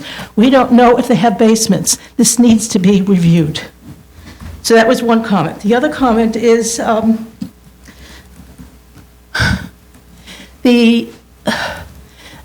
the committee hearing, I asked whether there were firewalls between these units, and I was told no. So we have no fire units. Not all the units are going to be sprinklered. The fire trucks are going to have problems going in and out. And the fire hydrants are not going to be inspected. Who would want to live there? This needs to be reviewed. And those were my 2 comments. Thank you. Please sign. When you're finished speaking, please come up and sign. Any other speakers? If Thank you you, want to dear. speak, please come to the ramp over there so we can move this along a little bit. Thank you. Thanks a lot for coming here. My name is Jack Bolenbeck. I'm retired a year from New York City DEP. And I've been involved with the fight with the community to stop this project. And I wrote a couple of things down because I only have 3 minutes. Infrastructure, of course, is a problem. Sewage lines. Talked about Fingerboard Road being narrow. I measured it last night. It's 22 feet wide. Two-way street, and there's no way to have a parallel street because the streets come perpendicular. Sorry, 22 feet curb to curb? Yes, I measured it last night. It says on city planning Zola that it's a 70-foot wide street, so that's property line to property line. So that's not accurate, that we should let them know. Yeah. This is Fingerboard Road here. Yeah. 22 feet wide. This is the whole property. There's Could you take the mic? I'm sorry. sir. Yeah, you have to hold the mic Could you in take your the hand. mic, because it may not pick up? I gotta take it? Yeah. Okay. Condos here, there's 2 apartment buildings here built in the 60s. When the Salvo brothers point to the fact that there's other development here, this is back in 1960s, 1970s, 80s. Things are different. Mount Marisa always existed. We had open green space. This has been taken down, as you can see from the photos. And the Sentinel Expressway, one of the busiest highways in America, is right here.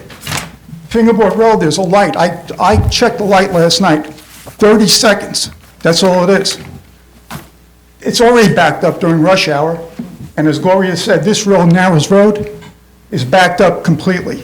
You put all these houses in here, overdevelopment, you're gonna have tremendous amount of problems, especially with emergency vehicles. And I don't trust the Salvo brothers for anything for what they've done. I don't believe that they're gonna be checking these things. Once you have private development, it's always been headaches, especially with their reputation. But I like to read things about the infrastructure. Sewage lines, Narrows Road being narrow, pollution from the adjacent highway, air quality. He says because it's as of right, inadequate school seats. That's very important for families to have adequate school seats. Vehicles having access in and out. And one of the most important things, this project should be map streets. It shouldn't be, and it should go through the Europe process. This is a disaster for community. Community Board 1 elected officials are all against this. They voted against this. We have like 15 acres of natural landscape that has been destroyed. What we're getting here is 0. What we had, what we didn't. There are dozens of reasons why this project should not be approved. I can't think of one reason why it should be approved. There's many reasons why it shouldn't be given approval. The Salvo brothers also exposed us, as you know, to asbestos. That stays in our lungs. They can go back to their mansions in New Jersey, live like kings from this project. But we're going to be suffering, the community. And then I want to say is that the Central, like, we all know Central Park. You're aware of it, how beautiful it is. Well, Mount Marisa was our little refuge. It's very small compared to Central Park. But can you imagine if the Salvo brothers went in there, as they did with Mount Marisa, and cut everything down, all the trees down, and Central Park was done, and then they say, we're replacing the trees with that project? Manhattan people would be up in arms. And that's why we're here. We're devoting our time to come here.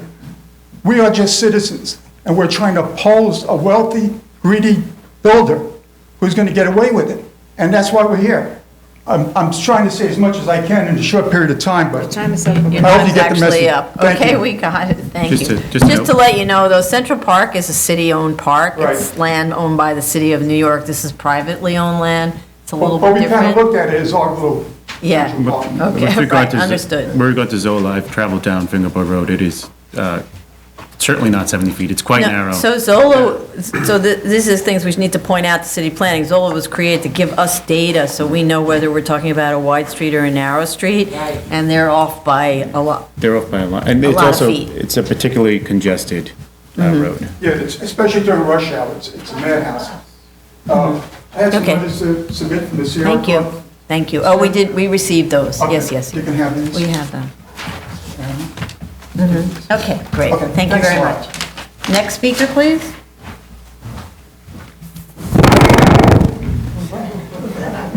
Indigestion.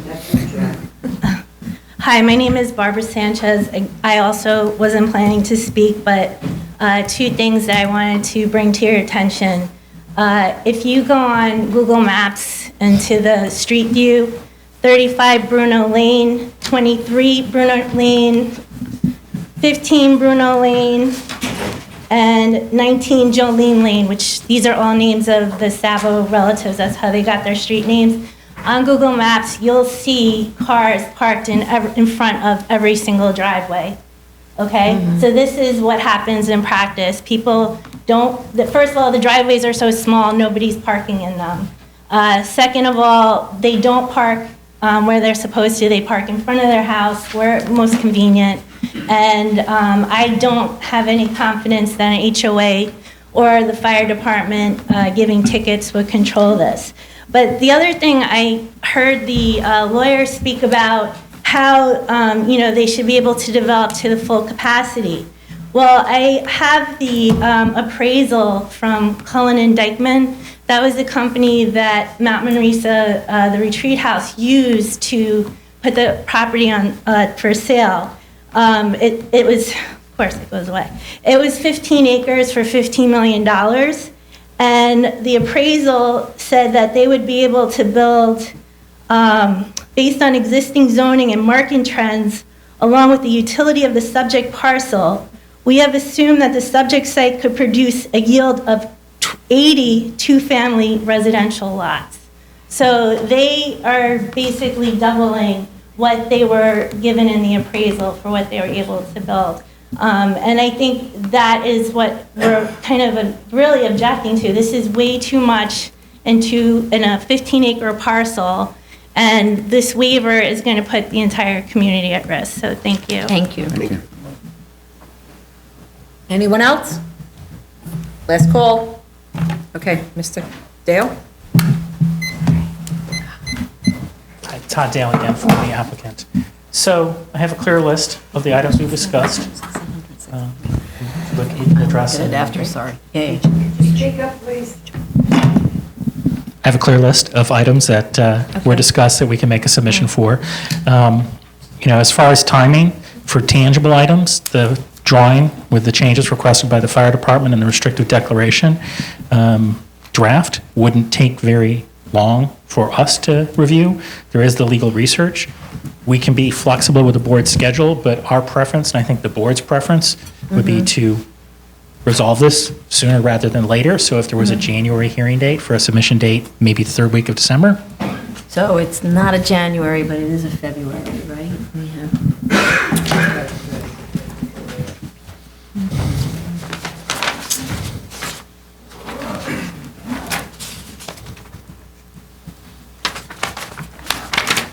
Okay, so a submission date of February 5th with a continued hearing on February 25th.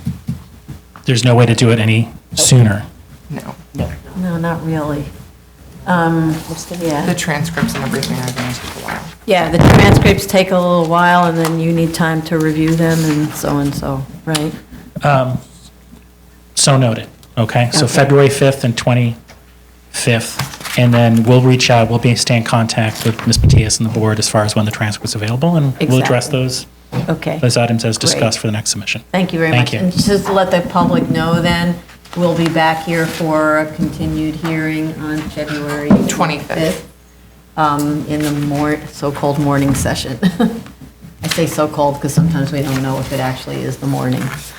Okay, thank you very much, thanks. Okay, we're going to take a break. Please, thank you. 15 minutes, right? Or you want Lunch break? Or you want to do a lunch break? I mean, it's either or, but I don't want to not do a lunch break because it's a long day. So let's do a lunch break now. Let's do 30 minutes. Okay, we're back on the record. Appeals calendar, continued hearing items. Item number 12, 2018-151A, 6-05, 129th Street, Queens. Please sign in. You don't have to be sworn in.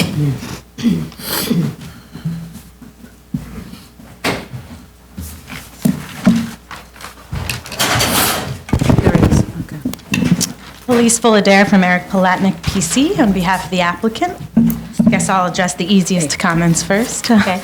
I submitted the DOB objection sheet from 10/28 because I wanted to show you we were going to DOB to get the comments resolved, but we couldn't get them resolved until the 12th.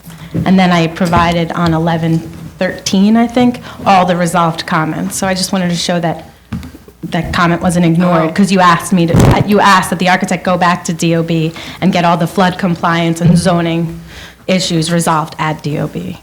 So I guess I didn't see the 11/13 signed off one. Did And it others? has- yeah. Yeah, I didn't see that. So all flood compliance and zoning were signed off at DOB on 11/12. Okay, so then with respect to that, to articulate which are the waivers that are needed under 301G? Okay. Those are the, okay. Okay. And if you want, and you don't know the answer. I'm a and little maybe scared we to do do this the on answer. second call, which reminds me, we have a second The call. building height on zoning lots, Right. as indicated, is divided by district boundaries, provide the calculation to show compliance with height and setback regulations of zoning district, that's. No, but it's signed off, so that's not an open objection. Okay, so I'm sorry. So we shouldn't be doing this for them, because it's going to take us forever. You need to go through your objections. Yeah. And figure out which of the specific waivers that you need, do it with the architect. Okay. We could do this for second call, so you can get the list. Okay. Sorry, I just want to make sure I'm sure. But I still have that question about okay, keep going, I'm sorry. Okay, no problem. I guess the next question was, there was on comment number 8 on the DOB objection sheet, you asked about an easement, 130th Street or Powell's, which is that little piece that sticks out at the bottom. Is that what that easement is referring to? Because on Acris, if you go and you click easement, it just shows that little piece that used to be 130th Street demapped. So that little odd shape? No, that's not that. Yeah, the little, I can show you. Yeah. It's just giving. So this is still considered for a piece of Powell's or this weird shape. Yeah, I thought that belongs to the people who own 30 and 34. That's lot 11. That's part of our lot. That's the intervening lot. Oh, okay, right. So the intervening lot is what? It's an easement, It's an easement. but an easement for what? It used to be a road. I mean, so the issue is lots 30 and 34 are landlocked. Does that easement somehow or other provide access to those landlocked? We have no record of anything that provides access to those. Okay, so this is the part I just don't get, like how? Because by you building on that site. But we're not blocking those properties, if you look at what we're building. We're not building on that stick-out portion at all. No, that I know, but if you build on your portion, in the bed of the street, there's no way for those people, unless I'm misunderstanding something, to get to lots 30 and 34, because they become landlocked by blocking the bed of the street. But they would be landlocked no matter what, because 6th Avenue doesn't passes through the top of our lot. They've always been landlocked. The only way they could have gotten there would have been through that 130, which the city demapped in 1993.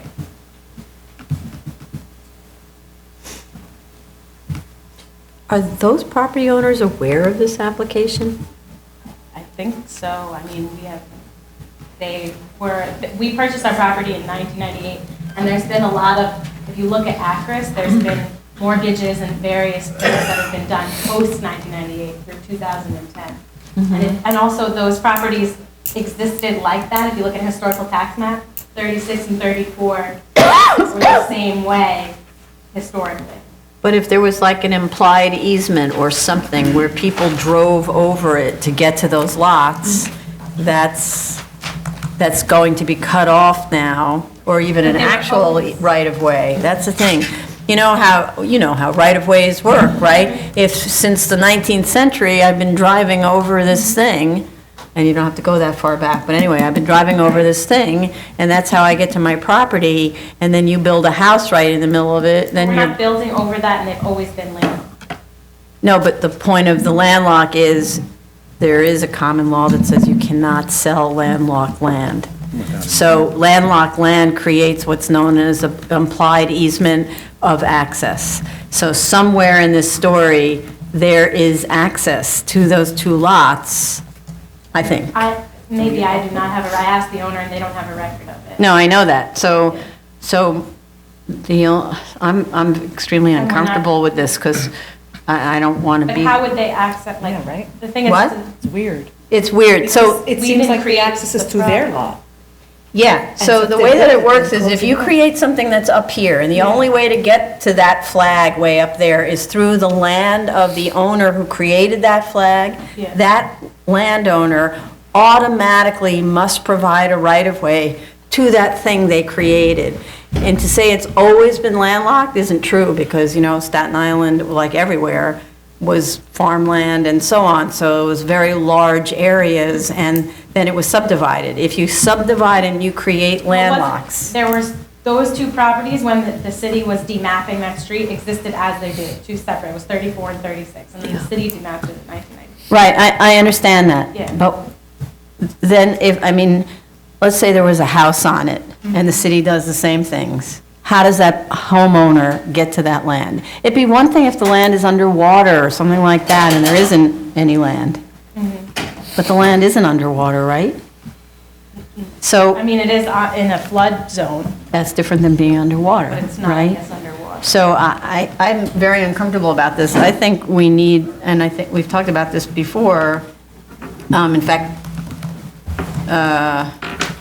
we've talked about going to DOT and getting them to opine on this, and also, maybe the best way to do this is to notice the property owners, because otherwise, we potentially are depriving them of their access rights. I mean, eek.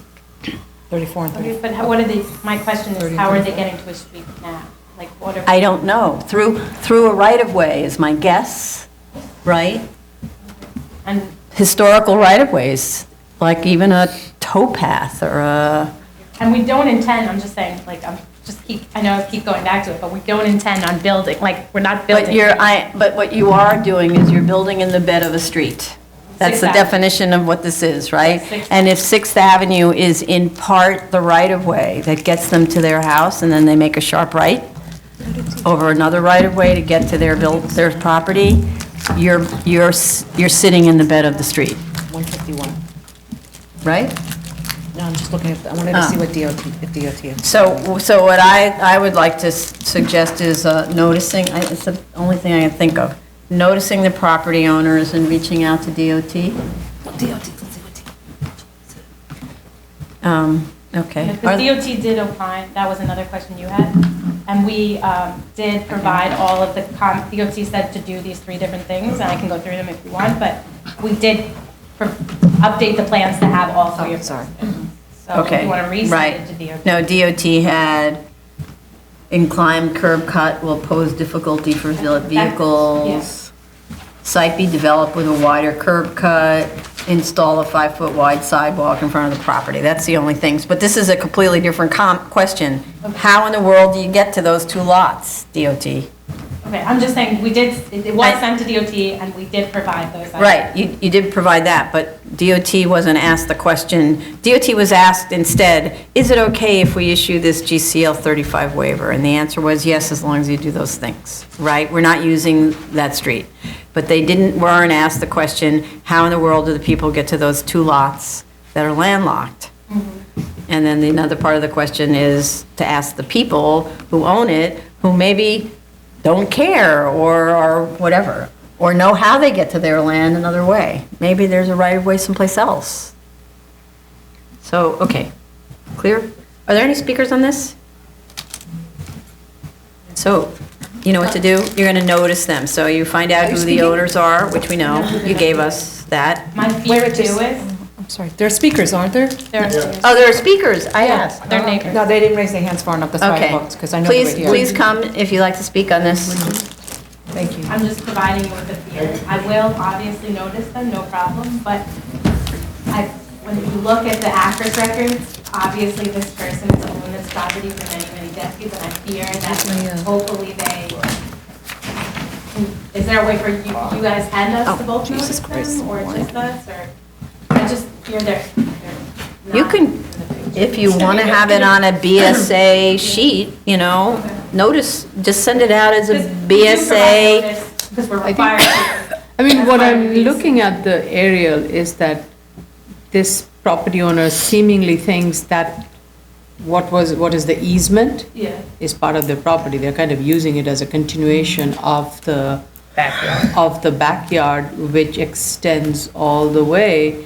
Lot 11 almost kind of uses the easement that you're referring to of the 138th portion and connects it to 36 and lot 36 and I 34. looked a little deeper into that, and it appears there was a mortgage. There's a person in the front and a different person who owns the two in the back, and that person in the front provided some sort of mortgage to the people in the back. So to cut to the chase, if somehow or other, because that is essentially, it's not an easement, it's more like adverse possession or something, right? If essentially that little tail that your client thinks it owns, it doesn't own because it's been claimed as the way of accessing the rest of these other guys' property, that's a different thing, kind of. Because I'm looking at the easement now, I'm sorry, I did not print it, but the easement's, it's for Consolidated Edison Company to maintain that little. Right, so that's just Con Ed to maintain, because it must Yeah, have that's what easement is, utilities. So that was put with their property when they purchased it, that they have to maintain for Con Ed. But that's just because it has utility lines running above or below. But I'm saying, so they obviously own it as part of it. Right, they may, no, but that's not how adverse possession works, Yeah, I right? understand. You obviously own it until somebody else claims it as theirs. Yeah, it's And very hard then to do adverse possession that's, in New York State as of 2008. okay. In case with the city for that, you have to have good faith. And there's no such thing really as good, but whatever. Well, if this person allows if this, we won't get into it. We won't get into it, but the point is that they could easily, all I'm concerned about is how do they get to those two lots? If they're saying, no problem, that's our backyard, we always go this way, that's the answer. If, on the other hand, they're saying, oh, we didn't realize, then you need to make some sort of accommodation for them before we can say you can completely block off 6th Avenue. Okay. What confuses me is 6th Avenue doesn't give them access to their property. It doesn't give them complete access. It gives them a route, and then there's just a little bit more, and then they get to their place. Right? Yes. No. Yes. If you went down 6th Avenue, you get almost there, and then you have to go over some more. But then you'll have to go over their property again. 129th Street. You'll have to go through their property again. The only way to get there was 130th Street. Yeah. So the 6th Avenue, the dotted line, that's the portion 6th Avenue. Right. This property is not within 6th Avenue, the southern section of it. That's owned by the applicant. And the subject property that we are concerned, that you're expressing concern. 6th Avenue connects to 129th Street, No, right? Yes, it it's does. there. Up here. Right, it connects to 129th Street. You drive down 6th Avenue if it were open, and then you take a sharp right and you get to this property. But it's not open, there's no way to get I know it's not past this. open. I know it's not open, but the point is, you would open it, and then you take a sharp right down like a right-of-way or something like that, that gets you onto this property. So by allowing the 6th Avenue to be obstructed by a building, you could no longer, through a map street, access in any way the two sites that are here. This would be a sharp right over a right-of-way. I'm saying that we would have to do an extra act, like there's no way to get from the street to those properties. I understand that, so we've been through this before. As landlocked properties, let's notice them. If they don't care, yay, right? I'm just wondering if they do care. Well, then it's a bad thing. Can you tell me about Then the it's mortgage again? What? problematic. Can you tell me about the mortgage again, who the mortgage was between? So it appears that there is, if you look at my last, or not my last submission, but the submission before that, there was Acris, and it was like Ramirez to, or Beatrice to Ramirez, and Ramirez owned the Wow. property in the front.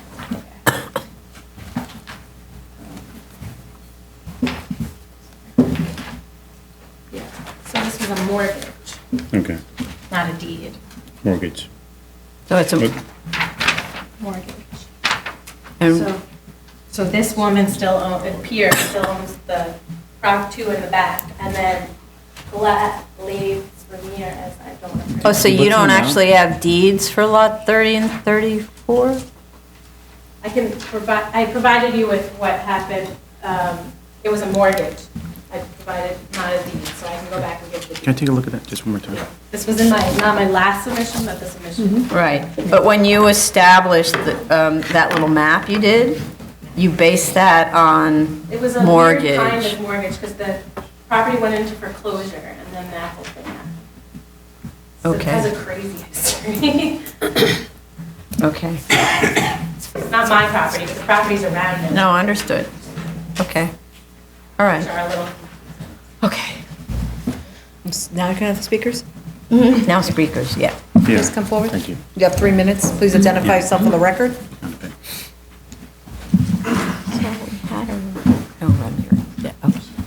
Thank you. Hi, good afternoon. My name is Eileen McGurk. I'm a neighbor 2 blocks away from where this proposed building is being built. For the record, if I can, without taking up too much time, if I can resubmit the speech that I gave at the meeting of July 16th for this meeting. Basically, I'm just a neighbor who is opposing a 3-story, 10-apartment building in a rural area, and I'd like to continue that with my other neighbors that can't be here today. As far as we knew from the last meeting, your direction was to have them resubmit any new plans to the community board. As far as we know, they haven't resubmitted anything to the community board. So basically, my stand here is just to oppose this type of dwelling in a rural neighbor. Okay. Thank you. But you were aware that they reduced the size of their project significantly since the last hearing, right? It's 10 apartments. So before, it was a much bigger building 24. because they were relying on the rest of the lot to allow for a much bigger building, and now they've reduced the size of the building. Maybe it's still 10 units, but actually, I don't know. It But is 10 units, It's still but 10 2 units, but stories. it's a much smaller building now. So it's now, what is it? That's what it was, yeah, we discussed in July. No, but now it's only 7,000 square feet, and before it was 12,000. 12,700. There you go. Okay, Right. that would be the property, the living space. My concern is safety and security of the neighborhood, of the T intersection that this area is going to be built upon. You have utilities and trucks and sanitation ambulances that would be required to back down and make illegal U-turns at that intersection to enter this location. It's a T intersection, dead-end street. The volume that's expected of new people that'll be living there is voluminous, as well as in September, we have 500 more students to come into the annex of a school that's only 200 feet away up the block. The Why do neighborhood's you have saturated. 500 more students? Because there's They built another a new annex. development? Yes, a new Oh. annex for new students. student- That the the school neighborhood is going to be expanded. saturated already. Right, okay. So this is only about whether or not they can build on their own property. So that's what they come to us for in this particular case. So they own property that a long time ago, the city decided should have a street running through it. Right. And then the street was never built. And so it's their property, and when the street has not been developed, they have the right to come to us and ask to develop on their own property because the city is not going to be using the street. That's Okay. actually all that's before us. It's zoning that regulates the size of the building and how many units. But it sounds like there's surrounding properties that still have to be addressed in this concern as well. Only in terms of what we're talking about, which a concern about Totally landlocking understand. neighbors. Thank Okay? you very much for your Thank you. time. Thank you. Other speakers? Hi, I just want to keep it short. My name's Michael Niebauer. I'm the president of the College Point Civic and Tax Base Association. I'm here to support our neighbors As I said last time, I feel the building is out of character for the community. It's a nice rural type of area, College Point, 1 and 2 families. That is a dead-end street, no sidewalks. It's a very nice area. I know the developer is doing the best he can to work with the community. And like you said, have coffee and donuts, so maybe we could try to emphasize that a little more, okay? But whatever the neighbors want, if they want to compromise, it has to be among the neighbors, okay? And I want you to know College Point is not against compromise. As you know, we had 2,000 protesters in front of the shelter against men.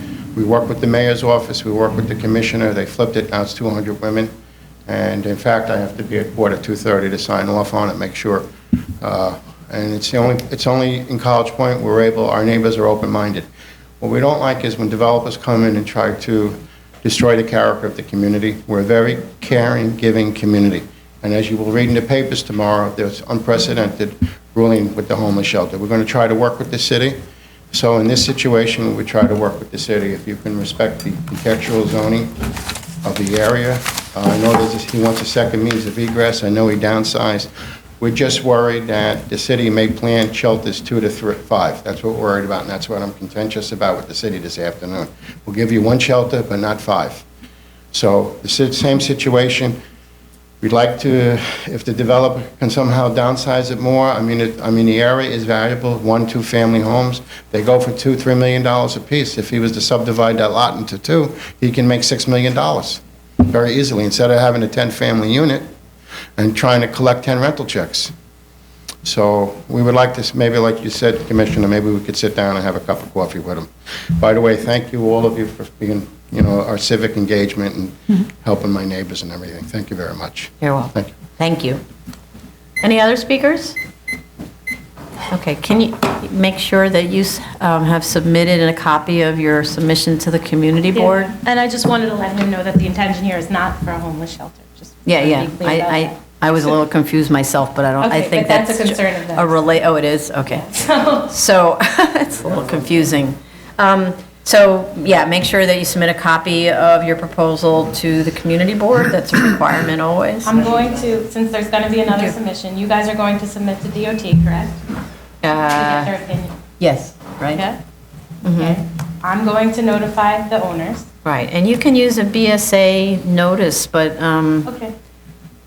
but I think the specific question isn't, are you opposed to the project or anything? The specific question is about ownership. I'm wondering whether we should, I guess do this. if there ever, I don't know, there's only a couple of ways that an easement would be granted in this type of circumstance. It's if you've used this particular easement for 10 years and 2 of those years and that began within the last 2 years, or if it's one by necessity, but that would have to be determined by the court. No, but my question is only to them. Do they you have use an the issue? property? How do you get onto your own properties? And so that, it's not really the same kind of notice.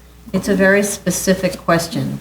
Wondering whether we could reach out? Can we do that? Could our council reach out to them and write a letter that says, we're reviewing this case? Maybe we should do it like that. We're reviewing this case, and we notice that your lot is, like, we don't understand how you're accessing your lot. Can you help us understand that or something like that? And then Attention, maybe your also rights come are to in the next danger. year. And invite them to the next year. And maybe we'll do the outreach. Okay. Okay. So DOT, you're doing outreach, I'm submitting to the community board, and then since I'm doing another submission anyway, I will verify what waivers. Because you said second call me for the waivers. Yes. Oh, yeah, right. Mm-hmm. So I'll just do that in this submission. Okay, great. All right. Date? Mm-hmm. Just a second.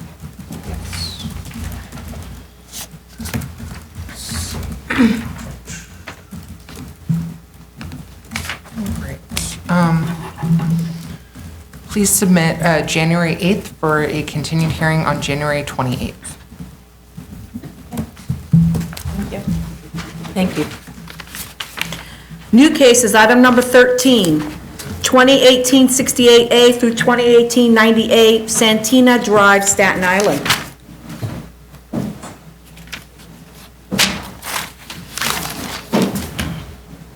Staten Island Day. Here you go.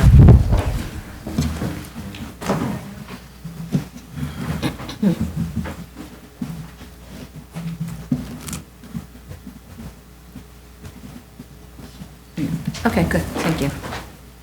Please state your name for the record. Michael Sano, I'm the architect for the project from Sano Architects. Good afternoon, members. I'm here, this is our first hearing regarding this project, and we received comments from the board and from city planning, and we provided responses to all of those requests. I'm trying to answer any questions. So did you did you know that we have an executive session on Monday morning where we talk about the project? Okay. So can you maybe respond to those issues that were raised? That would be fine. Okay.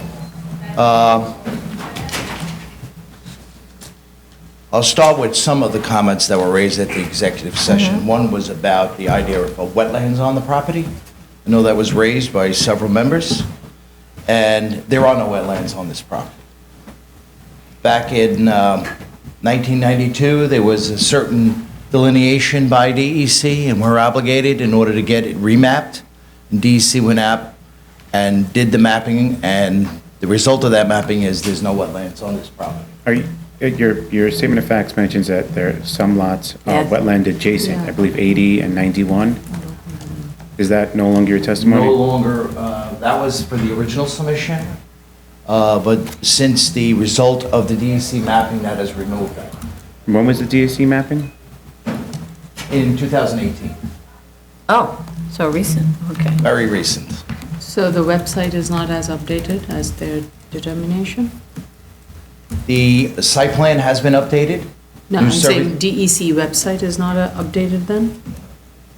I don't know if DEC's website is updated, but I know that we have determination that DEC went out there and specifically flagged it, and it's been recorded on the survey, which has been submitted to the board. Okay.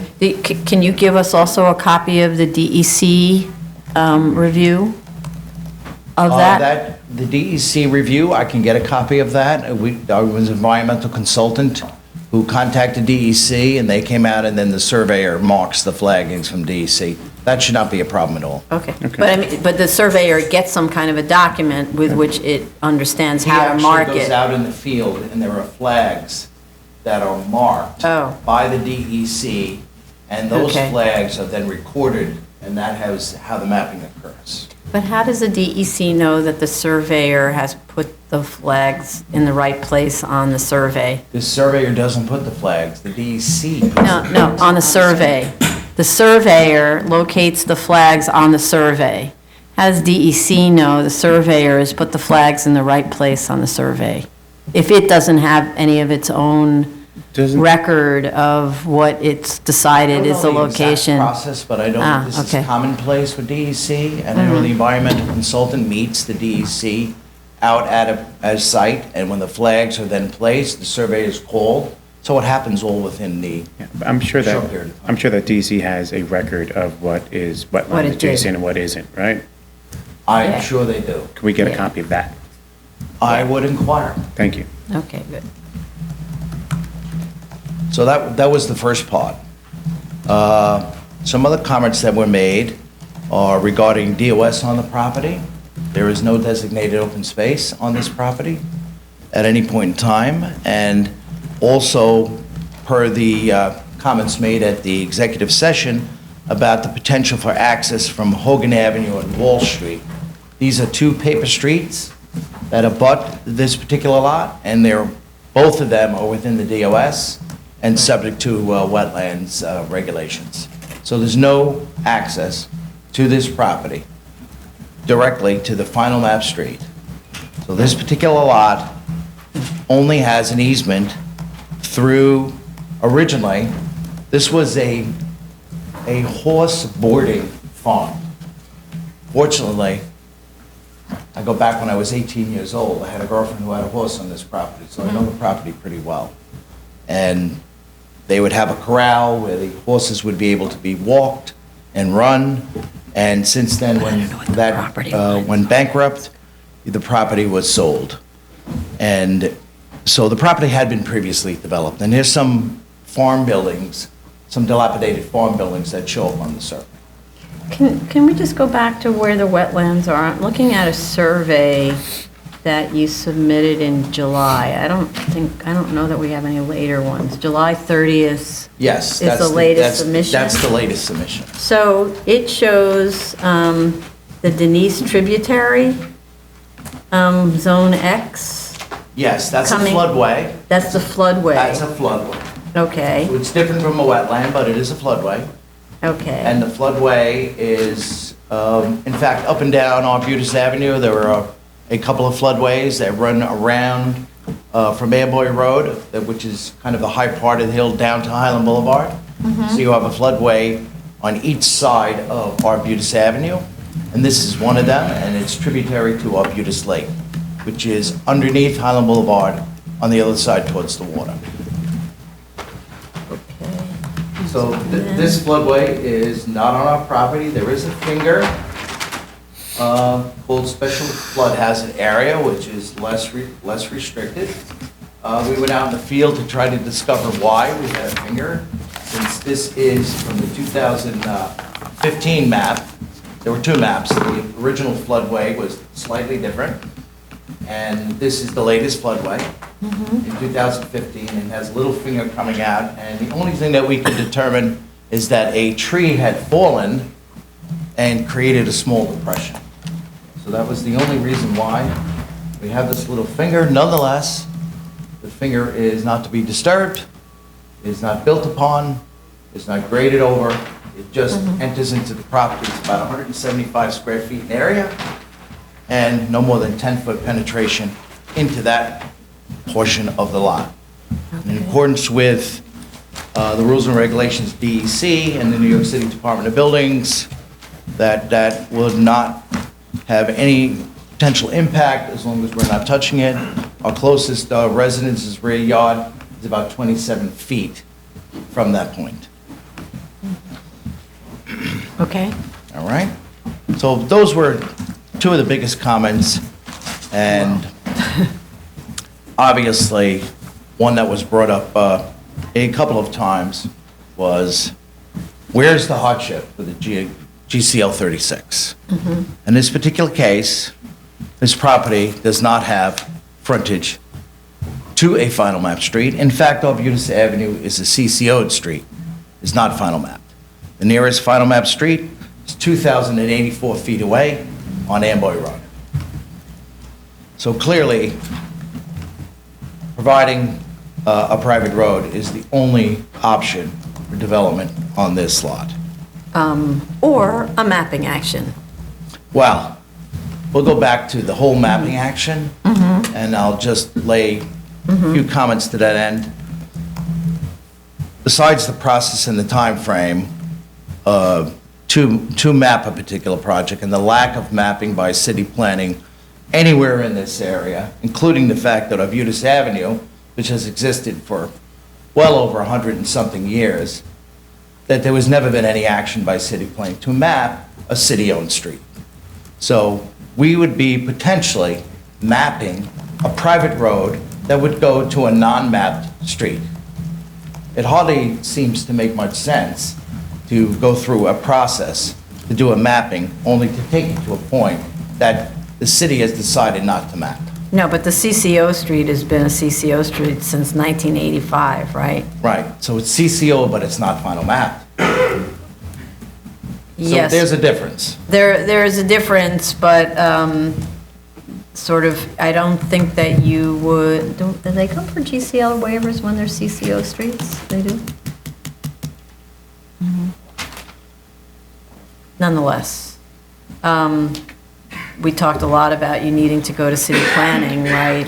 For all of the things that city planning has to look at here. Yes. So, and normally, we don't look at these until city planning is signed off on. Well, on the unfortunately, project. I had the discussion with Chris Hadwin last night. He left a message. I've been reaching out to him. Sorry, who's Chris Hadwin is the Staten Island Director of City Planning. Okay.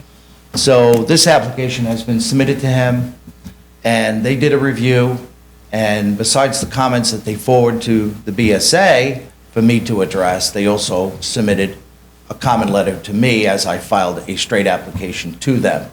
So I have provided all responses to both the BSA comments as well as to the city planning comments in great detail. And a lot of what their comments were based upon was some of the things that the board raised. Issues of wetlands, issues of safe access. So we also submitted to the fire department, and just as of yesterday, I received a comment letter from the fire department. Yes, we have that. You have that, which basically, I work very closely with Captain Malloy on this project, giving him extensive details and background on it, and he has reviewed it.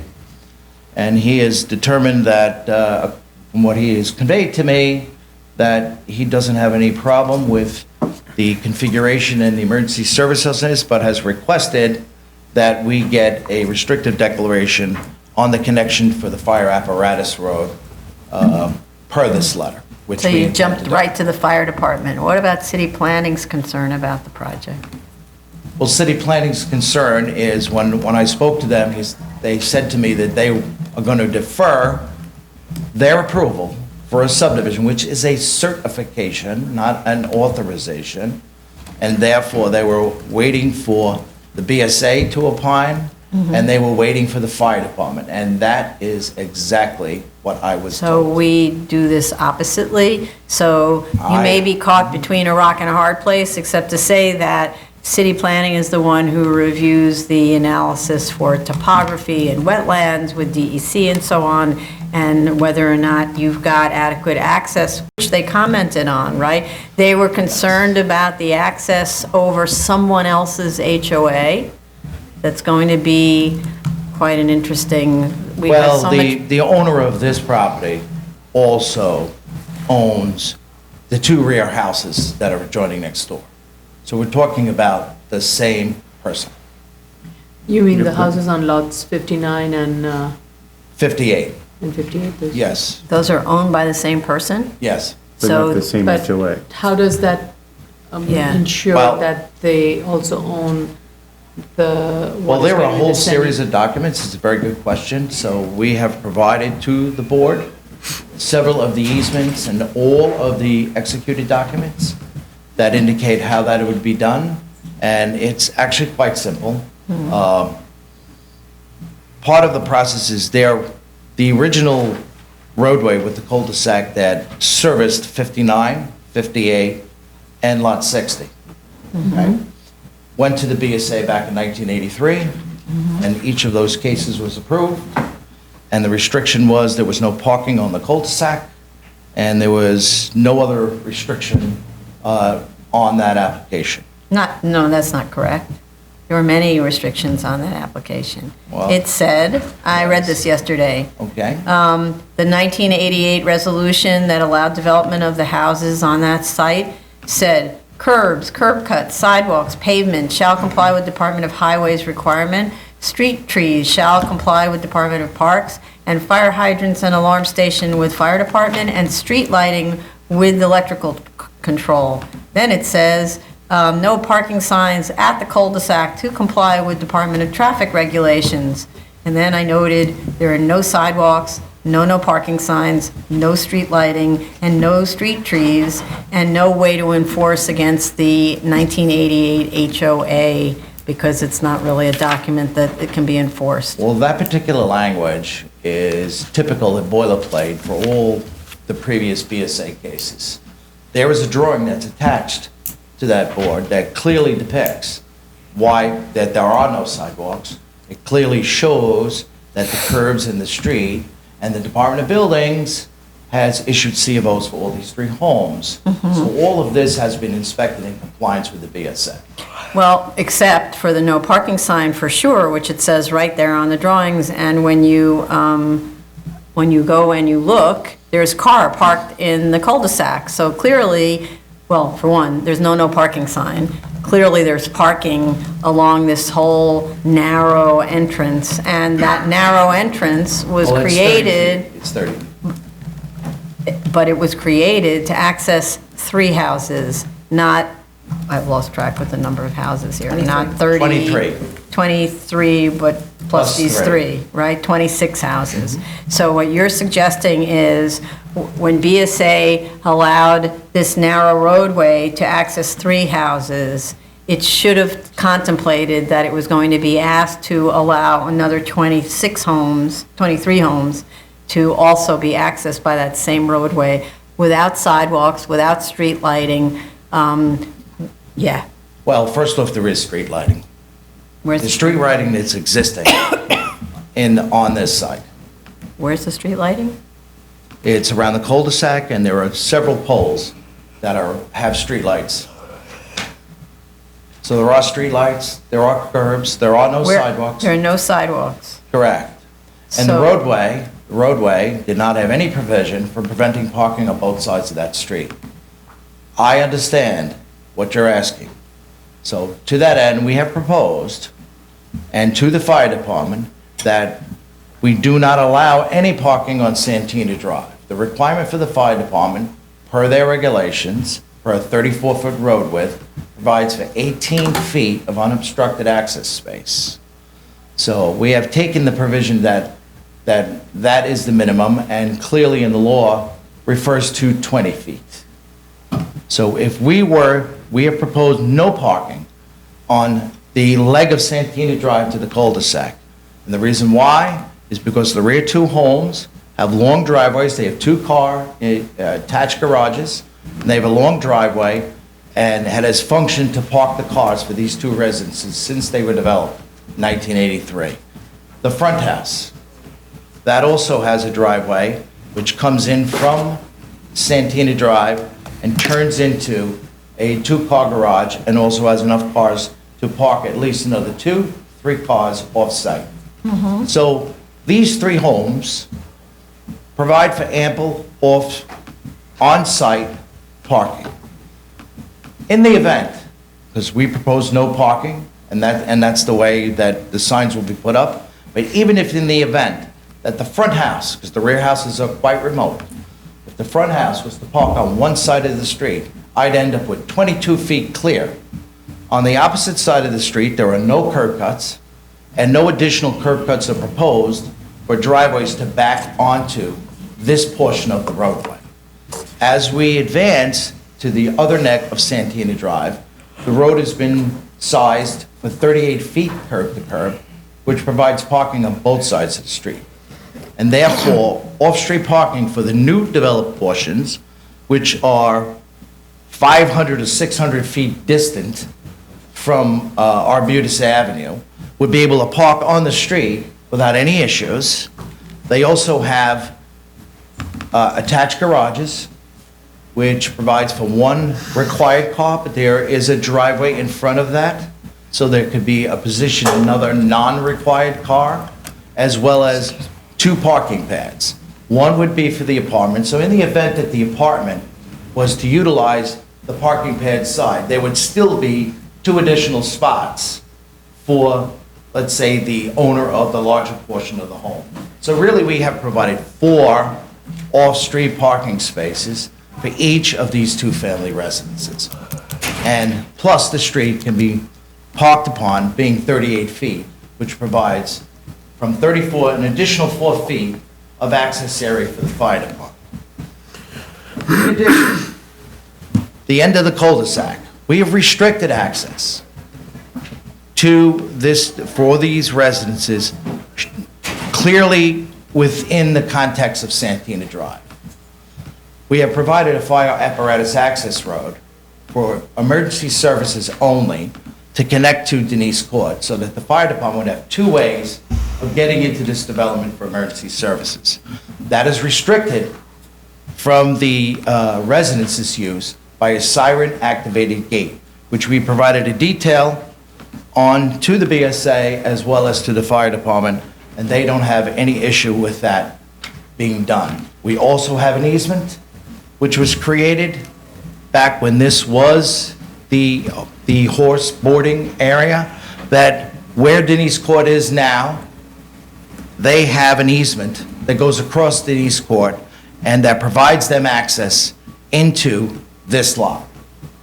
We restricted it just for the emergency services. So therefore, for the purposes of city planning, response to city planning, and the purposes of safety, for fire and emergency services, we have a loop road. But for the residents' use, they would just come in and they would turn around in the cul-de-sac and be able to come out, not to direct that traffic or direct that flow into Denise Court, the neighboring development. So, what prevents people from parking on Santina Drive? You're talking the forward section. Yeah, entering in from Arbutus. What prevents people from parking? Arbutus. Arbutus. Yeah. Well, first, I mean, we could put all kinds of signs that we want. Right. We understand that. But there's a practical application to this. And the practical application is that the roadway hugs one side of this property. And there's a fence along that line. And it is opposite the only residence which is located in the front of this property. And they, of course, have legitimate frontage, actually off Arbutus Avenue, but their main front entrance is facing Santina, and so they have a Santina Drive address. Correct. Okay. So with that, we intend, we could provide striping along the length of Santina on one side of the street that would ensure, besides signs that could be taken down, we would provide yellow striping along the curb and in for at least 2 feet, whatever would be the best way of handling it. We're still proposing no parking on the entire length of Santina Drive, but if that individual has company and parks on their side of the street, closest to their entrance, we still maintain 22 feet clear for fire department access, which is greater than is required by the FDNY regulations. As we traverse back to the first cul-de-sac, that cul-de-sac will provide an intermittent turnaround. It, of course, was constructed at the time that it was the only turnaround for this development. It will remain. However, the access back into the second leg of Santina Drive provides for parking on both sides of the street, all the way down the length, except the cul-de-sac. So the cul-de-sac is only 35-foot diameter. Mostly we see a much bigger diameter. It's in the 60 or something like that? Well, the other cul-de-sac that we're 78. proposing, 76-foot diameter is the normal that we see. And this is 35. it's a 35-foot radius. Oh, radius, sorry. Okay. Yeah, radius. So you have a But- so 70-foot diameter. Yeah, okay. Yeah. So the 70-foot diameter that is existing on the first portion of Santina Drive basically doesn't have any more purpose, because the cul-de-sac that is provided at the end of the new portion of Santina Drive meets that larger diameter. So the individuals who are going to be living in the back are not going to park their car 500 feet away along the little leg of Santina Drive when they have complete ability to not only park in their site, but also on the Santina Drive portions that's nearest their homes. That's why the street was widened from 34 to 38 feet. Except that we see parking on Santina right now. Right? People are parking there. Well, from what, Delivery trucks I've been parked out there. there several times, I'm sure that has occurred. Yes. The times I've been out there, I have not seen it. That doesn't mean it doesn't exist. But at the same token, now that, you know, this whole thing is becoming one element, that the likelihood of parking along that first cul-de-sac will probably be reduced by virtue of the frequency of access from the proposed development. Those two buildings that are in the back, like I said before, provide not only two-car in an attached garage, provide a driveway that fits at least 4 or 5 additional cars in their driveway. It's only probably laziness that someone would Yeah. park along that portion there. But there is the ability to accommodate additional parking on the sites, because those sites are larger and they're set back great enough to provide driveway access, and the photographs that I've supplied to the board will show that. And then the next question is, the HOA that exists versus the future HOA, how do those two things work together? That's a very good question, and much time was spent between the attorneys in making that work to the best that it could be. And essentially, there's only 3 people that are tied to the first HOA. And that HOA has granted the easement to access, and in addition to that, the HOA for the new portion is paying a significant amount of all the maintenance costs for the second one. So it becomes a tied HOA. The two of them are linked together for the purposes of this maintenance. What if I read the HOAs. What if the big HOA doesn't maintain the access to the 2 houses at the back? How could they not maintain the access? It's called an HOA. There is a permanent easement and a right-of-way, which is filed and recorded Yes, against all the properties. That's the same thing like saying, can I put a roadblock in the middle of the street? No, that's an easement, so I know you're an architect, right? Yes. So I'm not saying that you should figure all the legal ramifications out, right? But the fact is that an easement just gives me the right to go over it. It doesn't force me to do anything except keep that area clear. But that could be a dirt road, and that's all. And if the Santina, the new area, and their HOA are just completely dysfunctional, like so many of the HOAs we see on Staten Island, and nobody pays their dues, and the maintenance group doesn't do any maintenance, and they end up not maintaining that roadway, even the guys in HOA number 1 won't be able to travel down a well-maintained road. Then what happens? Well, I will tell you, I've heard a lot of comments regarding the HOAs, and there are definitely conditions and certain HOAs that are not compliant, but that doesn't apply to all HOAs. And I will tell you that the HOAs that are up and down on Budas Avenue, and there are several, okay, that I have not heard a single word or a problem with any of those HOAs. And it partly comes from the following. The developer of this property who owns that is going to be building the new portion of Santina Drive. He's putting all the utilities in there. He's putting all the water and fire hydrants and everything that needs to be, the street lighting and everything in accordance with the DOT standards, which is obviously indicated on the plans and required in order to issue a C of O. He's also repaving the existing portion of Santina Drive. So we're starting out with a brand-new road. So you say, well, what's the term of maintenance for that? Go 8 to 10 years. I'll put it 8 to 10 years down the road. For those 8 to 10 years, in the documents indicates that he's going to have a private management company going to be running these HOAs, both of them. So notices will go out and money will have been accrued for the 8 to 10 years, and quite honestly, I have to say that in several of these, when I have a pothole, and there's a fund of money that's been collected for 8 to 10 years, and there is an issue with that, that's going to get paved and fixed right away. Just because the city owns it doesn't mean the city comes out and responds to taking care of all the needs of this private community in the back in the time frame that everybody would like. If there's money available that's in that account that's going to be created, and possibly one of the things that could be looked at is having the developer initiate the HOA funding right up front. So put funding in the account that would be there long-term. Everything is brand new now, so we're not going to have an issue, because if there are any issues, there won't be any C of Os that will be issued for any of these homes. There's no need to worry that will the road be built, because you cannot get a C of O for any of these houses unless the road is built. Well, has to do with how the road is built. So I don't know how this is going to go, because personally, city planning has to do its job before we even look at this.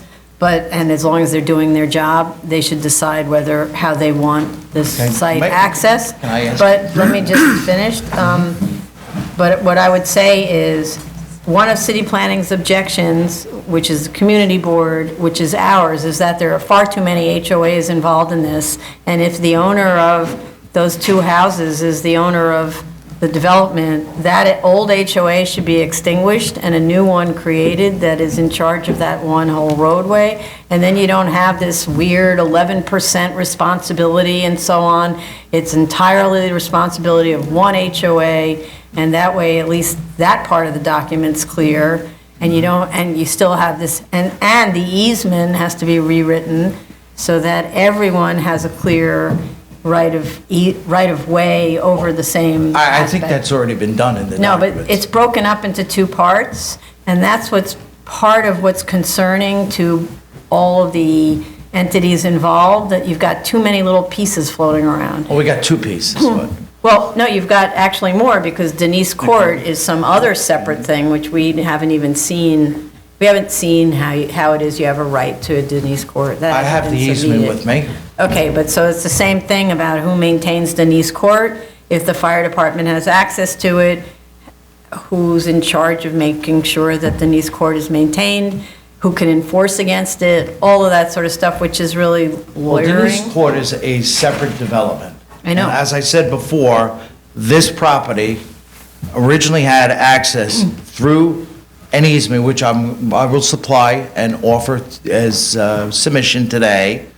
And that provided the legitimate access from the original owners of this to what is now the Santina Drive back piece. So the leg, there's a little leg that connects to the existing roadway, which is shown on the surveys. All the easements are demarked and delineated. That shows that the access has been provided and recorded. So these are not new easements, these are existing easements.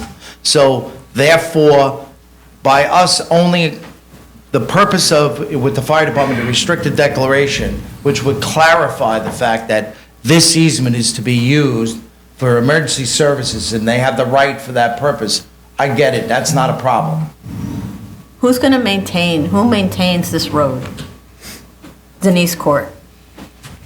The Denise Court Homeowners Association. There you go. So your development is relying on Denise Court's Homeowners Association to maintain their own roadway. What if they don't? What can they do?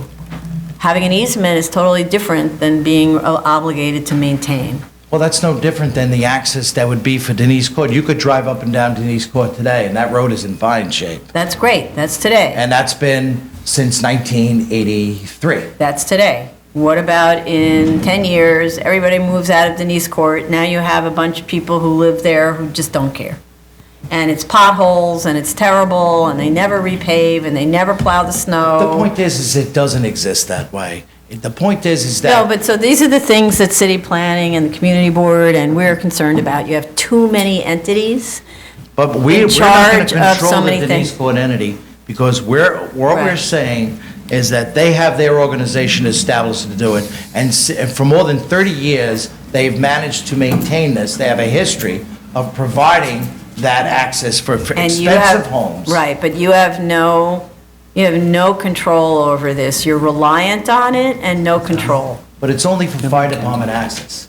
which So is the called the idea is- firefighting, I right? understand that. Emergency access. But that access is provided for firefighting purposes to all the occupants that are in Okay. Denise Court. Okay, I appreciate, where you are in this. I would say that this is extremely complicated and kind of outside of our domain without city planning getting more involved.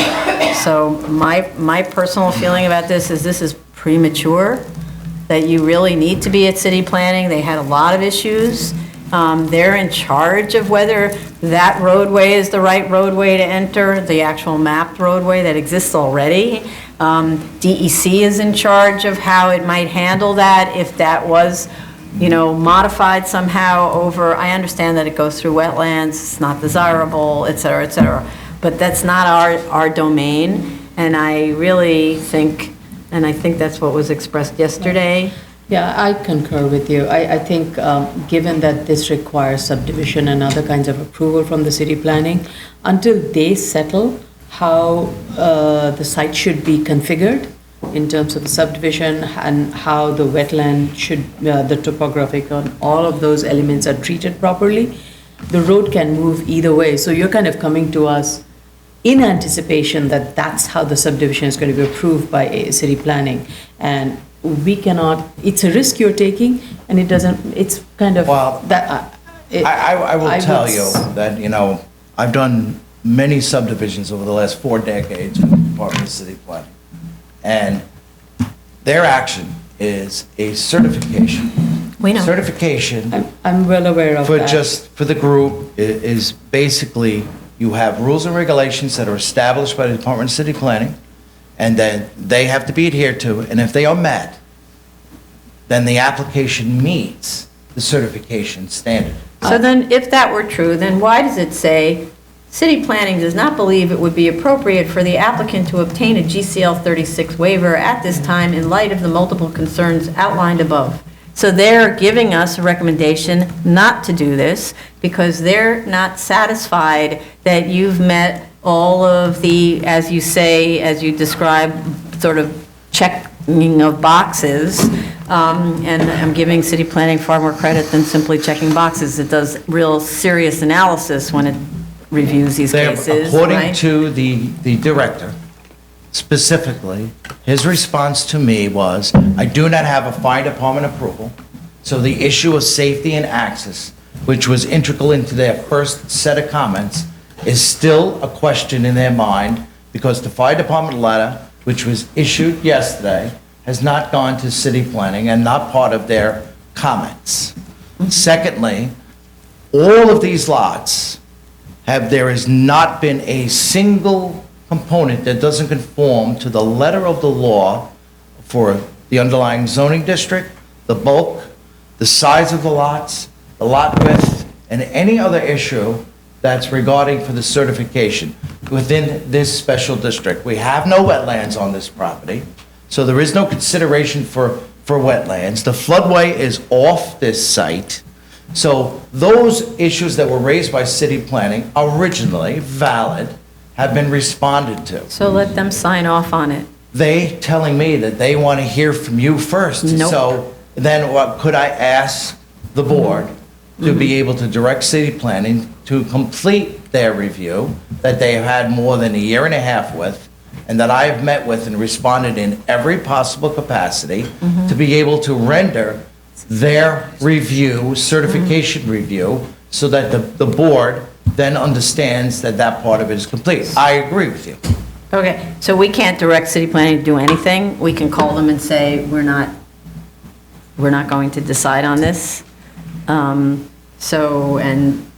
That's... But as the applicant, you can understand. I do. If city planning doesn't want to render an opinion and the BSA doesn't. Because they're... I'm the one that's stuck in the circle. No, you're actually not stuck in the circle. If you were to take this through a full review by city planning, that would be the end of the circle. In other words, you're saying it's a certification and you've been at it for a year.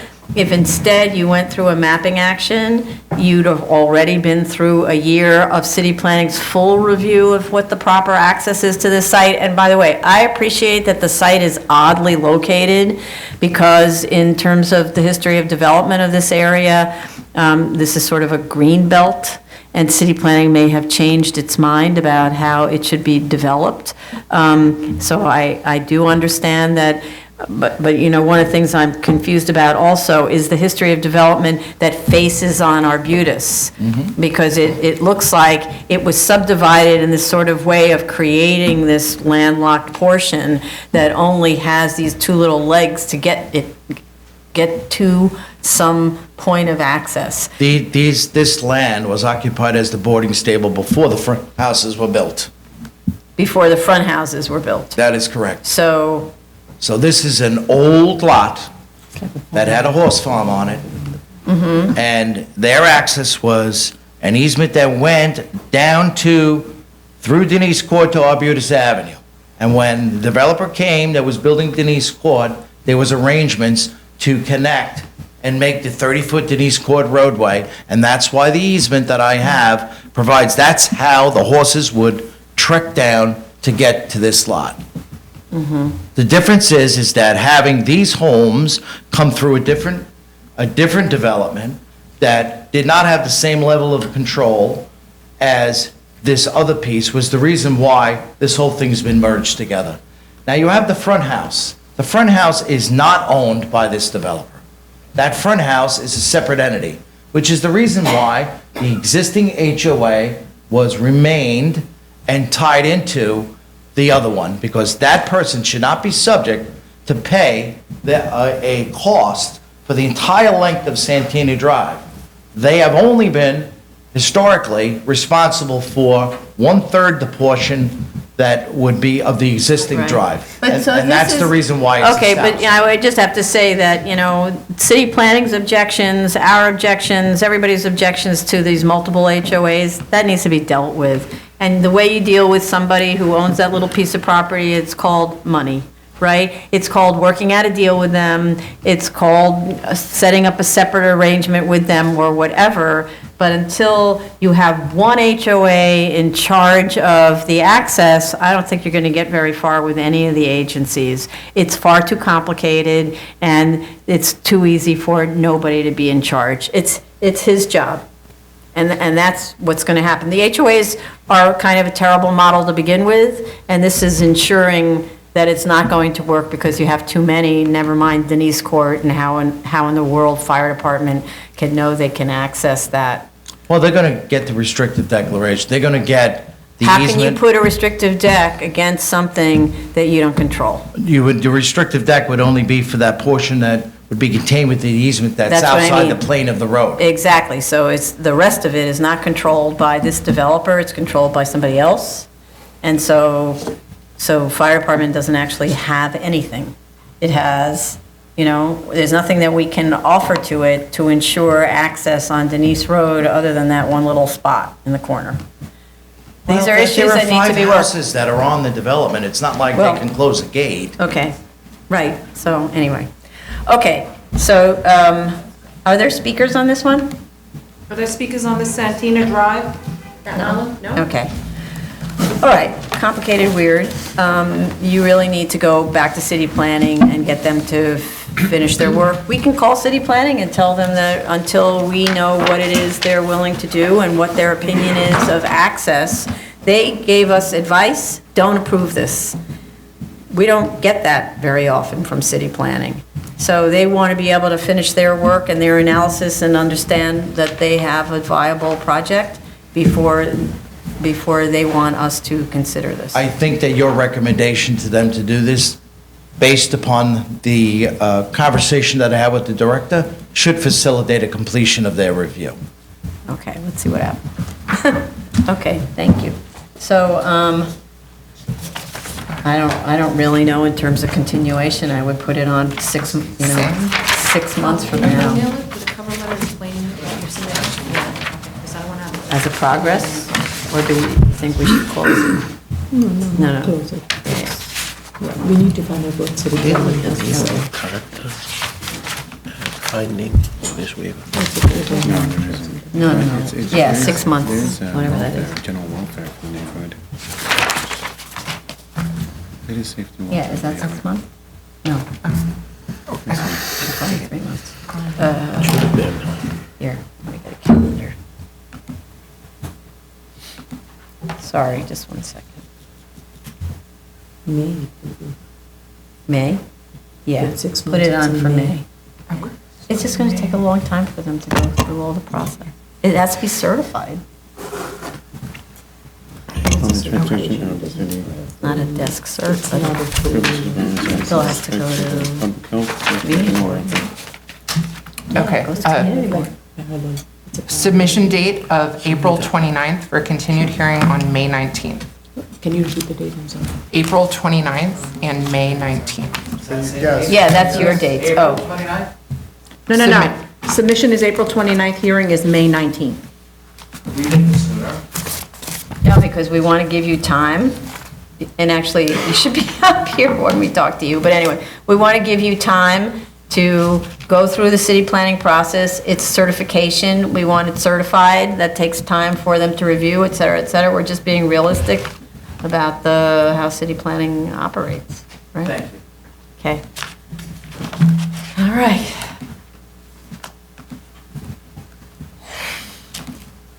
Item number 14, 2019-168A, 140-142 Fulton Street, Manhattan. You don't have to be sworn in. Just state your name for the record. Oh, you signed in the wrong place. Good afternoon, Chair and Commissioners. Peter Measy from Greenberg Traurig on behalf of the applicant. I was present yesterday at the review session and can address your comments. First, you requested we submit a draft RP 602 in response to a letter from Borough President Brewer's office dated August 15, 2019. We submitted a draft RP 602 to the board yesterday, and the applicant's architect and expediter are currently working on the tax lot merger. So second, you requested we respond to the DEP letter dated September 13th, 2019. We submitted a response on November 15th, and we received a letter of no objection on November 18th yesterday. Oh, that I didn't get. I actually have a Because- copy of that. Okay, because there was a comment letter that was asking for the width of widening portion and so on, and I didn't see that you had to mention the widening portion? Okay. They were okay. Yeah. It didn't go up until the file. Vincent, I guess, didn't. Okay. All right, good. I didn't see that. Finally, you requested we show the development site on the firm map. We submitted a revised firm map yesterday showing the same, and I have copies here if anyone would like to see. No, that's okay. We saw that. 19. I welcome any additional comments or questions. All right, I think that was it. Thank you very much for your speedy response. Any other questions here? Any speakers on this? So I'd like to make a motion to close. Chair Promoter? Yes, aye. Vice Chair Chanda? Aye. Commissioner Otley Brown? Aye. Commissioner Sheta? Aye. Commissioner Shabeta? Aye. And a motion to grant. Chair Promoter? Aye. Vice Chair Chanda? Aye. Commissioner Otley Brown? Aye. Commissioner Sheta? Aye. Commissioner Shabeta? Aye. Application's been granted. Thank you. Very much. Zoning calendar, item number 15, 2016-4469BZ. You can sign in, you're not sworn in since an adjournment. Ah, strange to see you. No longer Eric, I know, right? Yep. Good afternoon, Eugene Pillman for David F. Hutcher Sitcon. Just wanted an adjournment, right? Yes. We did request an adjournment, ideally till the end of December to submit, so maybe another 3 weeks to submit, and then we'll be able to move forward. Okay, you think that's enough time? Because I know you're modifying the application, right? We are changing the application, we're revising the as-of-right set to reflect the yard, the side yard, and the proposed set to get rid of the sign and propose a commercial building. So there's going to be financial reports and other documents with it, so. So the financials are, I mean, if they're not underway, then I just want to make sure there's enough time. No, things are Right. underway. End of December should be fine to submit. Okay, so in January. Oh, February 4th, okay. Submission date, January 15th, for a continued hearing on February 4th. Is that okay with you? That should Yeah, be. Commissioner Otley Brown is all right? Okay. Thank you. I'm sorry, what's the date again? February 4th, The hearing? yes, Okay. Submission date is January 15th. 15th. Okay, thank you. Item number 16, 2017-56BZ, 1321 Richmond Road, Staten Island.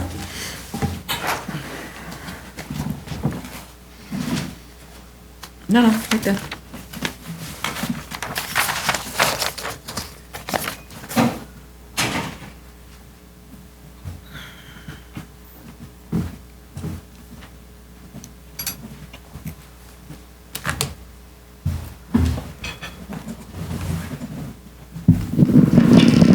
Okay, you guys could have raised your right hands. Yeah, you too, sir. Thank you. Do you affirm to tell the truth, the whole truth, and nothing but the truth in your testimony before this board to respond honestly to board questions? Yes. Sorry, Phil. Good afternoon, Chair Rule is the rule. and Commissioners. We viewed the review session tape yesterday, and I have a couple of comments and some information.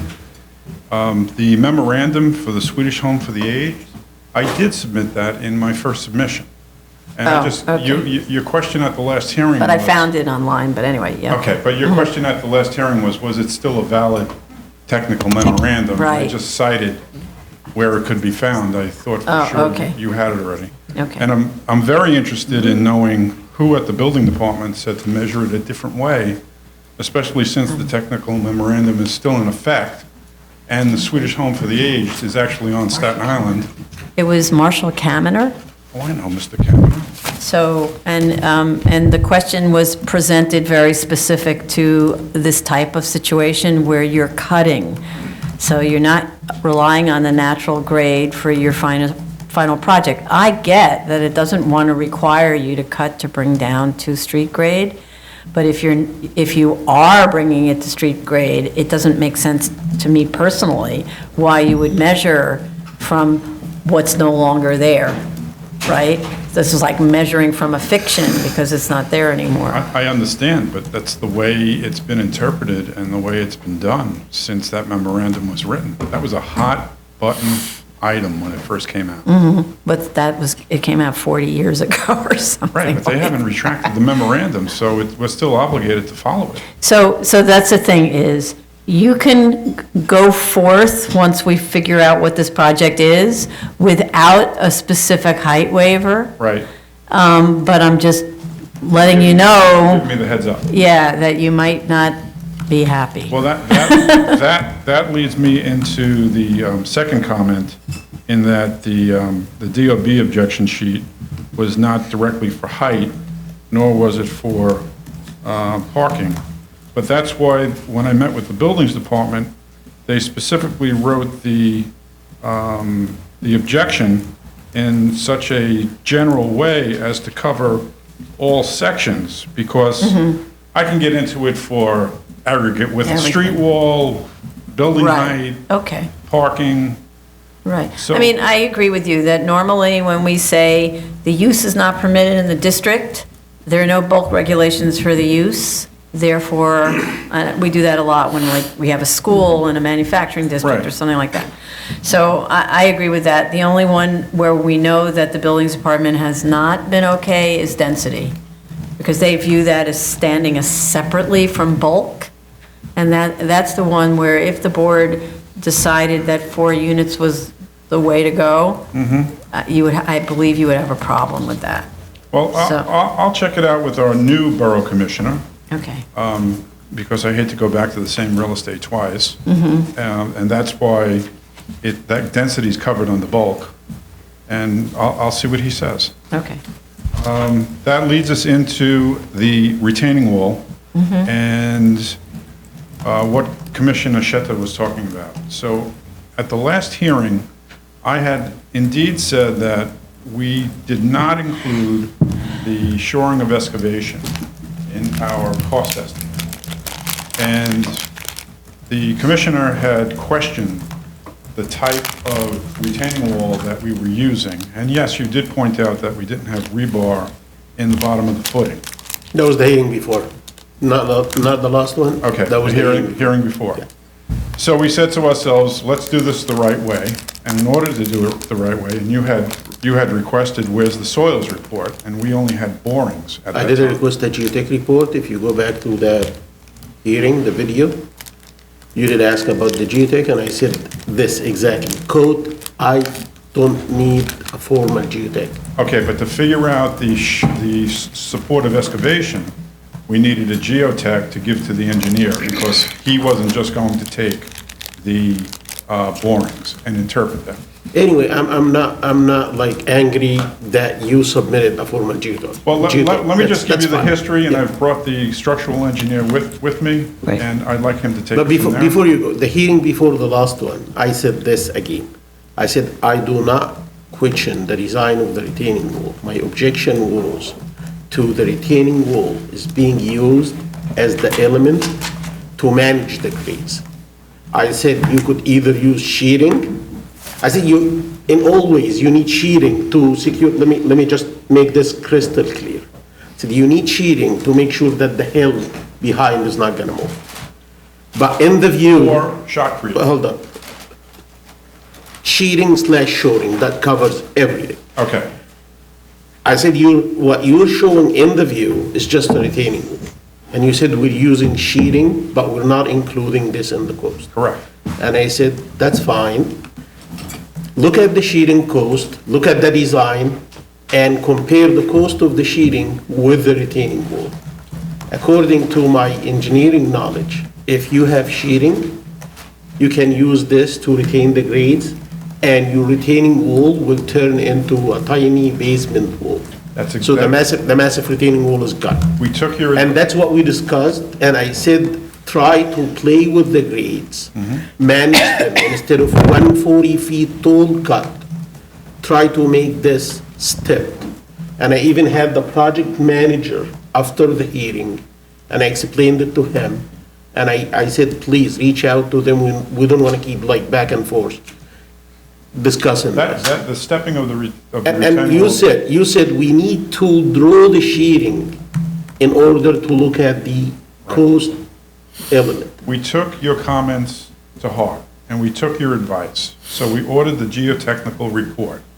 We hired a geotechnical engineer who came up with the shotcrete design for the holding back, for the supportive excavation.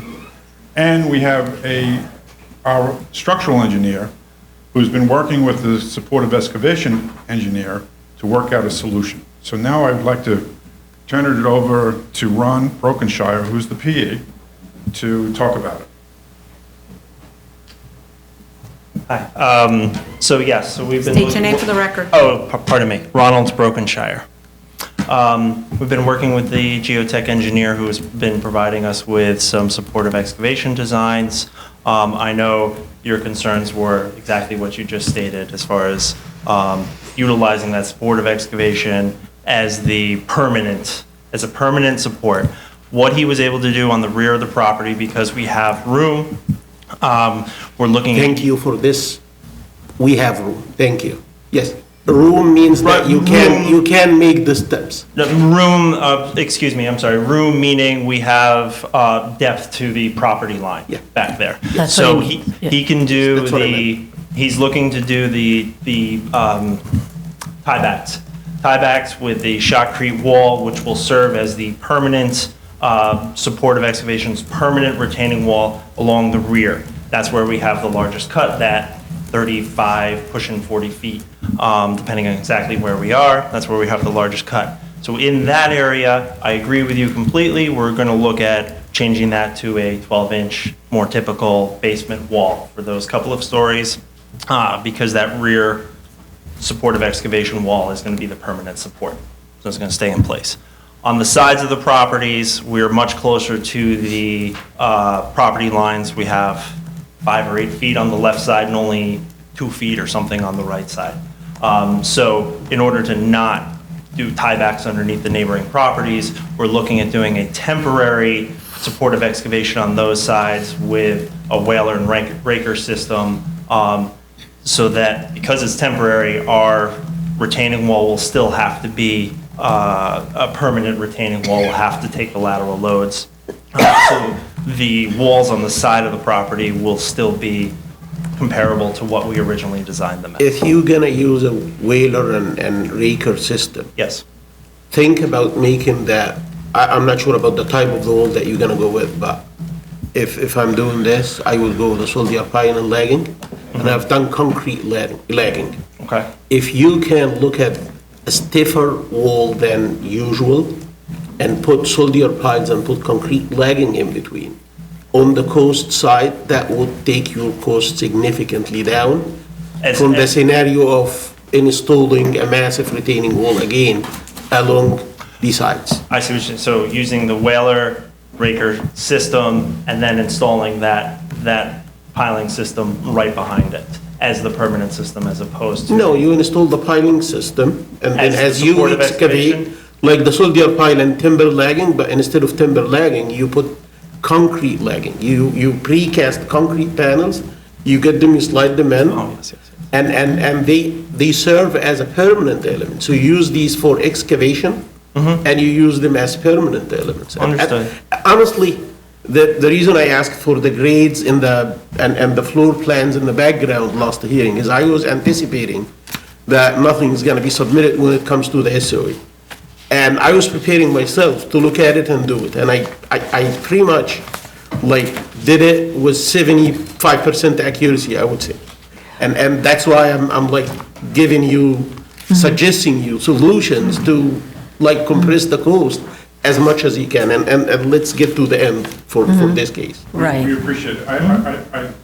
It's Phil Rampo. We actually got the SOE drawings sent to us this morning. I was going to submit them in a panic, but I decided not to because our architects haven't had a chance to review it. Ron hasn't had a chance to review it, so I just figured. But I don't think we need that, right? We're just talking about using the most cost-effective method of retaining the soil, right, the hill, and the cost was being affected by this deep retaining wall, and then no sheeting to hold the mountain back while you were doing construction, which was what Commissioner Sheto had talked about. And so now you've made the adjustments, and then you made the adjustments as discussed. So now we're talking really just about the cost, right? We're talking about the cost of shifting to this other, I think, more efficient system, the way I understand it, right? And maybe we should just focus on that, right? Because we don't want to, again, we don't want to be doing the design of their engineering, right? There's the engineer here, he heard your comments. And other than bringing the cost down, let's see what we get out of that, like where. Cost-wise, I was able to, after like looking at it, I was able to like take the cost down from what you submitted by about 400,000 to 500,000. The reason for this, if you want me give you a reason for that, it's number one, optimizing the grades. Number two, eliminating some unneeded sections of the previously submitted retaining walls. Like at the corner where the final elevation will be 72, the wall is like a U shape like this. You don't need to send the footing of the wall all the way down to elevation 60. So I stopped it at 72, so that saves some concrete on the wall. And in addition to this, like I said, grade changes, not just sudden cut, change it gradually. 2 steps, probably 3 if you have room in the back. The other thing is, I looked at the geotech report you submitted this time, and I see, and this is, I see that the rock pressure coefficient is 0.6 something. It's higher than soil. I'm not sure if this is, discuss it with your geotech. Because if you wanna take a look at, if you wanna take my cost, reduced cost, we're done.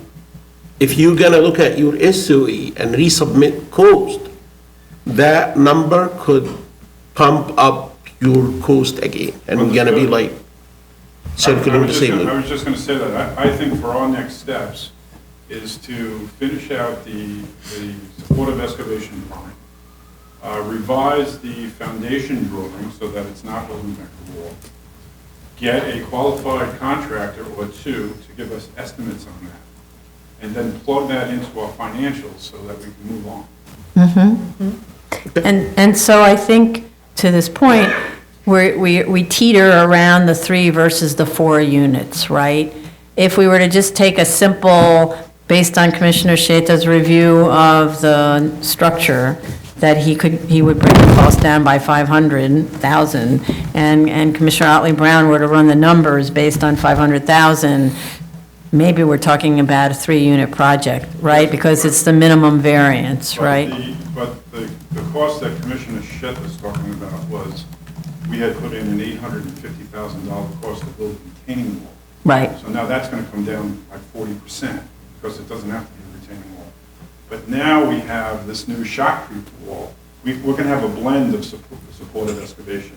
In the back, it's going to be shotcrete with tiebacks, like 18 inches deep with a double mat of rebar in it. That's at the back wall. And then on the side walls, it's rakers. I'm listening. Nope. This is not the way I looked at it. If you look at just soldier piles and concrete lagging, or even pressure-treated timber lagging, the cost will be significantly less. On the back wall? On the back, on the sides. Okay, so here's the thing, this is what we didn't want to do, right? We didn't want to sit here and debate back and forth how you're actually going to do your project. So the fact is, you can do the project any way you like, any way your engineers tell you you should be doing the project, but we rely at the board on our two experts, right? We rely on the structural expert and on the financial expert to tell us where's the minimum variance. And if Commissioner Sheta has an idea of how it's going to be done, which is what he conveyed, this back and forth of saying, no, but then we do this, and this part's gonna pump the price up, and then we go out to a contractor, and then the contractor tells us it's really this much. We're at this for the next 4 years of back and forth. So what I would just have to say is, if Commissioner Sheta has an idea of an approach that would work, you don't have to pursue that approach, but that's the number we use to determine what the cost is to build this project. And then Commissioner Ollie Brown inserts that into her analysis and determines what's the minimum variance. And you can proceed using Commissioner Sheta's recommendations or what your own structural engineer, in fact, you should do what your own structural engineer recommends. But otherwise, we don't have anything to base this on. We know that you can go all different ways to make it more money and all of that, but that's, we're never gonna get out of here. That's not what we're looking to do. I just want to, if I'm going to get pushback down the road, I want to be on the same page with Commissioner Sheta. And I think that's the Right, but in a nutshell, what he's saying is he feels your costs are too high, and he's suggesting a way in which you could lower your costs, not a way in which you could lower part of your costs so that you could bump up the other side of the costs and then be in the same place. So let me see if I'd like to understand your support of excavation. You're talking about H-piles? H-piles, stepped grades, not single cut, temper lagging, pressure treated, so it's gonna last 50 years, the lifetime of the building, or probably concrete lagging. If you go with these, your cost will be in the neighborhood of 500,000 instead of 950,000. I'm talking about the foundation and the rock excavation. If you elect, let me finish. If you want to go with that shotcrete, when I say go here, I don't mean build it. I'm talking about the coast. You can build whatever. But if you go with the shotcrete, with the double reinforced mat, with tie backs, double corrosion protected, probably your cost will go down to 1.8 million. It's gonna double, it's not gonna go down. So I'm just giving you an idea. The way I did it, soldier pile and lagging, the most simple solution that could be done. Taking into account that your rock pressure coefficient is not 0.6 something, as per the geotech report, it should be much less. Rock cannot give pressure more than sand or clay, right? Yeah, I agree too. Rock is much stronger than sandy material. So in the geotech report, which I believe was the basis for the design that was performed, it says the pressure coefficient for the rock is 0.6, page 3. If you look at it, 0.6 for rock, 0.3 something for soil, for the active earth pressure. It can be like that. Possibly, that was one of the reasons for the zillion feet thick retaining wall that you came up with. In addition to the 40 feet tall cut. That's a shot. Your structural engineer can tell you that if you design for, let's say you have a retaining wall, like I said yesterday, it's 10 feet tall. If you want to design this retaining wall and it's 10 feet tall, you design against what we call a bending moment of H cube, which is 10 cube. That's against 1,000.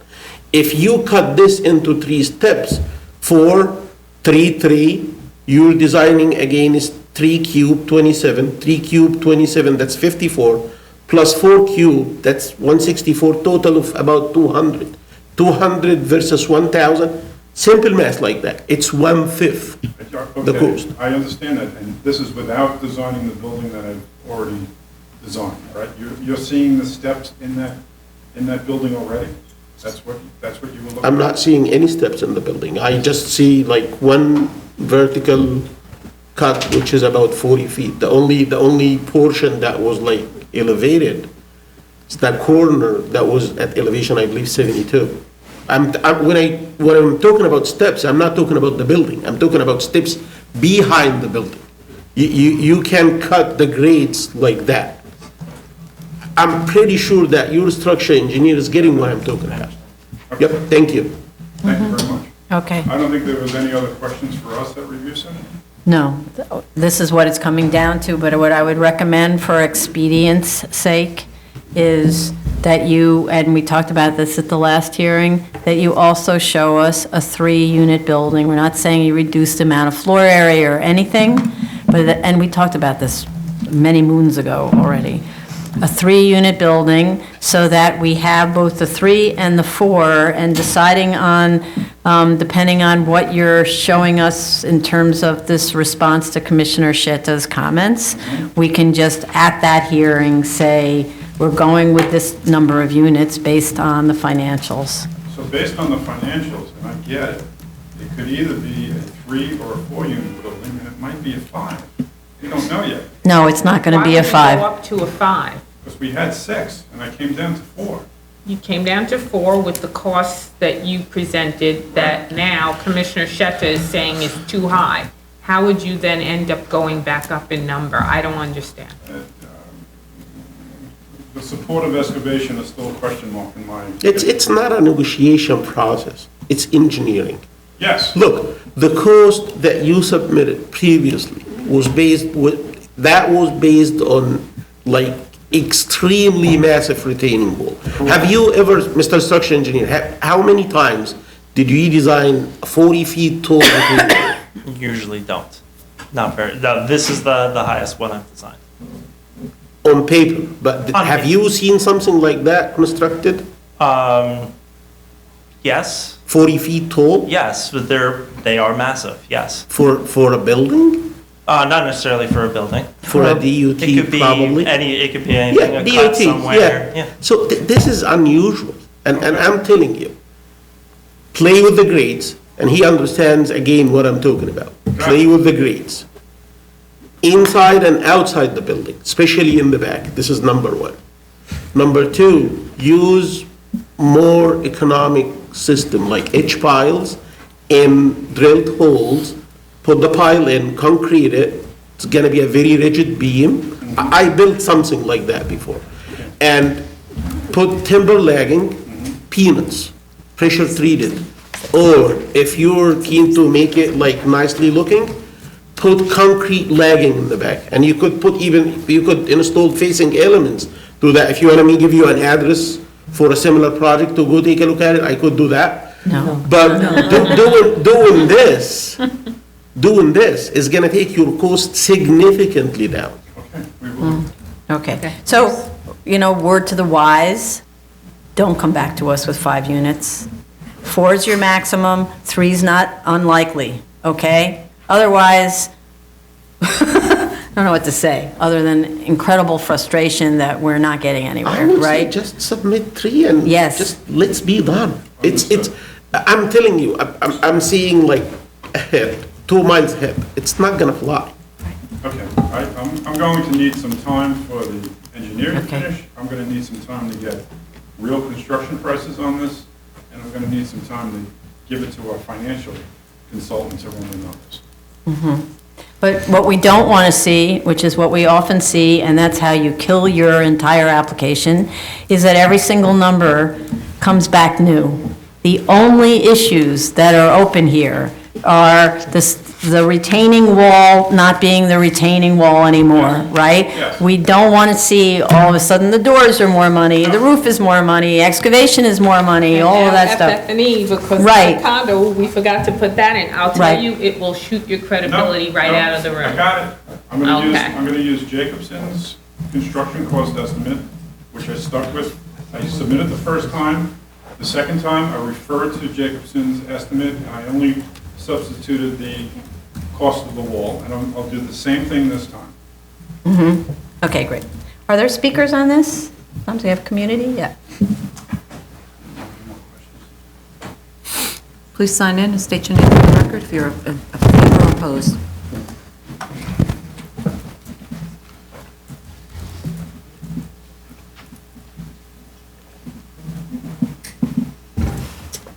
You have 3 minutes. Please state your name.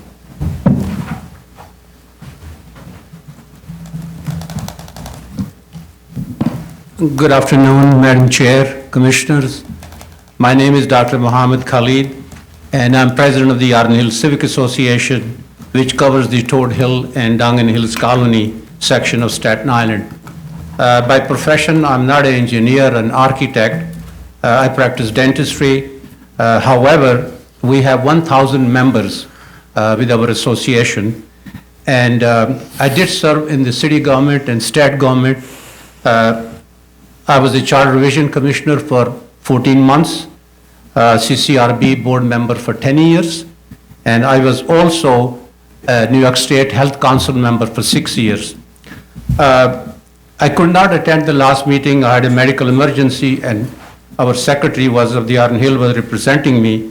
There was an issue that whether Dongan Hills Colony is part of the Arden Hills Civic Association, and I think Mr. Rampula pointed out that they are not included, but I would say you can go on ardenhillcivic.com. You can see that the Dongan Hills Colony is part of the Arden Hills Civic Association, which covers the area, and also on community board, you can verify that as well. I'm here on behalf of the Arden Hills Civic Association community that this is going to be a destructive for the people living in the area, and I would say that I have brought about 59 petitions with me from the nearby housing people living there, and they totally oppose this thing, which I will give the petitions. The construction is going to destroy the hill, property of the people on the overlook area, which is right above, and it is our position that builder can make anything, but he wants about making it legally, but following the law and not changing the zoning, because this is going to open a big door for the area so that people will be able to go and make as many units they want if should the waiver is given. So I would request on behalf of my community that this waiver should be denied, and the builder has to do what is required in the area for the conformity of other homes which are built there. So I understand the hardship of the builder, but who's watching the hardship of the people living in the area? Somebody should watch that too, because they have spent millions of dollars in their property, and that should be protected as well. So I thank you all for making consideration of not giving the waiver. Thank you. And I'll give these petitions, 59 petitions. Thank you. Thank you. Thank you. Next speaker, any other speakers? Oh, thank you, sir. Yes, please, right there.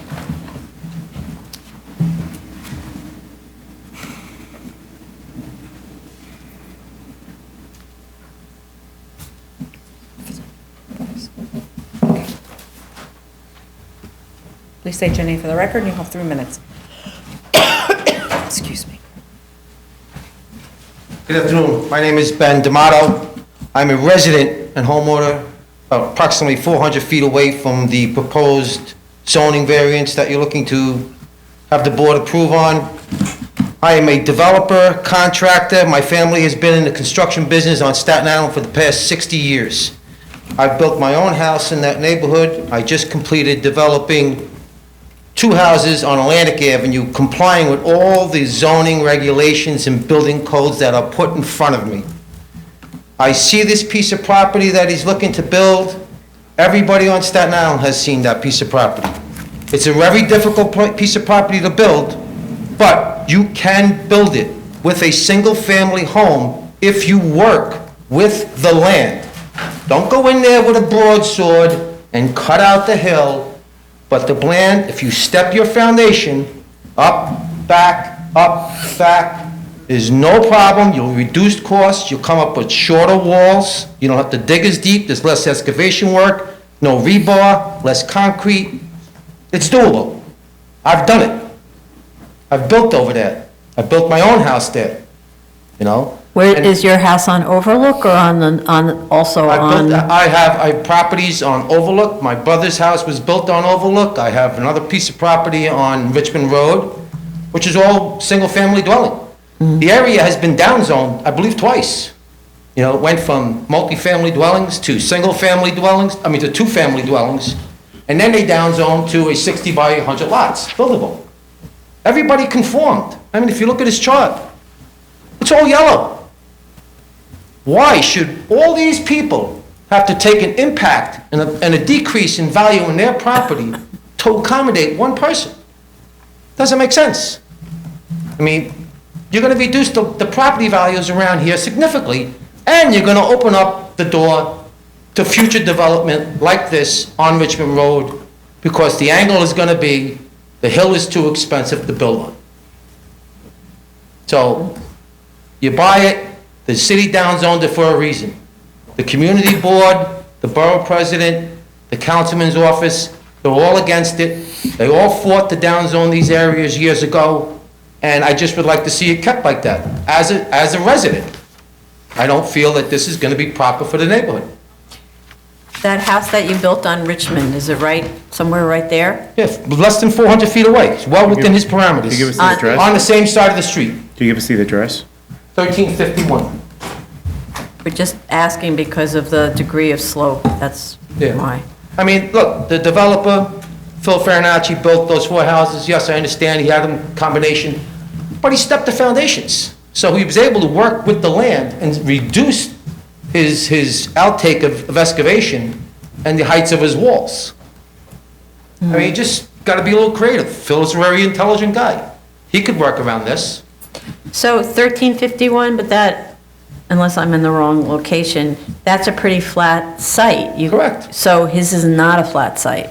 This is not a flat site. So That your was site not- is pretty flat. It's pretty flat because I made it pretty flat. There, so you cut it, right? Yes. There's a huge retaining wall actually behind your house, That's right. And it's economically done, not with a 5-foot thick reinforced concrete wall. That's absurd. Right. So that's that's exactly where our I agree with engineer. him 100%. Yes, okay. He's overdeveloping the land. You're adding too much cost into it. Mm-hmm. Look, if you pull it apart, you take the house in itself. To build a house of that size, which I just finished completing, is approximately $375,000 to $400,000. Mm-hmm. With, including a demolition, and I just did it. So now you add in some extra cost to work with the land. You could probably bring this project in for around $700,000, $800,000. Sell the land on Zillow. If you go on Zillow right now and just look at my house, they got me quoted at $1.4 million. You could turn around and make a nice profit. So I don't see where the hardship is. How big is your site? My site is 100 by 75, I believe. 175 frontage. By long, by yeah, 100 because there's a double lot, there's another lot in the front. I have Oh. 2 lots there. There's see. lot 115 and lot 116. So you'll see that, it's doable. What was the original, would you say the original slope was comparable to this project? No, not as severe, but he's at the crest. He's right there, but it drops off. If you go to the right, the left side, looking at the property, the left side is much higher. The right side is much lower. So if you start off on the right side, cut into that hill, come up with a 15-foot foundation wall, step up, cut a next plateau, and go in again, and come up with another 15-foot wall. Your cost is going to be reduced because the wall is not as big. It doesn't have access. It's a safer excavation He may zone. own it, but he doesn't use it. And there's your foundation wall. You use that wall as your foundation. So, the numbers will work. That's all I gotta say. I'm just, concerned as a resident that this will now open up more of this type of When you say this type, you mean more than one multi-dwelling. family? Yeah, multi-dwelling units. This will Right. open up, because all of Richmond Road is basically a hilly, slopey area. So, as a developer, I'm gonna come to you, and you've already set a precedence if you do allow this to happen, for other developers to come in and take over this land and now build multifamily dwellings, which is not fair to the people in the neighborhood, such as myself and other residents who have multi-million-dollar homes there. What would you say about the multi-families that are a few opposite your house? It was there before I got it. It was these multifamilies that you see there now were built back in the 80s. They downzoned them after that. So that's why you see no other multifamily dwellings, besides the one unit that's almost directly across the street from me that was built back in the 80s. They're all done. They dezoned because the people in the neighborhood didn't want it. The attached ones that are perpendicular to Richmond Road, is that what you're talking about? They're directly across, they're next to the deli. Yeah. Right, Yeah. that was the last multifamily unit that went into that area. That was back in the 80s. And since then, they've been rezoned, and the area the people have complied and built their single-family homes. So I just don't see why it shouldn't stay that way. Thank you. I'm Appreciate- just looking yeah, at the. Go ahead. Looking at the original grades, the contourial map that was submitted for the entire area. And I just want to say that at the subject site, the hill is kind of, the slope's changing. So it's kind of gentle and then it goes steeper when it goes towards Overlook. Apparently at your side, the original grades were like more gentle towards Richmond. Grade the land. And then when at the end, roughly at the end of your lot in the back, it goes very steep. Then you get Yes, for the subject side, we have almost the opposite, that the steep grades are kind of much closer. Closer to the front. To Richmond, so that's why we're looking at a case like this. Right, but you could step the land. You could use the land instead of just trying to, barrel it down and bulldog it and take all the Right. dirt out. I agree. Yeah, we You choose, talked work with about the this a land, lot, reduce the yeah. cost. It's a safer job. You'll have no problems with the people on either side of you at that point because you can control it. 30-foot deep cut, let me tell you something. I've been there, I do excavation all my life. I did It's a lot of 40. work. 40. Yeah. I did tons of work for DDC as a sewer contractor on Staten Island. I know sheeting. So, and I know when you start getting into massive cuts like that, it's dangerous. You're better off to control it by stepping and working with the land. Okay, we appreciate this. We talked a lot about the stepping of the building. I think the design of the building has changed since it was first submitted, where we insisted that there be more use of the shape of the land around You the can be done. building. Yes, it definitely can be done. If you visit the Right. site, you'll see where you can. But you should know that the design of the house has changed since the original, design of the building has changed since we started here, because we did insist that it be more responsive to the shape of the hill, and Commissioner Sheta is now asking for more responsiveness to the shape of the hill. So, we're trying to work there. Appreciate it. Okay? Thank Okay, you. thank you for your time. Thank you. Thank you for coming, very helpful testimony. Anyone else?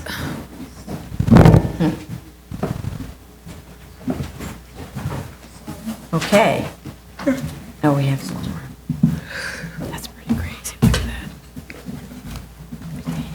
That's his house.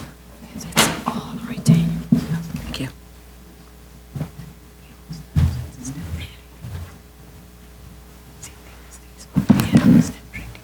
It's like Italy. Good afternoon, Commissioners. I also would like to submit a proposal from a builder that I had look at the property and do an evaluation. State your name, I'm sorry. I'm sorry? Oh, yeah, your name. Your name. State your name, please. Roseanne Clift. Okay. I also got an estimate from a builder that I had look at the property next to me and give me a proposal to build a one-family home with the retaining wall. I provided the plans from Mr. Rampula. I would hand it in to you. Sure. Okay. And I came to... Wait, go back to the mic before you Oh, speak sorry. again. And that came to $698,000 cost. And I think Mr. D'Amato came in similarly with his, when he ran the numbers. So I don't see where the hardship is. The more and more that we look at the numbers and we look at what's being presented. Oh, this is for a one-family dwelling, not for... One So family. you got an estimate to build an as-of-right project on the site? Exactly. Okay. Exactly, which is what the community wants, what the neighborhood wants. And it's just, I mean, everybody is up in arms. Personally, my commercial tenant notified me last week that she is leaving, that she's afraid. You know, it's a beauty parlor, everybody talk, talk, talk, talk, and they're afraid. And then when they were drilling there 2 weekends in a row, they took up all the parking, you know, and it's a lot of talking in the neighborhood about what's going to happen here. So now I have a hardship because my tenant of 15 years is leaving.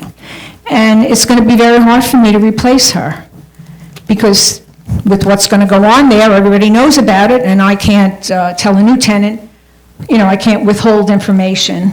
But that's about construction, right?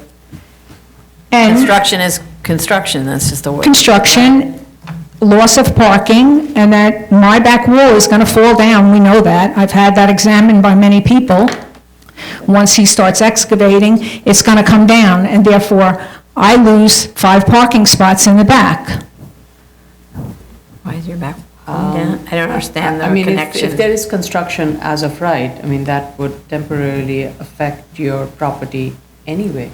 Well, because the serpentine rock runs through right into their property. I understand, but I'm saying even an as of right development would have some effect, Right, right? right. Well, I don't know. I don't know how far back we're going. I don't know how big we're going.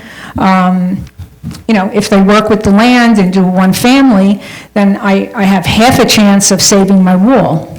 So this exact thing, the shape that's proposed, could be a one-family. It would just be an enormous one-family for the neighborhood, arguably. I mean, not enormous, but for the neighborhood. Well, it's not as high, so it doesn't.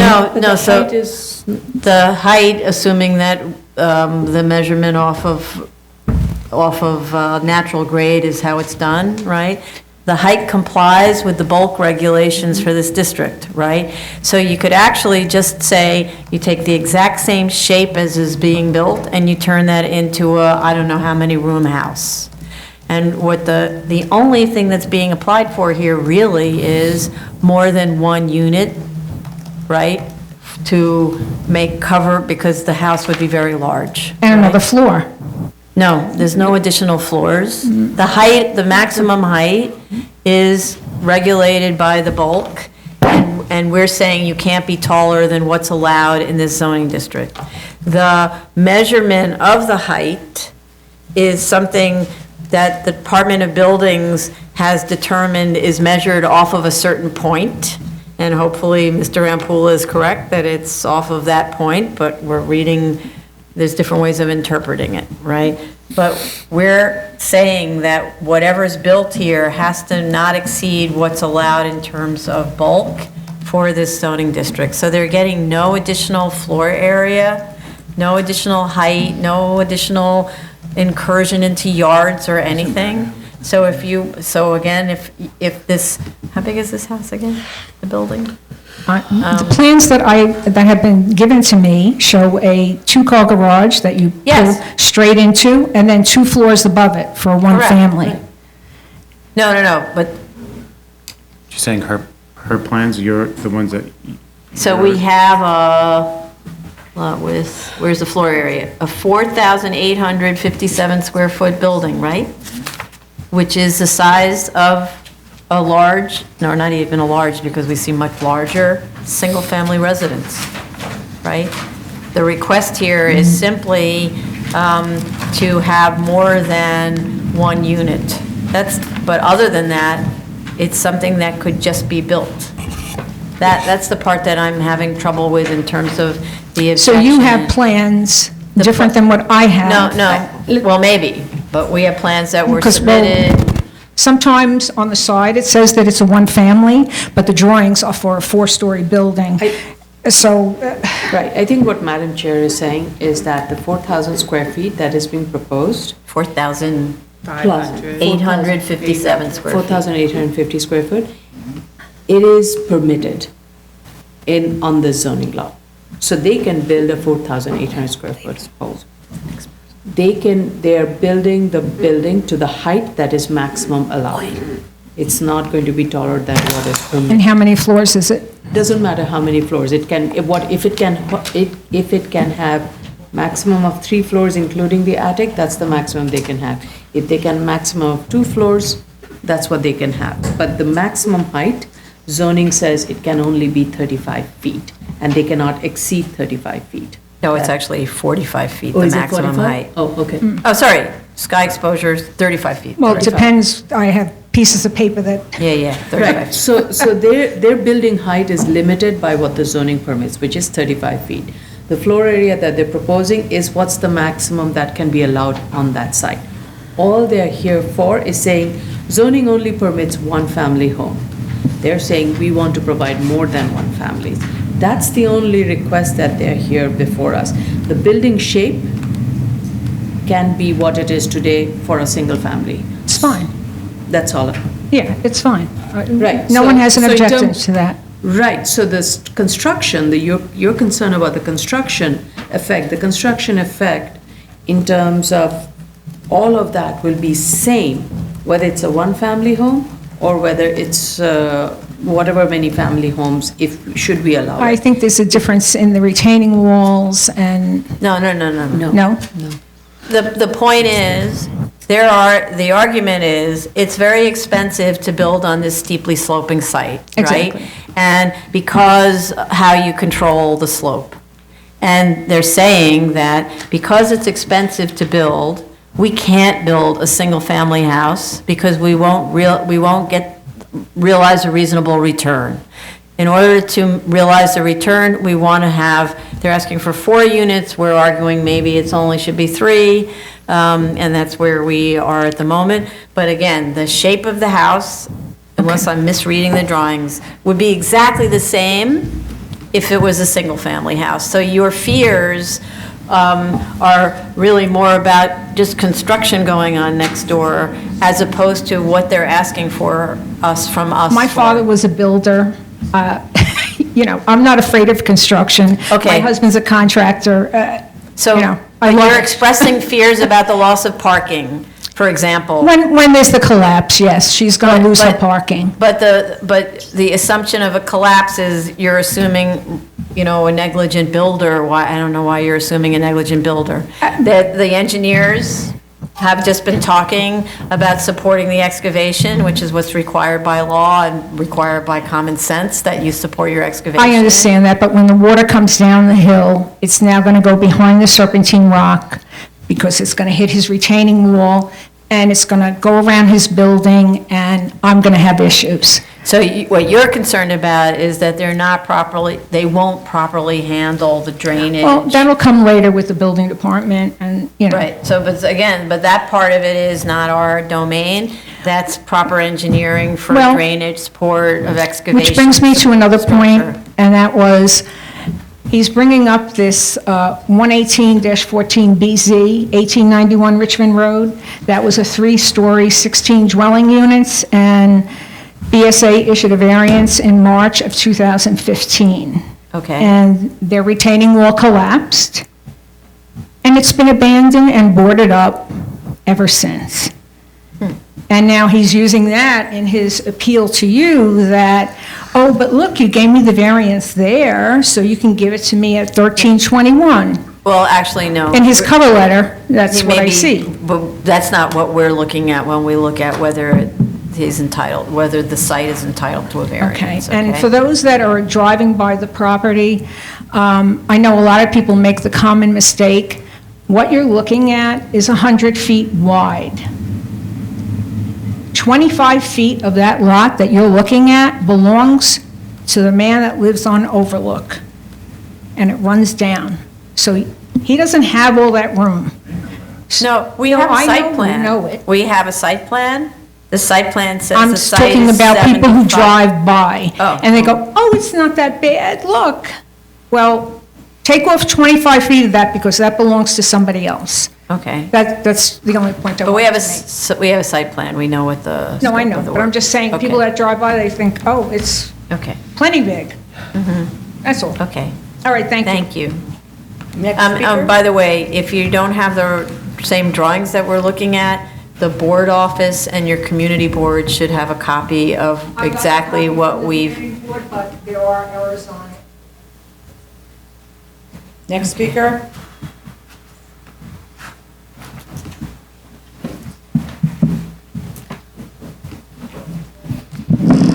There's no No other speakers? No. Wait, no, not true.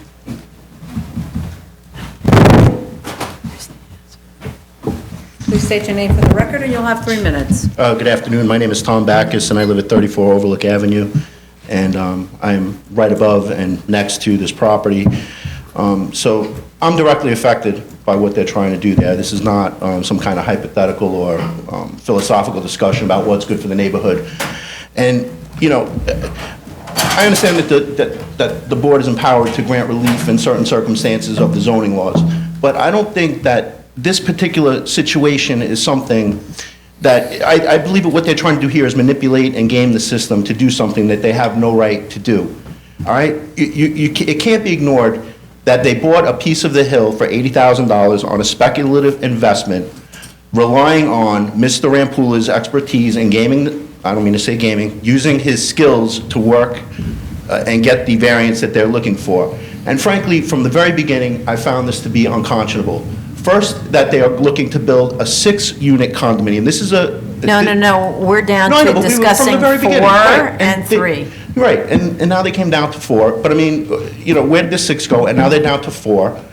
And, you know, the board has an obligation under the C finding to look out for the interests and weigh the interests of the residents around the property to what these real estate speculators are trying to do. And based on everything that I heard last night, as of right now, this is still a dangerous proposal that they are looking to build here. You know, I heard something about putting a note on it that they'll put the sheeting on that will reduce their cost and make it a safe thing. I mean, that just sounds so ad hoc to me that like, this is my... Let me clarify, okay? We have a very expert engineer who sits on our board, who digs into the engineering drawings that are made by the applicant, right? But our concern is, we are not the engineers of record, the board is not the engineer of record of the project, so we can't do the engineering for them. So instead, what we do is, we analyze the proposal and the proposed engineering to see whether it's the most cost-effective method, and we use the costs to determine what the scope of the waiver can be. Because sometimes it turns out that the costs don't justify any waiver, and then we send the developer, or we tell them we can't give them a waiver, right? Is it going to be something where he's going to have to submit his final proposed plan, including whatever sheeting or retaining? He doesn't have to do that to get an up or down vote? Not from us, because we don't review the structure.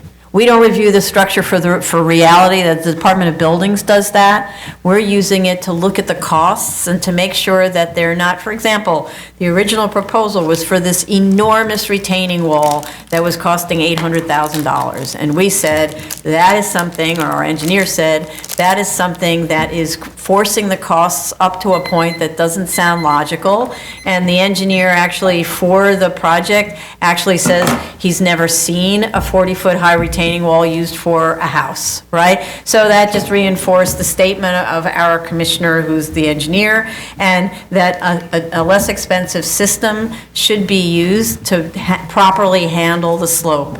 Then we use that number, the cost, to determine whether or not they've made a case for getting a waiver. We, on the other hand, do not decide what the engineering is. That's the work of the project engineer and the Department of Buildings to review their proposal. Right, and maybe I'm just a layman, but I would think that the engineering, and especially the safety of the engineering they're proposing, goes directly to the C finding, which says, you must make a finding that what he's planning to do will not impair or the use of my property. And from what I've heard, is what's in the record right now as to what he's preparing to do is dangerous. Dr. Shetta said it last night. If they keep this, something very bad will happen. No, that was the other retaining wall. Sheeting's still not included. No, so you haven't caught up with the story. That was the other retaining wall. Now our commissioner has reviewed the geotechnical reports, has learned the actual the composition of the hill, and what's the best way to retain it. That's been discussed with this engineer and the structural engineer and their geotech engineer. They've changed their approach. And now that work is going to be done by the engineer in concert with the Department of Buildings. And the reason we wanted a note on the drawings was to alert Department of Buildings to the fact that the wall has to simply be properly, let's say the hill has to be properly supported during the construction process. That's all. Okay, maybe I'm just not getting it, but It's if you not have to our- make a finding that there will not be Yeah, an go ahead. impairment of my property. Please, let me, I give you the story. We looked at what they submitted when it comes to the construction of the building. That included a very massive retaining wall. The cost of that retaining wall was driving the request for the variance. So we said, this is too much. Why do you need this retaining wall? And by the way, hey, are you digging for this retaining wall without putting something to shore the hill in the back? And they said, no, we have sheathing, but we're not considering the cost for that sheathing in our proposal. So they were generous. So, and what we said is, please look at the sheathing to take care of the hill. And instead of that very massive retaining wall that's driving the waiver, make it a very conventional basement wall, 12-inch thick probably, and then design a sheathing. And we've looked at it, we believe that the cost that you submitted is not this, it's this. If you want to take that, that will take your variance from this size probably to this size. And by doing so, we need to alert the DOB, which is the agency that's responsible for looking at the construction safety and whatever is built in the city, to make sure that it's safe, not just for the proposed construction, but for the neighbors as well. So what we was talking about yesterday is we can put a note on the drawings that's gonna be submitted to us to alert the DOB, hey, take a look at the sheeting carefully, because we believe that this is a situation that needs that. So far, we have not seen any sheeting drawings from them, but today I have heard that they started changing their approach from previously, which included just that massive retaining wall, and now they are considering shotcreting, sheeting, other options according to them. And are they gonna have to submit something in writing a plan that shows that? Let me finish. No. Yeah, No, let's- right, we have not decided yet. Today, I'm gonna ask him at the end, if you buy my conclusion on the cost, then we're gonna be done here, and they have to submit their sheeting / shoring / shotcreting to the DOB, and the DOB has to look at this, review them, make sure that they are okay to go, and then they're gonna implement that DOB approved design in the field. So because, you know, the reason that we're having this discussion is I know that the neighbors are very nervous about this project, and that's why I didn't want to just sort of send them off and say, sorry, we can't talk about it. But the fact is that we do not review the structural drawings that's not what we do here. That's done with the Department of Buildings. What I'd recommend, really, to tell you the truth, having worked on lots of projects where there are nervous neighbors, is the neighbors should engage a structural engineer, and they should have the structural engineer review the structural drawings as the project goes forward and work together to ensure the site safety. That's a very common thing for neighbors to do with adjoining properties. That's what you really should be doing. We can't be the sort of supervisors of, it's totally not what we do, of how this moves forward in terms of construction, which would be the case whether he builds a one-family house or a three-family house. Right. My understanding is that the way it was left off with what was in, is a dangerous condition, what he was planning to do. And if I could just finish with this, is that, you know, again, they are looking for a variance way above what is in this area, okay? And they are real estate speculators, they're you know, sophisticated people, okay? And I think that the board should be looking at their application with strict scrutiny. And I do appreciate all the time, I could tell that you guys look at this over, and I'm not saying whatever, but look, I understand at some point, it's like, this case is on my docket for 2 years, I gotta get rid of it. And what I'm asking you to do is not to punt it to the DOB saying whatever, because. No, you no, know, no, I'm sorry, sir, I have to stop you Yes. now. You've had way more than the 3 minutes we allot to testimony. We are not punting it. We don't review structural. That's DOB's job. We don't do that job.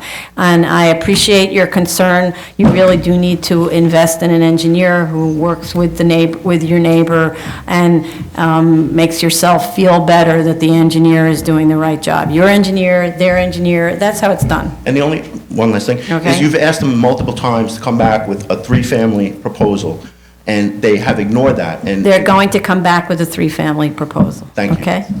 You hear that, Mr. Rampulo? I do. Okay. Anybody else?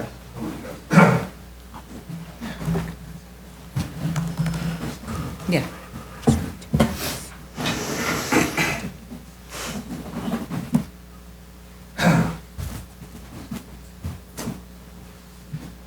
Hello, how you doing? My name is Raymond Clift, and I own the property next to the property that's going to be developed. And I would like to know from Mr. Rampula, if a one-family house was built and he made a profit, where is the hardship? Because I hired a builder to give me an estimate, and he said $700,000. Benny, the other builder, said he could bring it in at $700,000. Where is the hardship from Mr. Rampula's client if he's making a profit? Okay, so we're relying, so we're not going to go back and forth with this. We're relying on the materials that are submitted to us. We analyze them. I can't speak for the analysis that's done by your contractors, et cetera. We have our own cost estimates, and that's what we're relying on. And you're welcome to look at the materials that we have received and give testimony about the materials that we've received. But at this point, we can't go back and forth. We see an estimate with 2 sentences. We get detailed estimates from the applicant, and unless you wanted to go through detailed estimates, they're not comparing apples to apples. Can we give a detailed estimate for So a why don't one-family you- house? So why don't you get a copy of the application materials and look at that? And No, if I you- don't care about his building. Why can't No, we?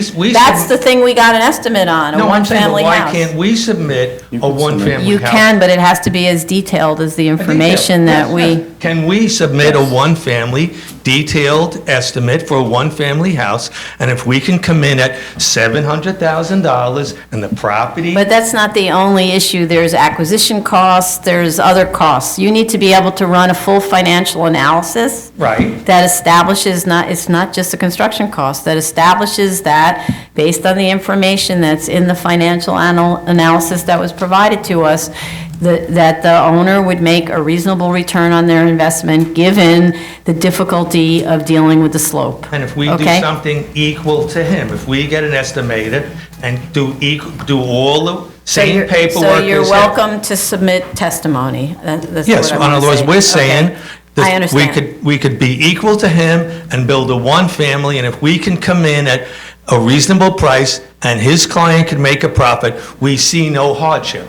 Okay. That's You're- our You're argument. welcome to submit testimony. Okay, thank you. All right. Any other speakers? Okay. I know it's been a long day, but I just can't let some of the comments go by without commenting on them. The esteemed Dr. Khalid came here and gave testimony and waited all day, and I can appreciate that. But his organization does not extend into the Dongan Hills area. He extends into the Dongan Hills colony area. I met with the Dongan Hills Civic Association. The Dongan Hills Civic Association was represented at Community Board 2. Community Board 2 voted in favor of this proposal. I just wanted to go on record. In terms of Mr. D'Amato, who I've known all my life, I appreciate what he had to say. We will take some of it under advisement. But when you look at his house, he set it up so that he has another buildable lot in front of his house. So his ability to have a return on investment is different from anyone else that's along Richmond Road. That would be quite helpful if you could respond to that, because that did open a question, if you could just write Sure. that. tell us about? Sure, it's kind of clear on the 400-foot radius diagram, but if he does one zoning lot consisting of 2 tax lots, he's got a second house in front of his house. That's it, unless there are any other questions from the board. No, I think the direction that you've been given, So and you... I was sitting here thinking, I need a month for the structural and the supportive excavation. I need a month for a contract estimate, and I need a month for the financial analysis. Because it has to go back, Okay, have the numbers. but remember, you're only changing the numbers with respect to the retaining wall, right? I understand. What you're doing instead of that retaining wall, don't forget sheeting was in your analysis to begin with. If you weren't counting it towards the hardship, but you had sheeting in your project, that's what you told us. You told us that there was temporary sheeting as part of the supportive excavation, But I and then didn't- there was going to be a retaining wall. I didn't include the number for the sheeting in my financial analysis. And you could check that. But we ended up with no sheeting shown at all. You haven't submitted any sheeting. At the very beginning, when we did the first round of borings, it came back as hard serpentine rock. Yes. And when you look at hard serpentine rock, it doesn't require to have that kind of sheeting. The hearing before the last one, I did talk about sheeting, and you said, we have sheeting Yes, you did. design, but we're not including this in the cost. And the cost, so my costs aren't in there for So sheeting. then all of a sudden, you're going to put it in. See, that's the part about playing with the numbers. Now you put it in, Well, now, so this is the part I'm confused. You can only replace, I'm not actually even sure Your what to do retaining about wall will this. be gone. Your SOE. The will retaining be wall is in. gone. The Okay. retaining wall is gone, the SOE is in. The SOE need to be the cheapest system. Okay. And ACLU, the cheapest, probably is the best. So if I'm when it taking- comes to the safety if of I'm that. taking a 5-foot wide retaining wall, right? And now I'm gonna shrink that down to 12 inches or 6. No, this is part of the house. If you build this house in the middle of Manhattan, you will need 12-inch thick wall either way. Yeah. So this is not part of your hardship anymore, right? So the shoring and the sheathing is what's doing all the work. And even the shoring and the shearing, when you design your shoring and shearing, you have to compare this to a conventional site with, let's say, one basement. So your cost, let's say you come up with a cost of 600. You have to look at another house with just one level of basement. And look at the shoring cost for that. And if it's 150, so your hardship is 6 minus 150. But I don't want to get it lost here that the cost is being shifted from the retaining wall to the supportive excavation. The retaining wall is gone. Is not needed. Yes. Yes. So you will eliminate every single number that I pertains to think that. you know the direction that we want you to go in. I think you're asking all these questions, and my advice to you is be as true to what we've suggested as possible. Going back and trying to game the numbers risks you losing the entire case. I'm not looking to game the numbers. Right, so you have the direction, reduce the cost by about $400,000.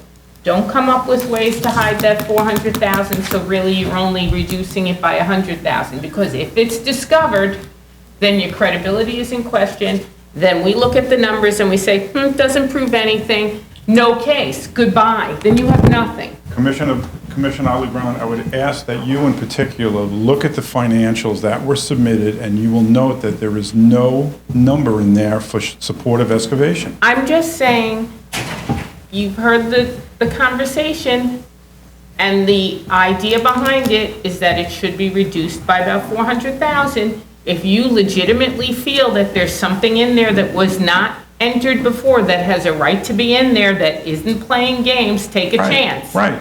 If you're playing games to try and stay at 4 units and you lose, it's a gamble. But we've been at this since February of 2018. It's almost February 2020. So every time you submit something, your credibility just goes down just a little, because we end up looking and going, how come we didn't know about this before? How come we had 10 other sets of numbers? What makes this one set of numbers more valid than the other 9 sets? So it's your risk You want to Understood. close this out before we sit here and we hear more testimony that from other people who say, I could do it for $1, I could do it for $50. All those things weaken your case and your credibility gets doubted every time. If I were you, I would just heed his advice. I would go towards, let's see what we could do about reducing our construction costs as much as we can. Let's not hide any money somewhere else, and let's finish this case, because the longer you're here, I could tell you right now, the less of a chance of you getting anything, and I think you've seen it in other cases. I The longer understand. you are here, it is to your detriment. Got it. Okay. Submission Let's say date. submission. Oh, it's too late. No, let's do this in February. We have to be back here in February. We can't put this off for 1 month for this and 1 month for that, 1 month for this, okay? You need to be more expeditious. I'm going to be 10th and 11th. 10th of 11th of February? February 10th and 11th. That's fine. Okay. Submission date, February 5th, for a continued hearing on February 25th. Thank you. Thank you. Thank you, everyone, for coming. It's appreciated. Should we take a 5-minute Item number break? 17, Does 2017. anybody need a 5-minute break? 5-minute break? Yeah. Yeah. A 5-minute break? Stop the camera? Camera? You have that piece of paper? Camera stop? Give me that piece of paper. Do you have the construction cost estimate letter? Okay, we're back on the record. Item number 17, 2017-261 BZ, 527 East New York Avenue, Brooklyn. Are you the only one speaking? Okay.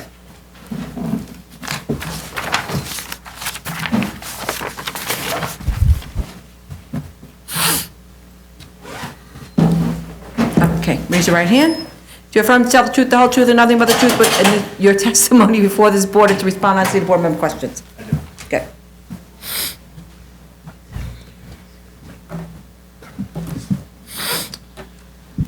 Good afternoon, Chair and Commissioners. Matthew Schomer, Belkin Burden for the applicant. We watched yesterday's review session. Just want to take care of a couple quick items first. Comments about the trash room and the refrigerated trash room being more clearly labeled. We'll take care of that. We will add a note to the roof plan that indicates there's no sound amplification and no lighting permitted. That's fine. We also removed the balconies that were at issue, so that's no more outdoor uses like that. We will revise the proposed plan to show the rear yard requirement more clearly. That it got onto the as-of-right plan, but some reason didn't get transferred to the proposed plan, so. The next issue is, there were several comments sort of about the arrangement of the doors, or the too many doors in the lobby, and the arrangement as far as kind of security goes, and how people are entering and exiting the building. We had our architect take a look at that yesterday. Unfortunately, they're not able to come today, but we did have them revise the plan. I don't know if you want to see that now, just for a kind of layout of that area that we think works better. Thank you.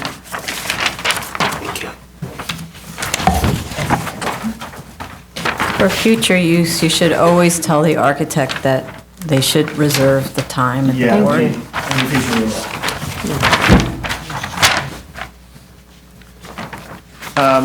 So a couple things in this plan. We corrected the door swing for stair B. There was a comment about that. So the two doors at the bottom for stair A are both just exit-only doors. We can put them on the, some kind of a locking That part's system. obvious, right? Yep. Different. The top, and same with the top door on stair B. The security area and kind of vestibule. What about the elevator, the door on the elevator? Is that? Again, yeah, so there were doors in front of the elevator that exited directly out to the street.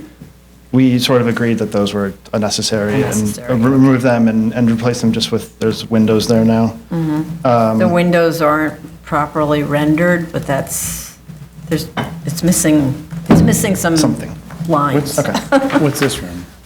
Okay. This? It's just missing some lines. The architect This is needs just like to. the elevator vestibule, and then that's those Yeah. windows right there. Got it.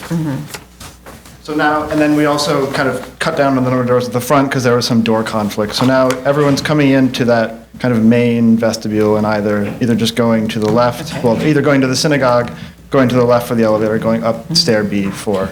And in terms of how security would actually work, when it's I don't really see how security actually works here. Like, where is there a place for there to be security? It may not actually be a security area.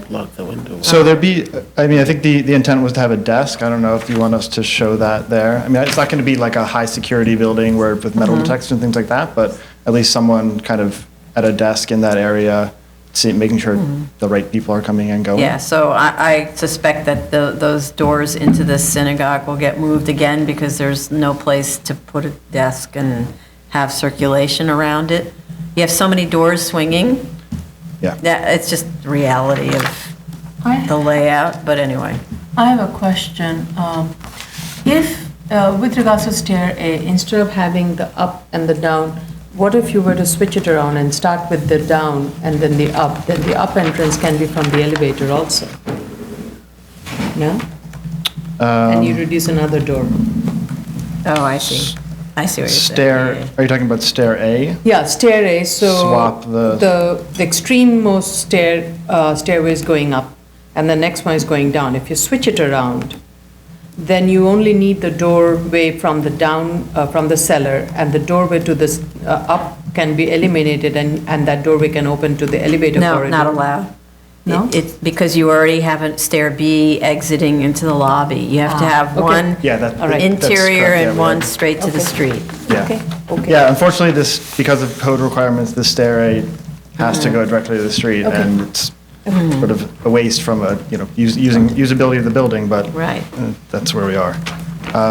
So we can, I think you're right. Maybe we will have to push that wall back for the synagogue a little bit. We can show a desk on the next submission, just kind of see how that actually works a little better. Okay. Another comment was about the finish on the street facade, comment about the ephes. So we're looking at other options with our architect. Cost is obviously an issue with a nonprofit here, but we've been exploring like a thin brick system. I don't know if that would be something that's acceptable. I mean, I know we want to kind of treat that as a real facade. Yeah. As long as it's not foam brick. So we will come back with something that we think can work economically and kind of visually as well. And I think the last issue then was about a suggestion for a 8-foot setback, kind of a side yard setback along the rear of the building on floors 3, 4, and 5. So I think we understand that the context issue and the fact that the building next door has a setback there, and we appreciate that. And also the comment is well taken about the fact of the offices and the classrooms being kind of awkward spaces because of their length.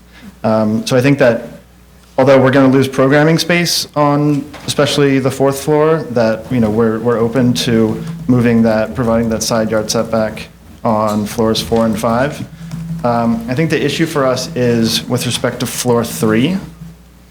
Because the tourist study room and the music studio are kind of really integral parts of the programming here. And these rooms are tight as it is.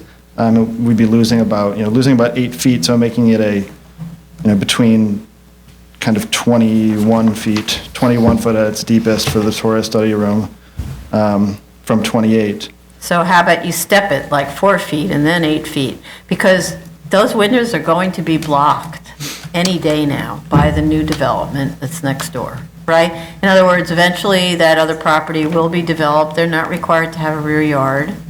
And so, because they're within 100 feet of a corner, and you won't have any windows in the music studio or the study room. Yes, we understand the potential of that to be blocked. I mean, we don't know if it's just it's that kind of smaller, it's about 30-foot single-family building back there. I don't know if there's a potential for, if they have any potential for to be right? redeveloped there. And the idea that you're designing a building where your windows are not going to exist? Yeah, I mean, so our client is aware of that. It's sort of more important from their perspective for the extra space than it is for the potential for windows. I also don't know, we'd have to confirm if stepping back 4 feet would be, I don't know, this wouldn't be a side yard, so it's not. Doesn't matter, you're here for a variance, right? Right, right. So it's not a side yard. Yeah, it's not a side yard. If anything, it's a rear lot line, right? Right, right. And you're not required to have a rear yard except in that little 10-foot portion. I would recommend, in fact, say you should step back 4 feet. What? You may need to look at it that way. If something is built next door, then we're granting something that's without windows. Yes, and I don't think that's a good idea. And you're drawing it with windows, so it's going to be built with windows, which then need to be sealed.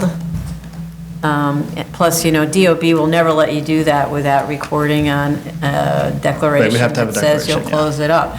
Just pull it back 4 feet on this floor and 8 feet on the upper floor. The other thing that we were sort of thinking about when we were thinking about pulling this extra space off the back is because space is at such a premium here, trying to recapture some of that in a as-of-right addition on the top. There's about, with 2 floors, there's probably about 900 square feet that we could potentially recapture for more programming space in a as-of-right 6th floor. I didn't know if that was something that would sort of change the board's analysis, but we sort of wanted to throw that out there. Because it really is important for us to try to use all the available FAR that we have.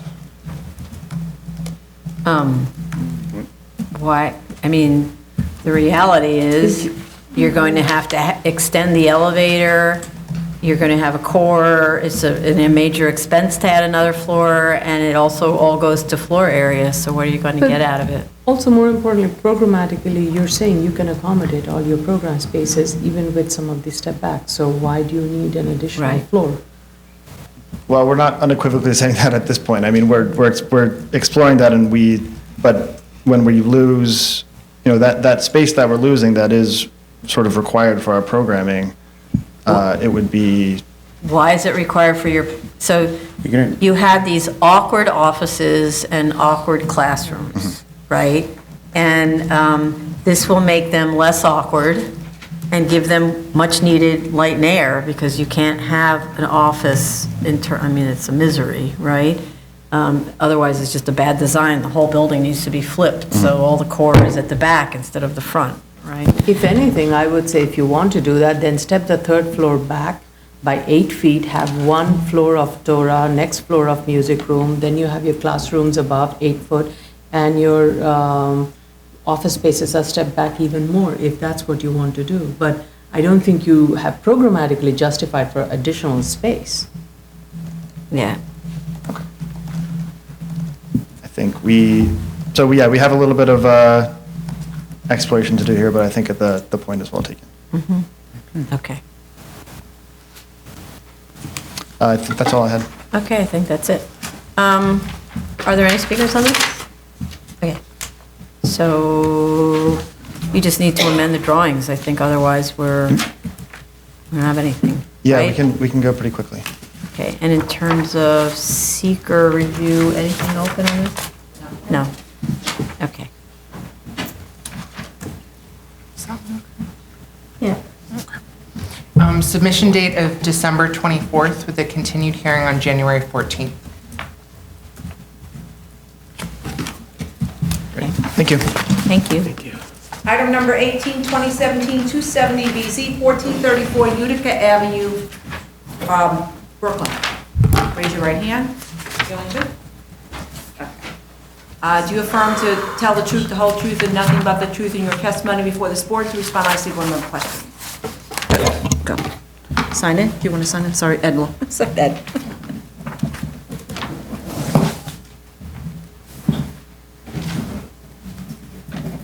Okay. State your name for the record.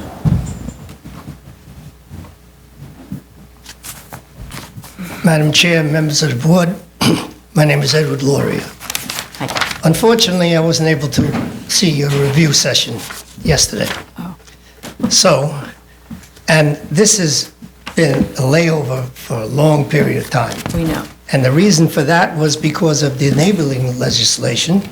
It requires a 5-year term of ownership prior to any grant that's possible. That's why I requested such a layover. But I did receive a letter from the fire department today accepting my, what I intended to do to comply with their letter requiring sprinklers around the opening. Right. And I did submit to the board indication that this use is a wholesale establishment, use group 16D. And the owner of the property and the operator of the business is here to answer any questions you might have in that regard. Okay. So we had 2 open issues. What we'd like the owner, if you could please address. How long have you been at this location, and what kind of business have you operated during the time you've been at the location? And state your name before you do that.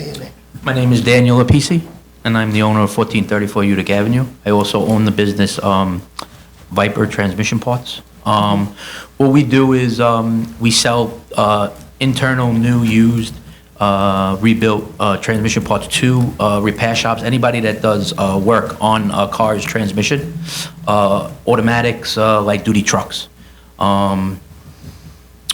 We don't sell to the public, it's all to transmission shops. Not too many people are fixing transmissions in their driveway, and you have to drop them down, they don't have lifts, you know, it's a whole process. It's a technical business. You need to have understanding of, rebuilding electronics. You need the right proper tools.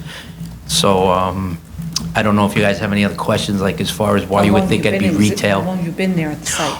I have been on this site, it'll be 5 years in December that I bought this property. I own a couple other buildings in the area. I've been in the neighborhood since 1990, doing the same thing. We started back in 1990. So you bought the property 5 years in December. This specific property I bought 5 years ago, this December, yes. So, and what was it when you bought it? It was an auto repair shop. They used to do transmission work and auto repairs in this building. It's actually a better suited building for that. It's on a nice corner where you get a lot of volume of cars and advertisement. But because the commercial real estate in this neighborhood is, there's just nothing around to purchase or buy. I knew these guys, they were customers of mine, and I entered into an agreement with them to buy the building from them, and we needed some space to expand. I operate out of 3 buildings in walking distance, because couldn't get everything under one roof, and because I've been in this area since 1990, I didn't really want to move out of the area, and pretty much. So you have the same business in those other buildings? Yes, yeah, over there is more my offices, and the new parts in my other buildings would be my used parts and my used transmissions that we store. We strip them down and we process them for resale to the wholesale market, transmission repair shops, auto repair shops, anybody that works on a transmission. So the transmissions that are in this building are new transmissions? We don't have transmissions per se inside this building. It would be the new individual parts and then the processed used parts that we box. So we try and take our clean stuff and put it here. We ship our UPS out of here. Our delivery trucks are lined up waiting to go out on deliveries. And then we utilize the other buildings also to pick up stuff from there or whatever. But this building is all clean, processed parts. Okay, and the trucks also are kept in this building? No, there's not enough space. The building is a 4,000 square foot building. It's just shelving, so it's like an auto parts type store, but just for transmissions only. We don't do brakes or anything, any other part of the car except the transmission itself. Okay. So, you've been at this site for 5 years come December. And when did you start operating this particular business in that building? We used it for some storage right away, and then we started to, get it ready for what we wanted, buy the shelves. It probably took me, I think, about almost a year to get fully moved over, because I sold another piece of property that I was in, a smaller piece. And so it probably took me about a year to be fully operational out of there. But we utilized it for the year, just for storage, basically. Did you do any wholesale selling before? Yeah, that's all we did since 1990. In I've been that doing this. location, I'm saying? Before the Yes. year? Yeah. Do you know how long after you bought it that you started that? Right away, we started to clean it up. There was a lot of cleanup process because it was an auto repair shop, and I had to get lights done. It was dimly lit. The floors were dirty. I had to remove a lot of stuff. They had oil tanks in there, and so once we got everything done, we started working right away, and then just storing our parts out of there, and then using it back and forth. Like I said, we had 3 other buildings in the area, so like in, out, like that, until we could finally just move it, get everything primary. on the shelves right. Okay, so, well, we also have the EAS that we have to work on, right? So here's the critical thing. The special permit that allows you to enlarge this building, so I think we're talking about, requires that your specific use existed for 5 years or more. So your specific use arguably didn't exist for 5 years until December, and arguably didn't exist for 5 years because you did not actually use it in December, you just purchased it in December. So it may be a little bit premature on this application, but we also have open environmental issues that need to be addressed, right? Minor changes to the form. To the form, okay. I have those ready for submission. Okay, so we have kind of this ripeness issue. We need from you more specific information on when you started using the building as a wholesale, what are we calling it? Wholesale establishment. That's actually, and the only other, a wholesale establishment, and in your case for the sale of transmission parts, right? Yeah, I mean, I think the key term is started using it as. We need you to give us something formally where you can kind of say that from this date on, we were operating as a wholesale establishment at this location. Well, I mean, technically, we've always been operating out of it. We used it for. But you said that you bought it in December. We cleaned and it it was up. an Right, we had to get automotive, some- so there was a date by which you moved your stuff in and you Right. started putting things on shelves, because you can't sell nothing from there, right? Right, we had to clean up the building, get it prepared to put Okay. purchase the shelving, put it up, build it.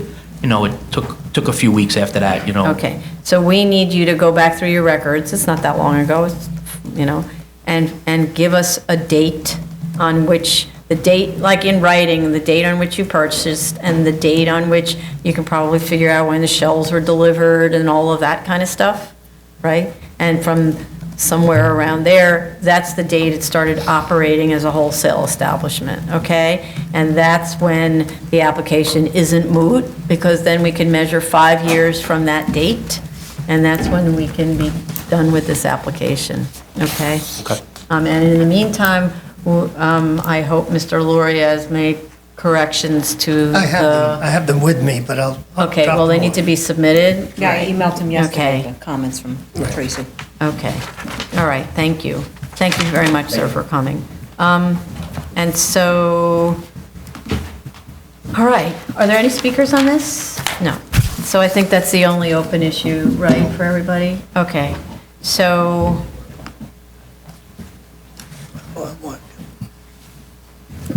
I'm just a little concerned that, let's just say December was the pull the trigger date of beginning to clean up the place. And it took Right. 2-3 months. Not even, right, about 6 weeks or so. Okay, so let's just, I'm trying to do this so that we don't have a hearing where it's premature for us to vote. So what if we set it for like a March date? And that way, that might give us the 3 months time.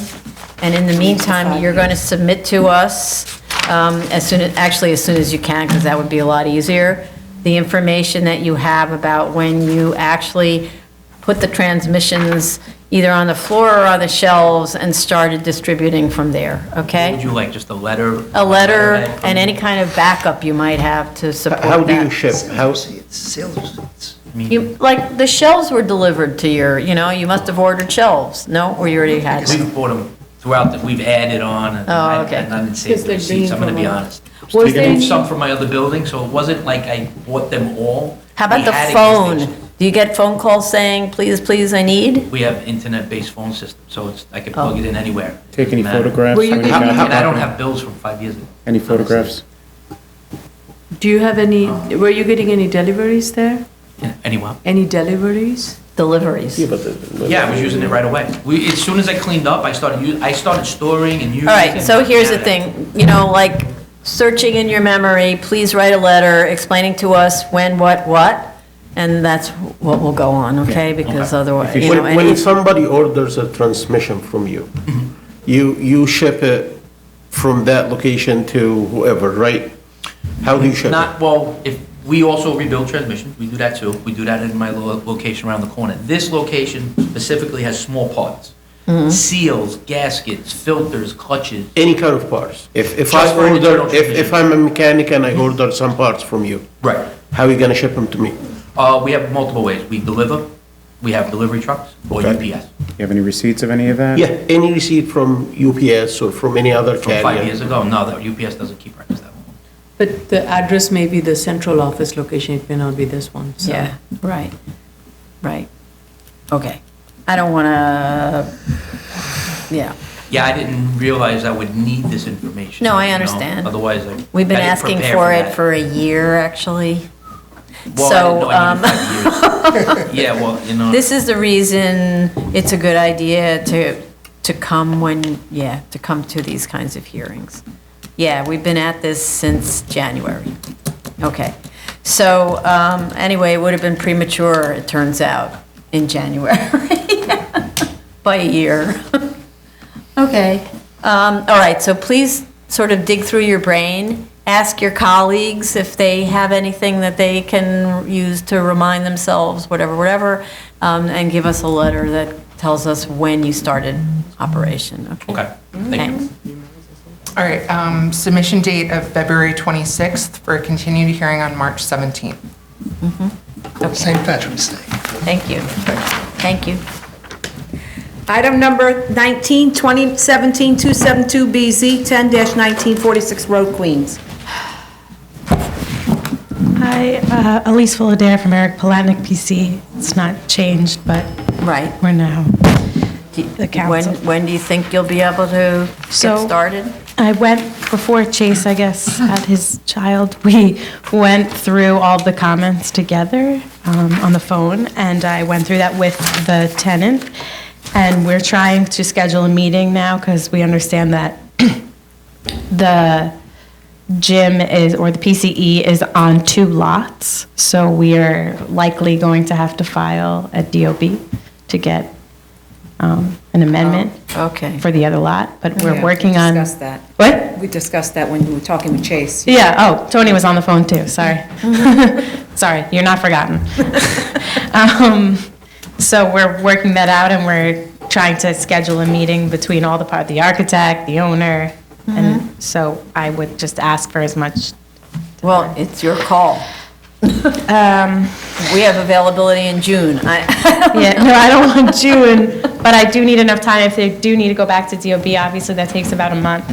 All right, tell us, So because we don't know. Can I have like 3 each. months for submission? Because I just. 3 months for submission. I'm scared about the DOB part. February 26th, submission with a continued hearing on March 17th. Yeah, okay. March, what? You want to do it a March little 17th. later than that, a March submission? It's all up in the air, so I think February 20. I want to, Okay. I really want to try for February 20, March 17th. March Because everybody's 17th. really thinking about it, and I've talked with everybody, but now we're just figuring Okay. out what we want to do. Okay, and please make a note to change the representative. We did already. Oh, okay, good. Yeah, I did it on the lineup already, and I told them okay. to change in the system. Thanks. Item Okay. number 20, 2018-171BZ, 1 East 70th Street, Manhattan. Could you No, just this sign is- in? It's it's just, an I know it's an adjournment. adjournment, but I want that Ah, okay. signature.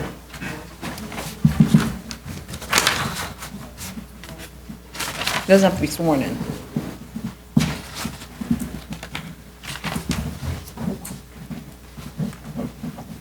Thanks.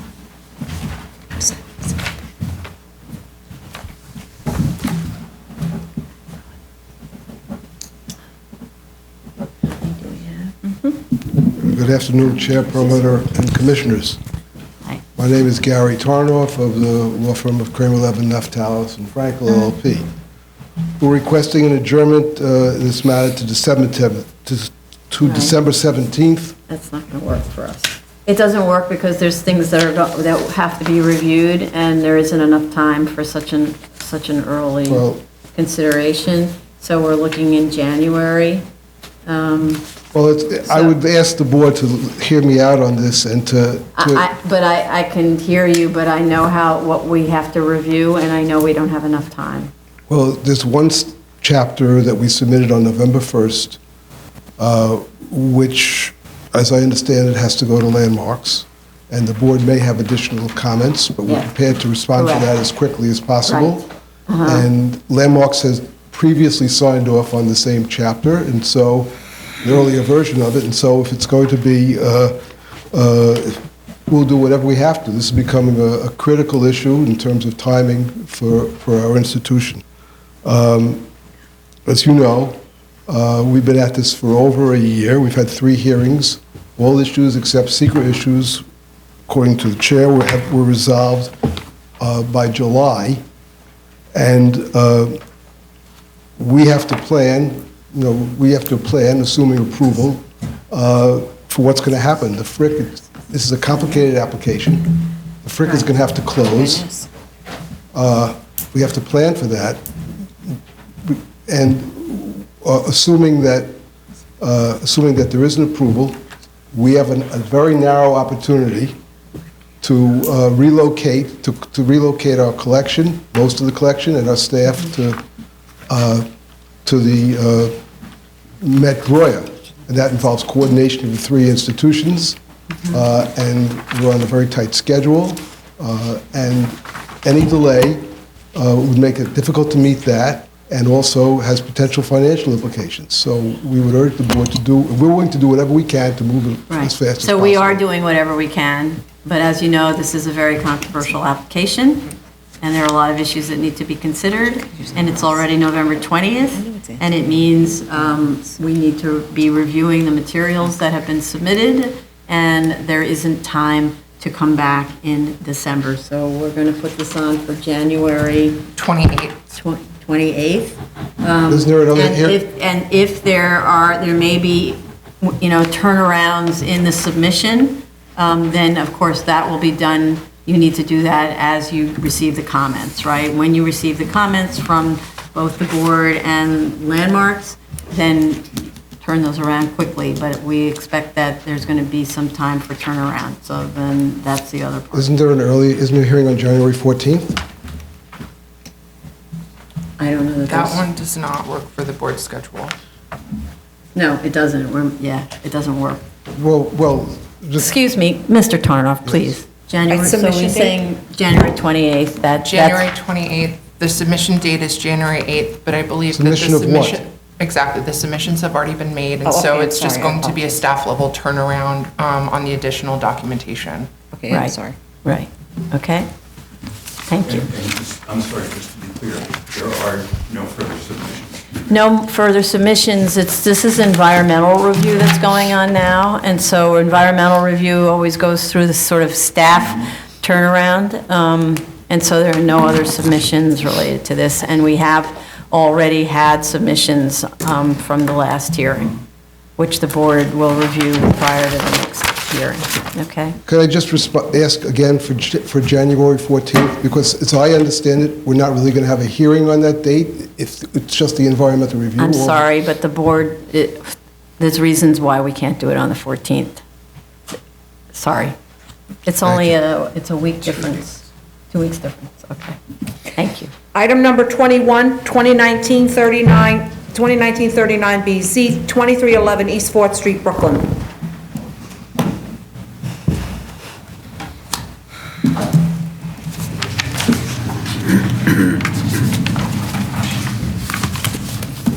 Raise your right hands. Do you affirm to tell the truth, the whole truth, and nothing but the truth in your testimony before the board and to respond honestly to board member questions?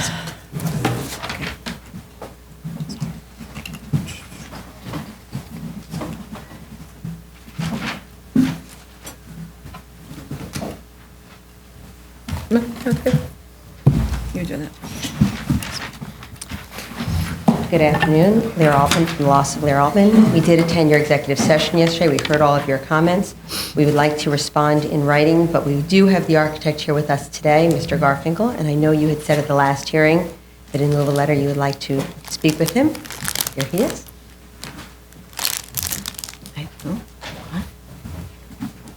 Sorry. Did we have comments on this one? Yeah, I had a lot of comments, but I thought you were just going to respond to the comments, right? I'm confused. We had said we were going to actually respond in writing, is what I had Yes. said. But what I was going to do is have Mr. Garfinkel address the issue with the demolition, which was something that was a threshold matter that had been brought up at the last hearing, and you had said to please bring the architect to address that. He was here to do so.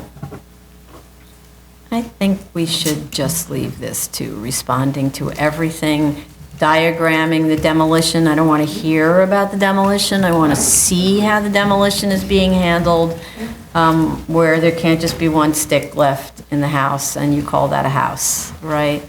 So rather than verbiage, I want diagrams, I want to understand, and that will go with the very, very detailed zoning analysis. And Ms. Altman, you actually have an excellent set of drawings that I complimented from another architect that was very, very complete. You know which one I mean? I believe I know which one. That's the model. That's what I want to see. I will Okay? confirm with the examiner to make sure that I'm looking at the right model. Right, okay. That's what the drawing should look like forevermore, okay? That's the standard. Okay, that's that. So, you're going to need some time.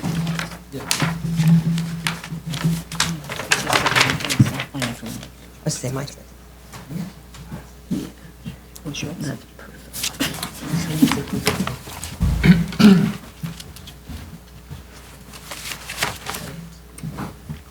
Thank you. Okay, the January 28th hearing is a No, January. we're telling No, you when you're okay. coming. January 22nd, submission with a continued hearing on February 11th. And the instructions of how to modify the project are instructions, not suggestions? Do them. We understand. Okay. Item number 22, 2019-61BZ, 1370 East 24th Street, Brooklyn. Raise your right hand. Do you affirm to tell the truth, the whole truth, and nothing but the truth in your testimony before this board and respond honestly to board member questions? God, everybody's all damaged. What's going on? At least it's his left hand that's missing. I'm still on lever duty, so it didn't help. Good afternoon, dear. Jay Goldstein for the applicant. It's the only thought. Jay Goldstein for the applicant.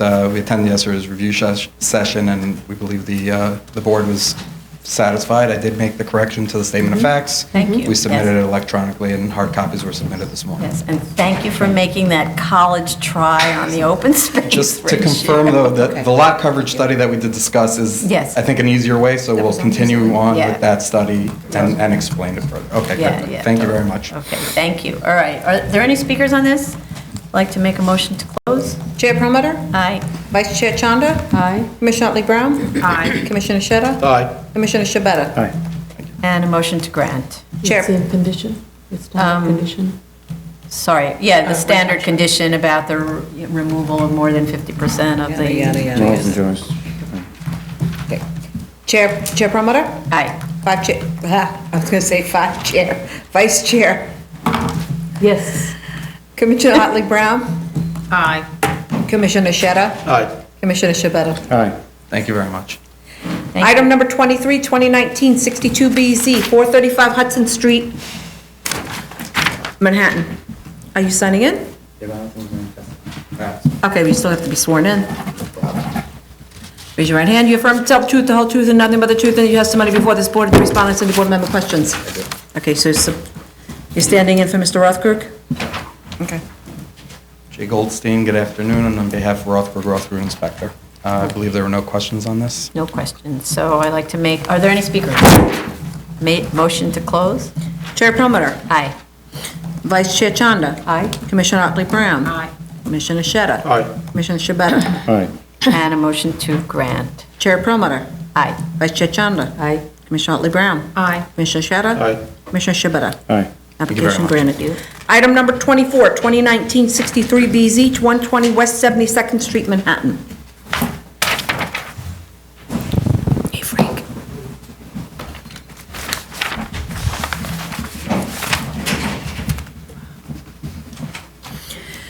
And you affirm to tell the truth, the whole truth, and nothing but the truth in your testimony before this board and to respond honestly to board member questions. Good.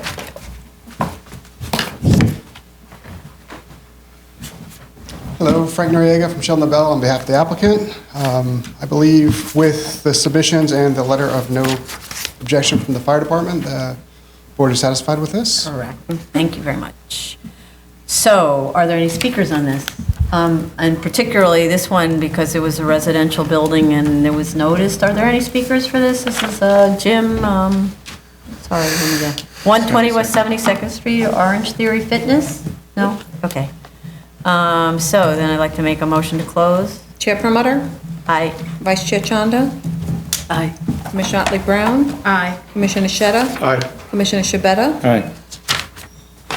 Okay, so a motion to grant? Chair Promoter. Any conditions on this?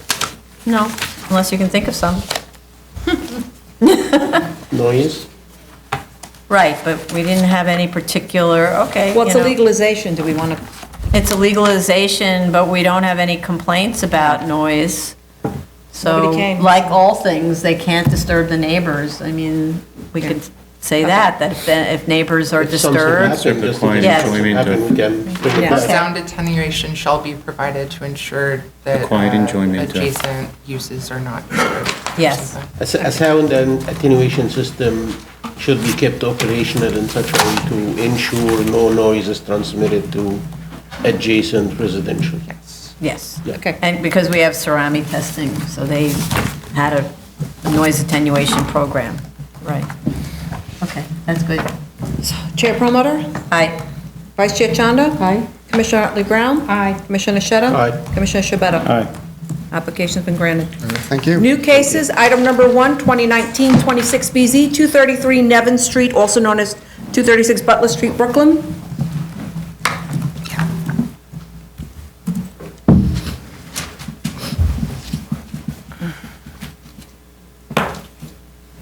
Okay, great. Raise your right hand. Do you affirm to tell the truth, the whole truth, and nothing but the truth in your testimony before this board and to respond honestly to board member questions? Okay. Is this the, did you just submit this? Okay.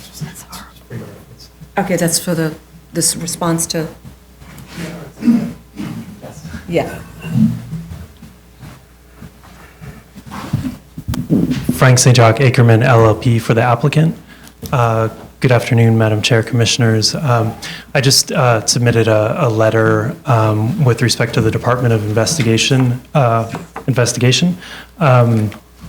discussing that this issue has been raised in two previous applications for the cliffs, and that sort of contains the Supreme Court certificate of disposition, in addition to the prior resolutions that do address this issue, both in 2013 and 2017.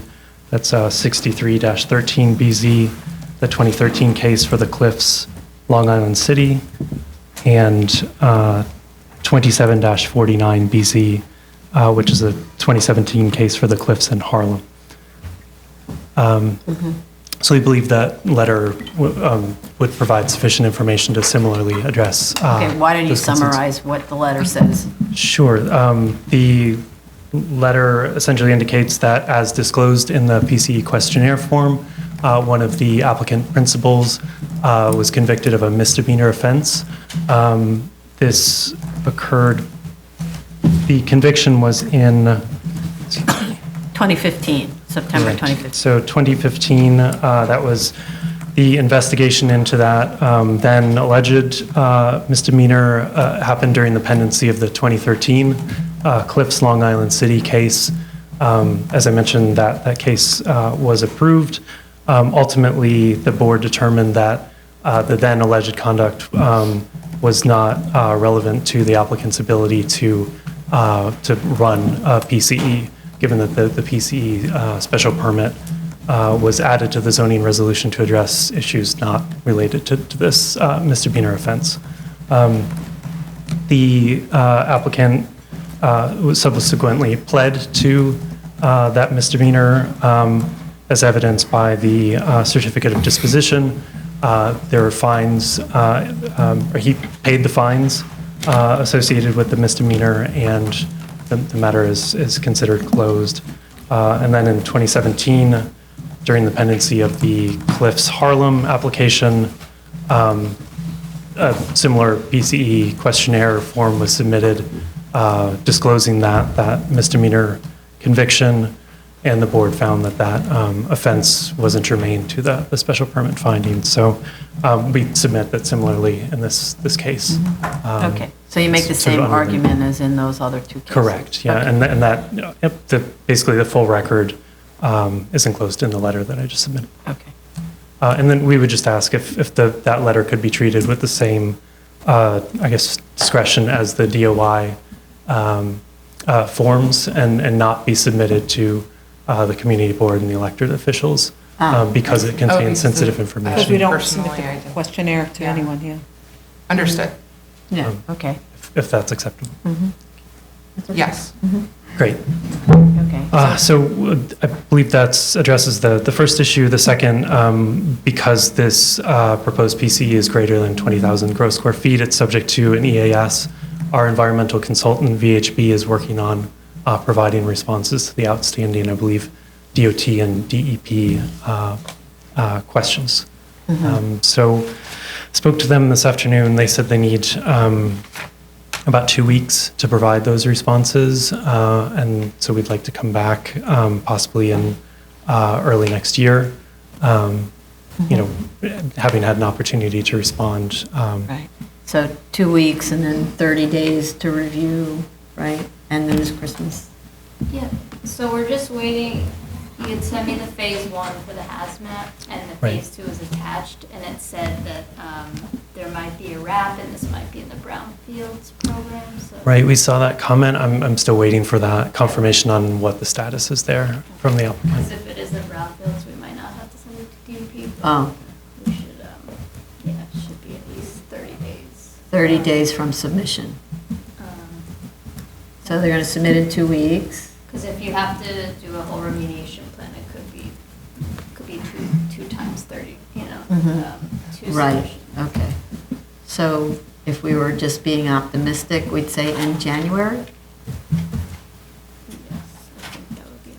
Yeah, okay. End of January? But since it's environmental, it doesn't need to meet the submission deadline. Right, correct. Okay. And we would submit as soon as we have those materials. Right, so February 4th, continued hearing with a submission date of January 15th, if anything. So the only submission is a copy of this letter formally submitted? That's actually the only other thing. Okay. Okay, and you could do that right now, so. Sure. Okay, great. Are there any speakers on this? All right. There's also air quality. Air quality, right. But that should be, that's Hazmat the and- submission that you'll be making. Correct. Okay. Okay. Great, thank you. All right then, so we did that. Okay, great. Thank you. Item number 2, 2019-30BZ, 2705 East 28th Street, Brooklyn. Raise your right hand. Do you affirm to tell the truth, the whole truth, and nothing but the truth in your testimony before this board, and to respond honestly to government questions? Yeah. Swear and sheet. You must. You have to. Elise Fullader from Eric Palatnik PC on behalf of the applicant. First, wanted to tell you that the owner is in the audience here today. He takes your comments very seriously, and he waited here for hours to make sure that we could all respond because he understands that this is a legalization of a home.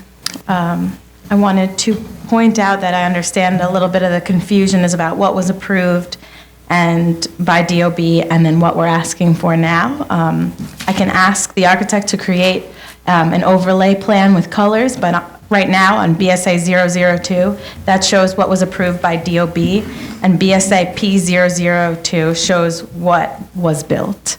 So what was built is essentially a straight line extension of the existing side yard, but maybe with an overlay that could be clearer, of an existing 211 side yard. So 2 foot 11 inch. Right, so that construction was completely illegal, right? Straight line extension without a special permit. Yes, and that's. So the architect self-certified a set of drawings that for the most part could not have been approved by DOB had it been submitted for review, right?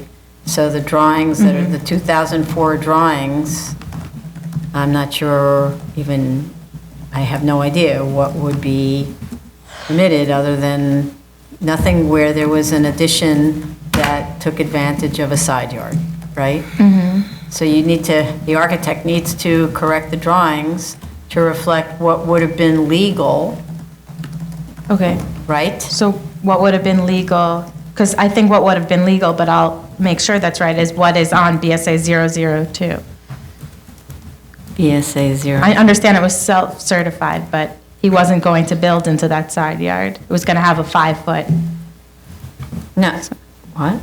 No, Instead of what DOB approved an extension somehow to create a 22-foot rear yard. And that was because of the, as you talked about yesterday, because of the there was a different requirement with the R4. I can write more about that. No. It's a straight line extension in an 11-inch side yard. You can't build that. That's what's on the DOB approved drawings. Okay, because it looked like to me that it kind of curved in. Notched in? Yeah. Notched in on one side, not on the other. No. Okay. You're not allowed to have built a straight line extension on either side. Understood. Right? So I guess I'll clarify I that. would say that you end up having to go back to what was existing before this DOB approval. Because this wasn't a DOB approval. What was existing before this self-certification based on a complete either ignorance or misunderstanding of the law? Okay. And then from there, so what was? So then you're talking about the existing building, and then you're talking about an enlargement of the existing building, but the existing building isn't what's currently existing because it's illegal. And it's not illegal just by the claimed 200 square feet or something. It's illegal by whatever was built, taking advantage of a straight line extension that you're not allowed to do. And now we're seeking that straight line. I know, but the starting point is a Yeah. different starting point. Okay. Right? I can let him know that. Okay.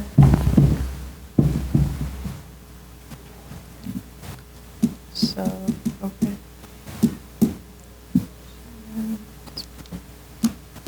So the house survey in 2004 isn't the starting point anymore? No, it's an illegal construction. Right. What would have been legally been allowed? In 2000. 2004. That's the starting point. Well, actually, no, I would have to say it's before that, because if they were to have to tear that down, which they do, right? You know, if they were doing this as of right, they just have to tear down that whole thing. Whatever was added from the 2004 drawings that sat within the required side yards wasn't allowed to be built. So the only thing that I can think of is you go to the pre-2004 approved drawings, certified drawings. What did the house look like in 2003, let's just say? That's your starting point. Because I don't know what would have been allowed. I don't think anything that was built was allowed. I'm a little confused. So we're looking at 2003, which was the build condition.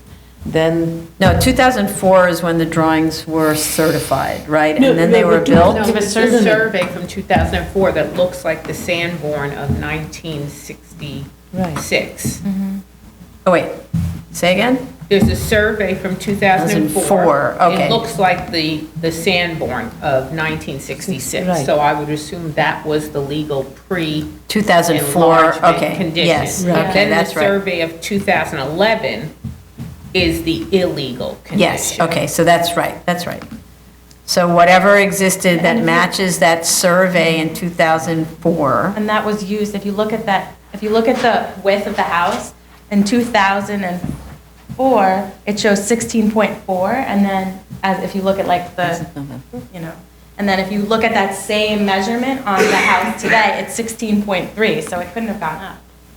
No, I'm not saying, I'm not I'm just talking saying about that we weren't- I'm not talking about the width of the house. I'm talking about any extension.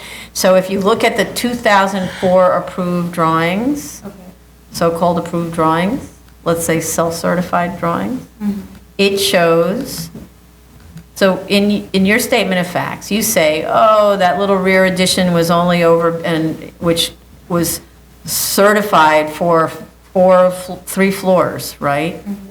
Plus the cellar. None of that was legal. So when you're saying it was overbuilt by just a little bit by accident, no, it was overbuilt entirely. And and I don't know how tall the building was in 2004 before these drawings were relied upon for construction. I just don't know what the building was. So we have a survey. The survey looks at it from the air, right? Was it a 1-story building or was it a 3-story building? I don't know the answer. Okay, so answer that question. Okay. Because none of it, But the overlay should have the survey of 2004 and then what is there today. And that would show you what we're trying to do now. yes, because you have to treat Yeah. existing, so the question is always, what's the existing building? So And that what 2004 is the existing building. is the existing building? What's the existing building, and how much of it are you retaining to make the proposed addition? And then we look at the sort of the delta between what was existing and what's proposed, right? So we can't look at the illegal extension and all of that as existing, because it wasn't allowed. Understood. Right, so, and I just don't know anything about what was existing in 2004 that's reflected in the survey, other than the floor plate of the building. So try to find That photographs. certainly exists. No, in 2004, these drawings probably showed there were existing Well, drawings. The DOB plan does show the existing and the proposed, so I think Not extension. so clear, I'm not sure, but yeah. I mean, it has the site plan, so I don't know whether it has the dimensions. Well, Yeah, it shows. I don't know, it shows joists, wood stairs and closed risers, solid treads. I don't know whether this was a gut renovation or new construction, it's just not clear. But doesn't this architect exist still? the same, right? The architect who did this in 2004,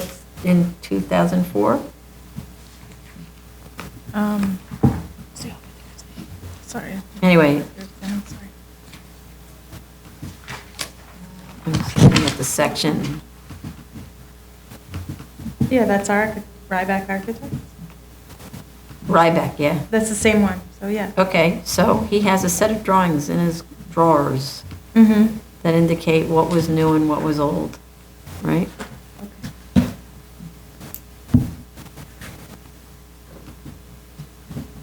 Okay.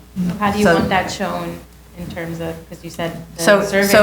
so to make this really Yep. as simple as possible, the existing condition is what was the house in 2004 before construction started? As shown on that survey, but shown. As reflected by the survey, because the survey is from the air, so we Yeah. don't really know. I don't know if the house was a 3-story house or a 1-story house. Okay? It's not clear from these drawings what's new construction and what's existing construction or whatever. So a set of drawings that shows existing construction in 2004 and a set of drawings that shows proposed construction today. Some of that construction may or may not be what's ultimately permitted through this special permit, right? So the assumption that you can have this rear yard extension that goes all the way up for 3 floors, not necessarily, right? Because the board. So you also want us to dig deeper in the neighborhood here? Yes, Assuming that's what's. right. So, yeah, we need all the usual, the studies that argue in favor of a rear yard reduction.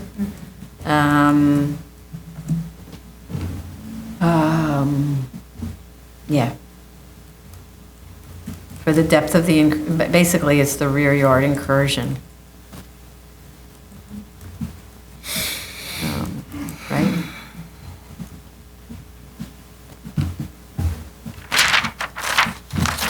I want to clarify, do you need This is- any overlays for to show it in a 3D or just? So again, I don't know what the building looked like in 2004, Okay, understood. okay? Just- I'm asking So because of the survey. if the building is being added to and our waivers facilitate the addition to the height, Okay, yeah.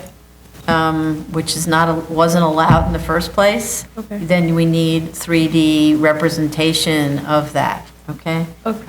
Okay? Okay, are there speakers on this? All right. Yeah. And that's what you get when you self-certified drawings. Would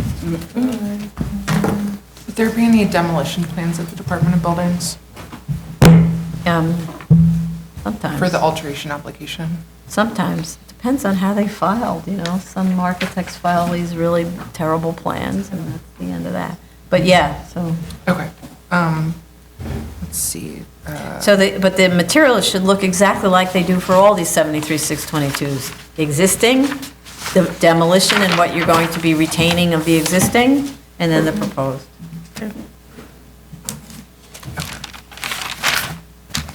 That's fine. By existing, you mean the survey existing? Yeah, the legal 2004 existing. That's what I kept trying to clarify. Yes, Thank you you. wanted the legal existing. The legal existing, yeah. Yes. Submission date January 15th for a continued hearing on February 4th. January 15th. February. Okay. February 4th. Thank you. Thank you. Item number 3, 2019-80BZ, 15 West 18th Street, Manhattan. Just stay there. Oh, you have to go back to your desk to get I have to sign your thing. I was going to swear you in over there, made it easier for you, but okay. You want to make it harder on yourself? Go ahead. Yeah. Just kidding, I go to Cleveland. Do you affirm to tell the truth, the whole truth, and nothing but the truth in your testimony before this board and respond honestly to board member questions?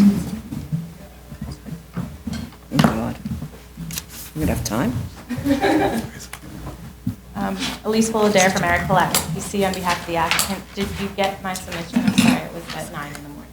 I don't know. February 4th, January 15th submission. But it has the certificate of no effect, so that's Oh, okay. good. And then it has an additional plan set that shows the lobby with egress and accessibility though. Okay. I think we clarified this, I think we clarified this yesterday, but we did provide a notice at the site. Right. So That was, Ms. Matias explained Yeah. that you had that, okay. we had the notice at the site, and any issue, we tried, before we came to you, we talked with residents of the building, and we provided the acoustical plans that are in the drawings were done after discussions with people in the neighborhood. Okay. Because we didn't want to bring you to the problem.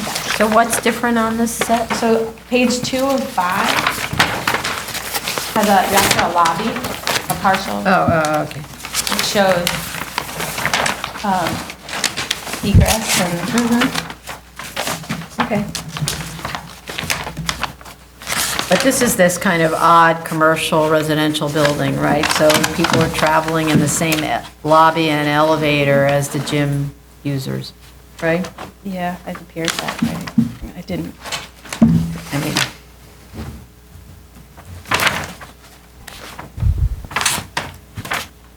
And we also had asked about the second floor. I was told that the owner wasn't sure if it was converted yet, but it was being converted to a retail space if it hadn't been already, and that was intended about a year ago. It's not going to be a residential. So it's not residential. Okay. Okay. Anyway, are there any, well, maybe this is how we know, because you posted. Are there any speakers on 15 West 18th Street? No? Okay. That's that. All right then, thank you very much.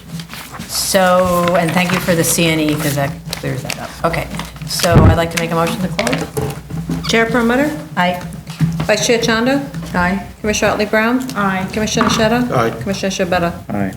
And a motion to grant, and I guess that would also have the, because we have the potential of residential concerns that sound attenuation should be provided to prevent disturbance to residential tenants. Chair Perlmutter? Aye. Vice Chair Chanda? Aye. Commissioner Otley Brown? Aye. Commissioner Shetta? Aye. Commissioner Shabeta? Aye. Thank you very much. Applications granted. Thank you. Item number 4, 2019-22 BZ, 2447 95th Street, Queens. Did we get proof of initial? Yeah, it's done.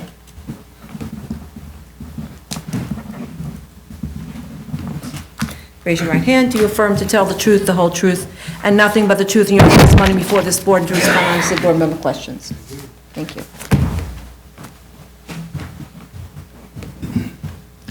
Hello, Frank Noriega from Sheldon Bell on behalf of the applicant.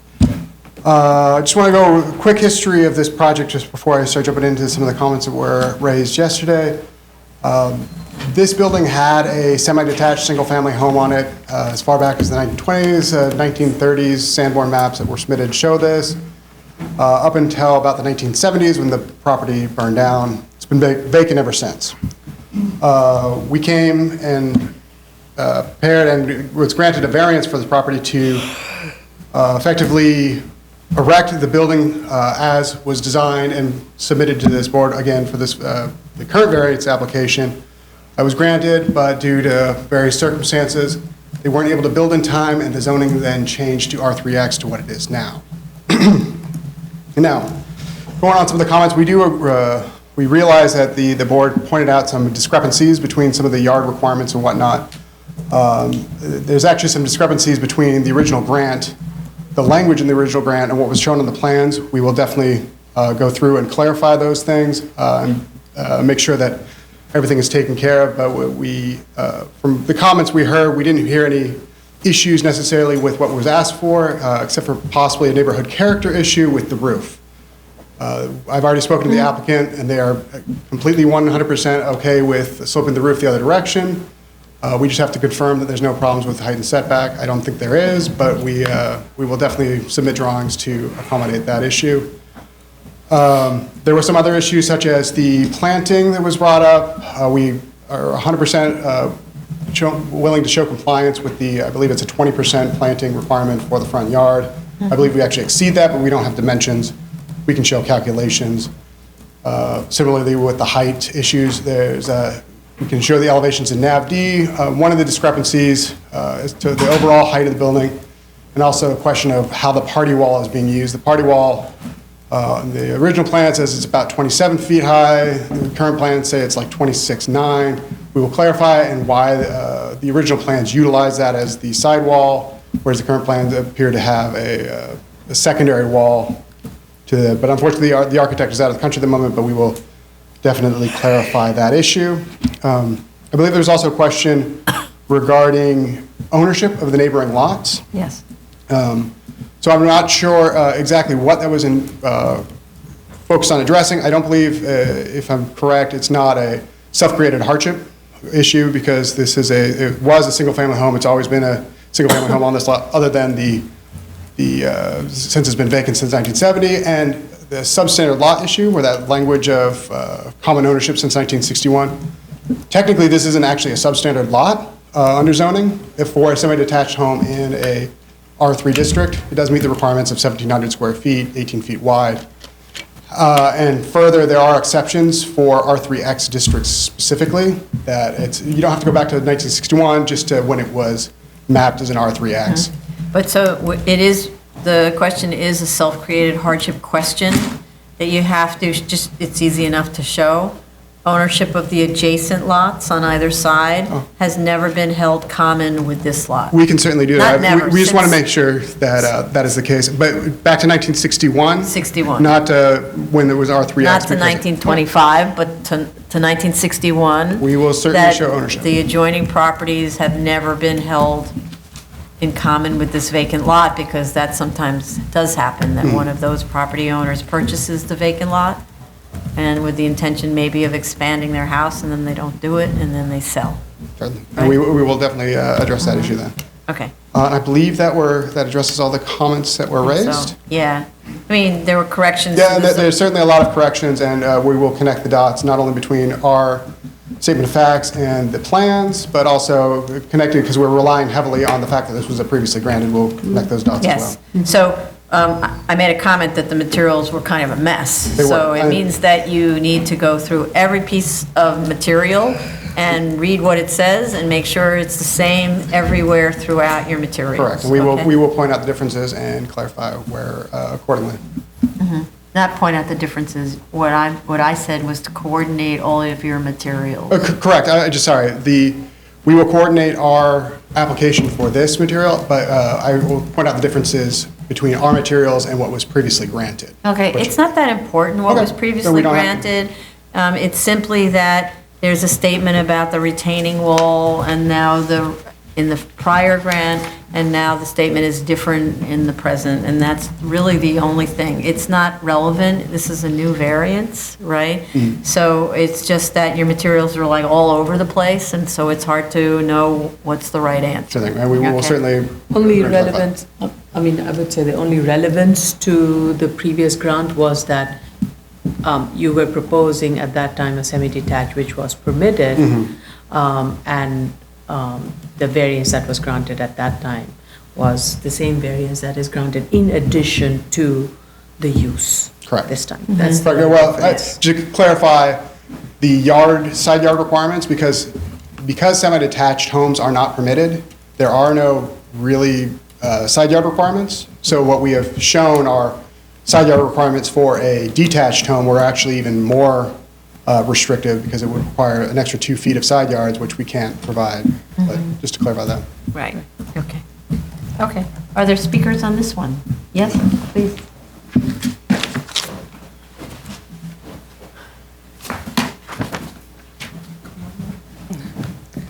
Good evening. My name is Najib Al-Saidi. I'm here on behalf of my father. He is the owner of the property across the street, and he asked me to come here today because he couldn't make it due to being overseas. The question he wanted me to ask is, if this variance to the zoning is allowed, will that in turn set some sort of precedent for other buildings in the neighborhood to not abide by the zoning, the current zoning? So I'm not really sure what the concern is. It's not that everyone gets a variance. This is a site that has a vacant lot that's been vacant since the 1970s.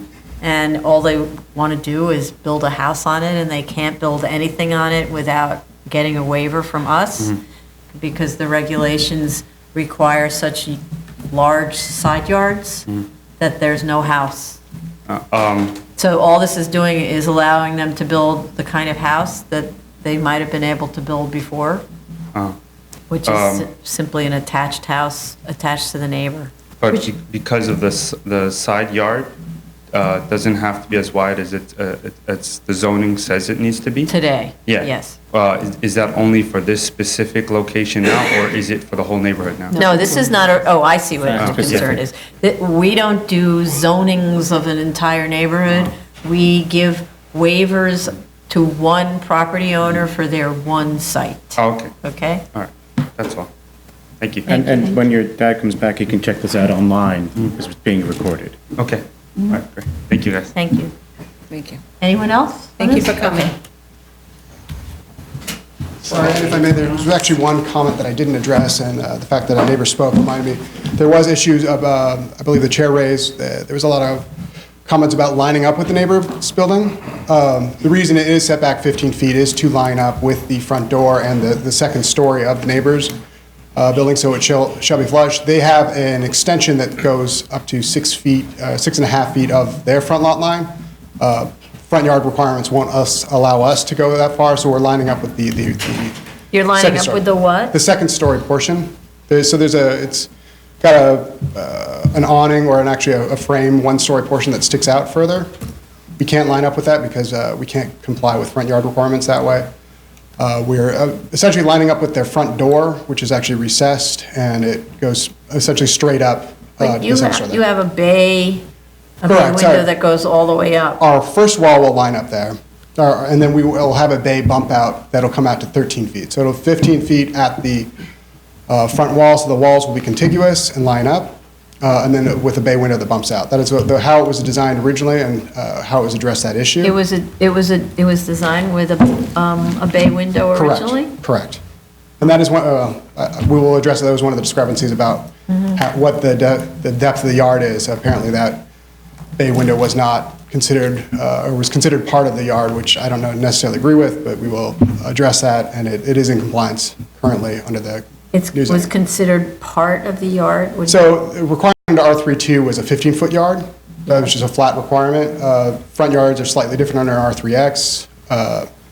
So the 15-foot where we lined up, that bay window, I'm not quite sure if that was considered permitted obstruction. That's how it was designed and approved. We'll address that, but under current zoning, it doesn't have any issues with the front yard. It doesn't because the front yard is allowed to be 13 feet? It's allowed to be 10 feet, actually.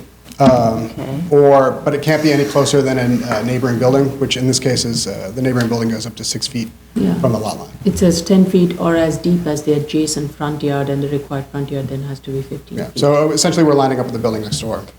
Essentially, that's the critical thing. You have a bay window, that's the part that I don't understand. How are you complying with the requirement to line up with the neighbor if your bay window isn't a bay window? It goes from grade up. So the requirement isn't to line up with the neighbor, is to have a front yard that is it can't be it has to be at least as deep as the neighbor. Yes, and the neighbor is a 15-foot front yard. Negative. They have a 6-foot front yard.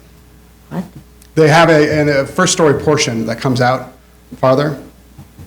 So, part of the problem is the drawings don't show anything. And So we'll have to can't clarify figure that. out what's going on next But door. what we want to say is the wall, it will not be a flat wall, but it will line up at least at the second story and at the level of the entrance with the neighboring property, and then it will bump out to have a bay. That's what we're trying to propose. So so the first part of it is, you need to provide on the drawings clarification about what are the adjoining properties' front yard depths. Absolutely. That you're lining up with, so that we can understand what you're doing. Correct. Because And the way that's- I read the drawings, please don't interrupt. What I see when I see the drawings is you're not lining up with the neighbor, and you're proposing this thing you call a bay window, which isn't, because it goes to grade and it's going to the second floor. So you need to explain how that complies with zoning. Absolutely. And by showing the drawings of the adjoining property, okay? Absolutely. Oh, and then similar, the condition, or the comments made that the drainage was an issue. My understanding is the drainage isn't an issue for the building that's being proposed. It's the fact that this building is vacant and the neighboring building as designed as a semi-detached home, the drainage on the vacant lot is actually running off and damaging his the cellar space. So rectifying it by putting a building there is what will solve the problem. So apparently the vacant lot is pooling water and we need to drain it properly. So we're definitely, that was an issue that was raised in the prior application, and the building itself will solve that problem. Really? Francis showed a concern for alignment with the joint and allowance for proper drainage. No, actually, there was concern about this site having proper drainage. Correct. My understanding is from complaints from the neighbors, there was an complaint issued from the neighbor that the lot as it exists now is not draining properly. Right. So by designing the building, we are designing the grade and the fact that there will be a building where the water is currently pooling, and the roofs are going to line up to match to allow for the drainage off the site. So the building itself will address the issue. Okay, not sure. That needs to be somehow addressed on the drawings? In the drawings, or is On the this part of the drawings. statement? Okay. On we the can- drawings, okay. Okay, I mean, arguably, the architect knows about this drainage issue, so something would be done to show that they're addressing that. So I see there's a dry well. Correct, there's a drain, In the rear yard. as well as, I believe, just before the front yard as well. It's not shown. It's not shown, so I don't know where that is. Okay, so in other words, address it on the drawings and make Absolutely. clear how the roof line, well, the roof line is going to be pitched the other way, that might help also. Correct, yes, we will accommodate and slope the roof side to side rather than front to back. Right. Well, actually, that affects the drainage as well. So if you're doing this zigzag roof, you're potentially sending the water down to your neighbor. So you need to, Send it away from the neighbor.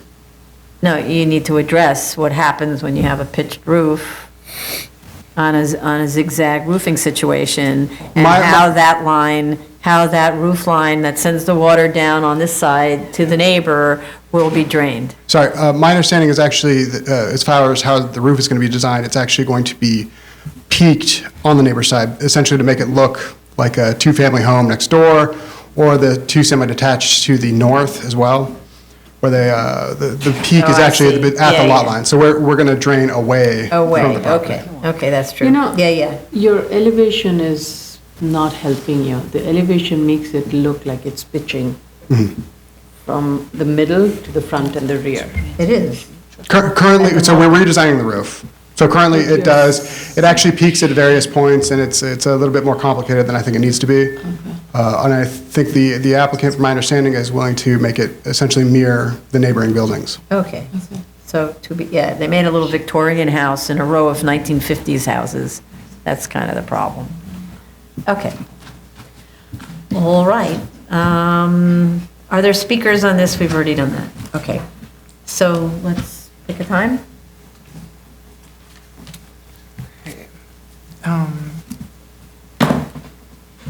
Submission date of January 22nd with a continued hearing on February 11th.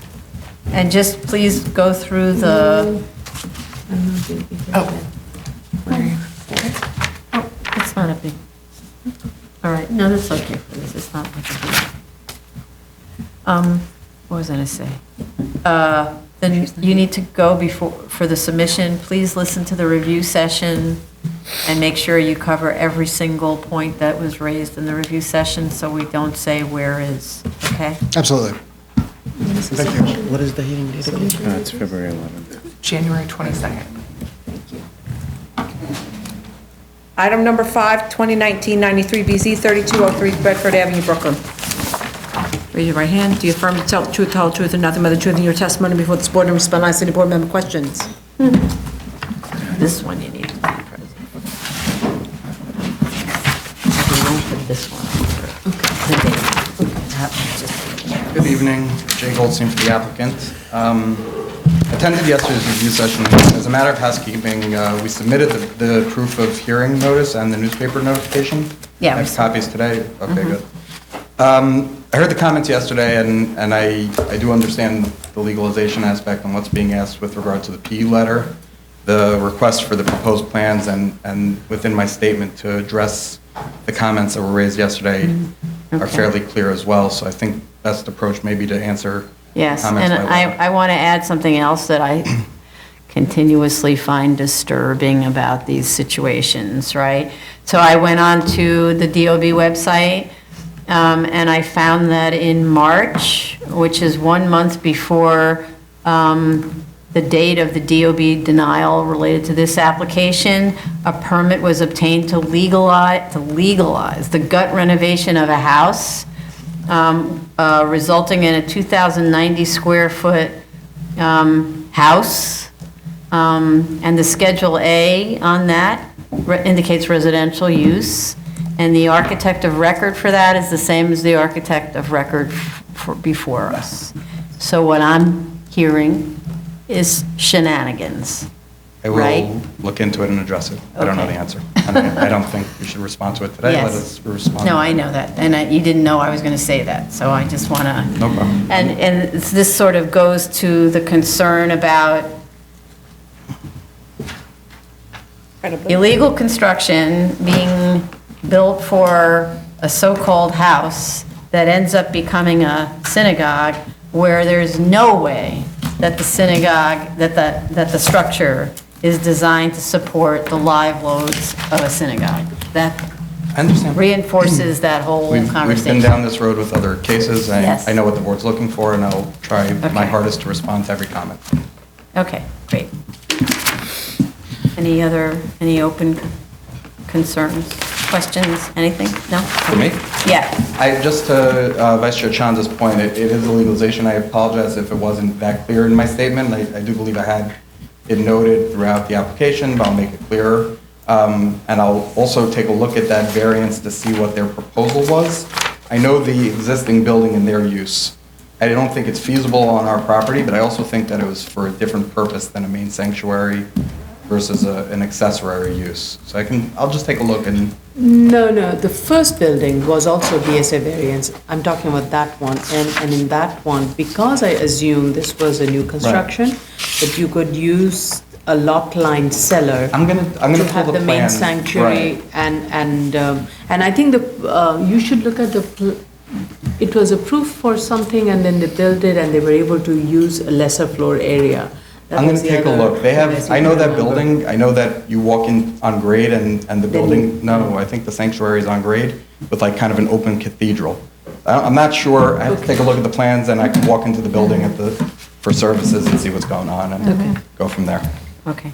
I think the other sort of just reality spin on I this. apologize. One comment that I didn't, we received the FDNY letter today that I'll work with FDNY to address their concerns as well. Okay. Apologize, yes. reality.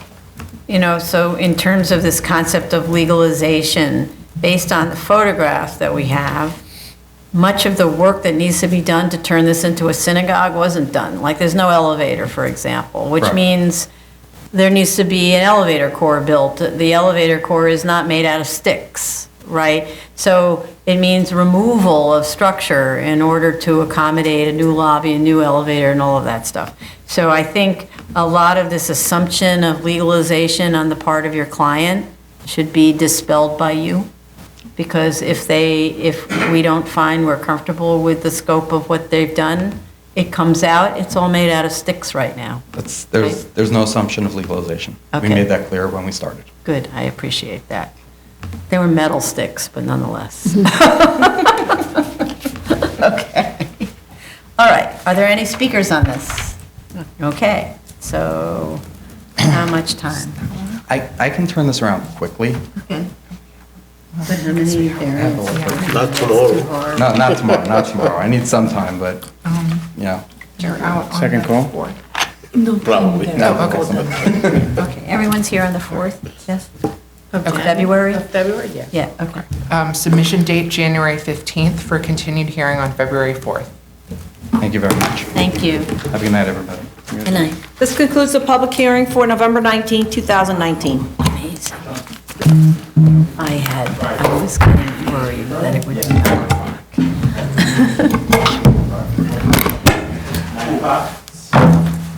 9 a.m.?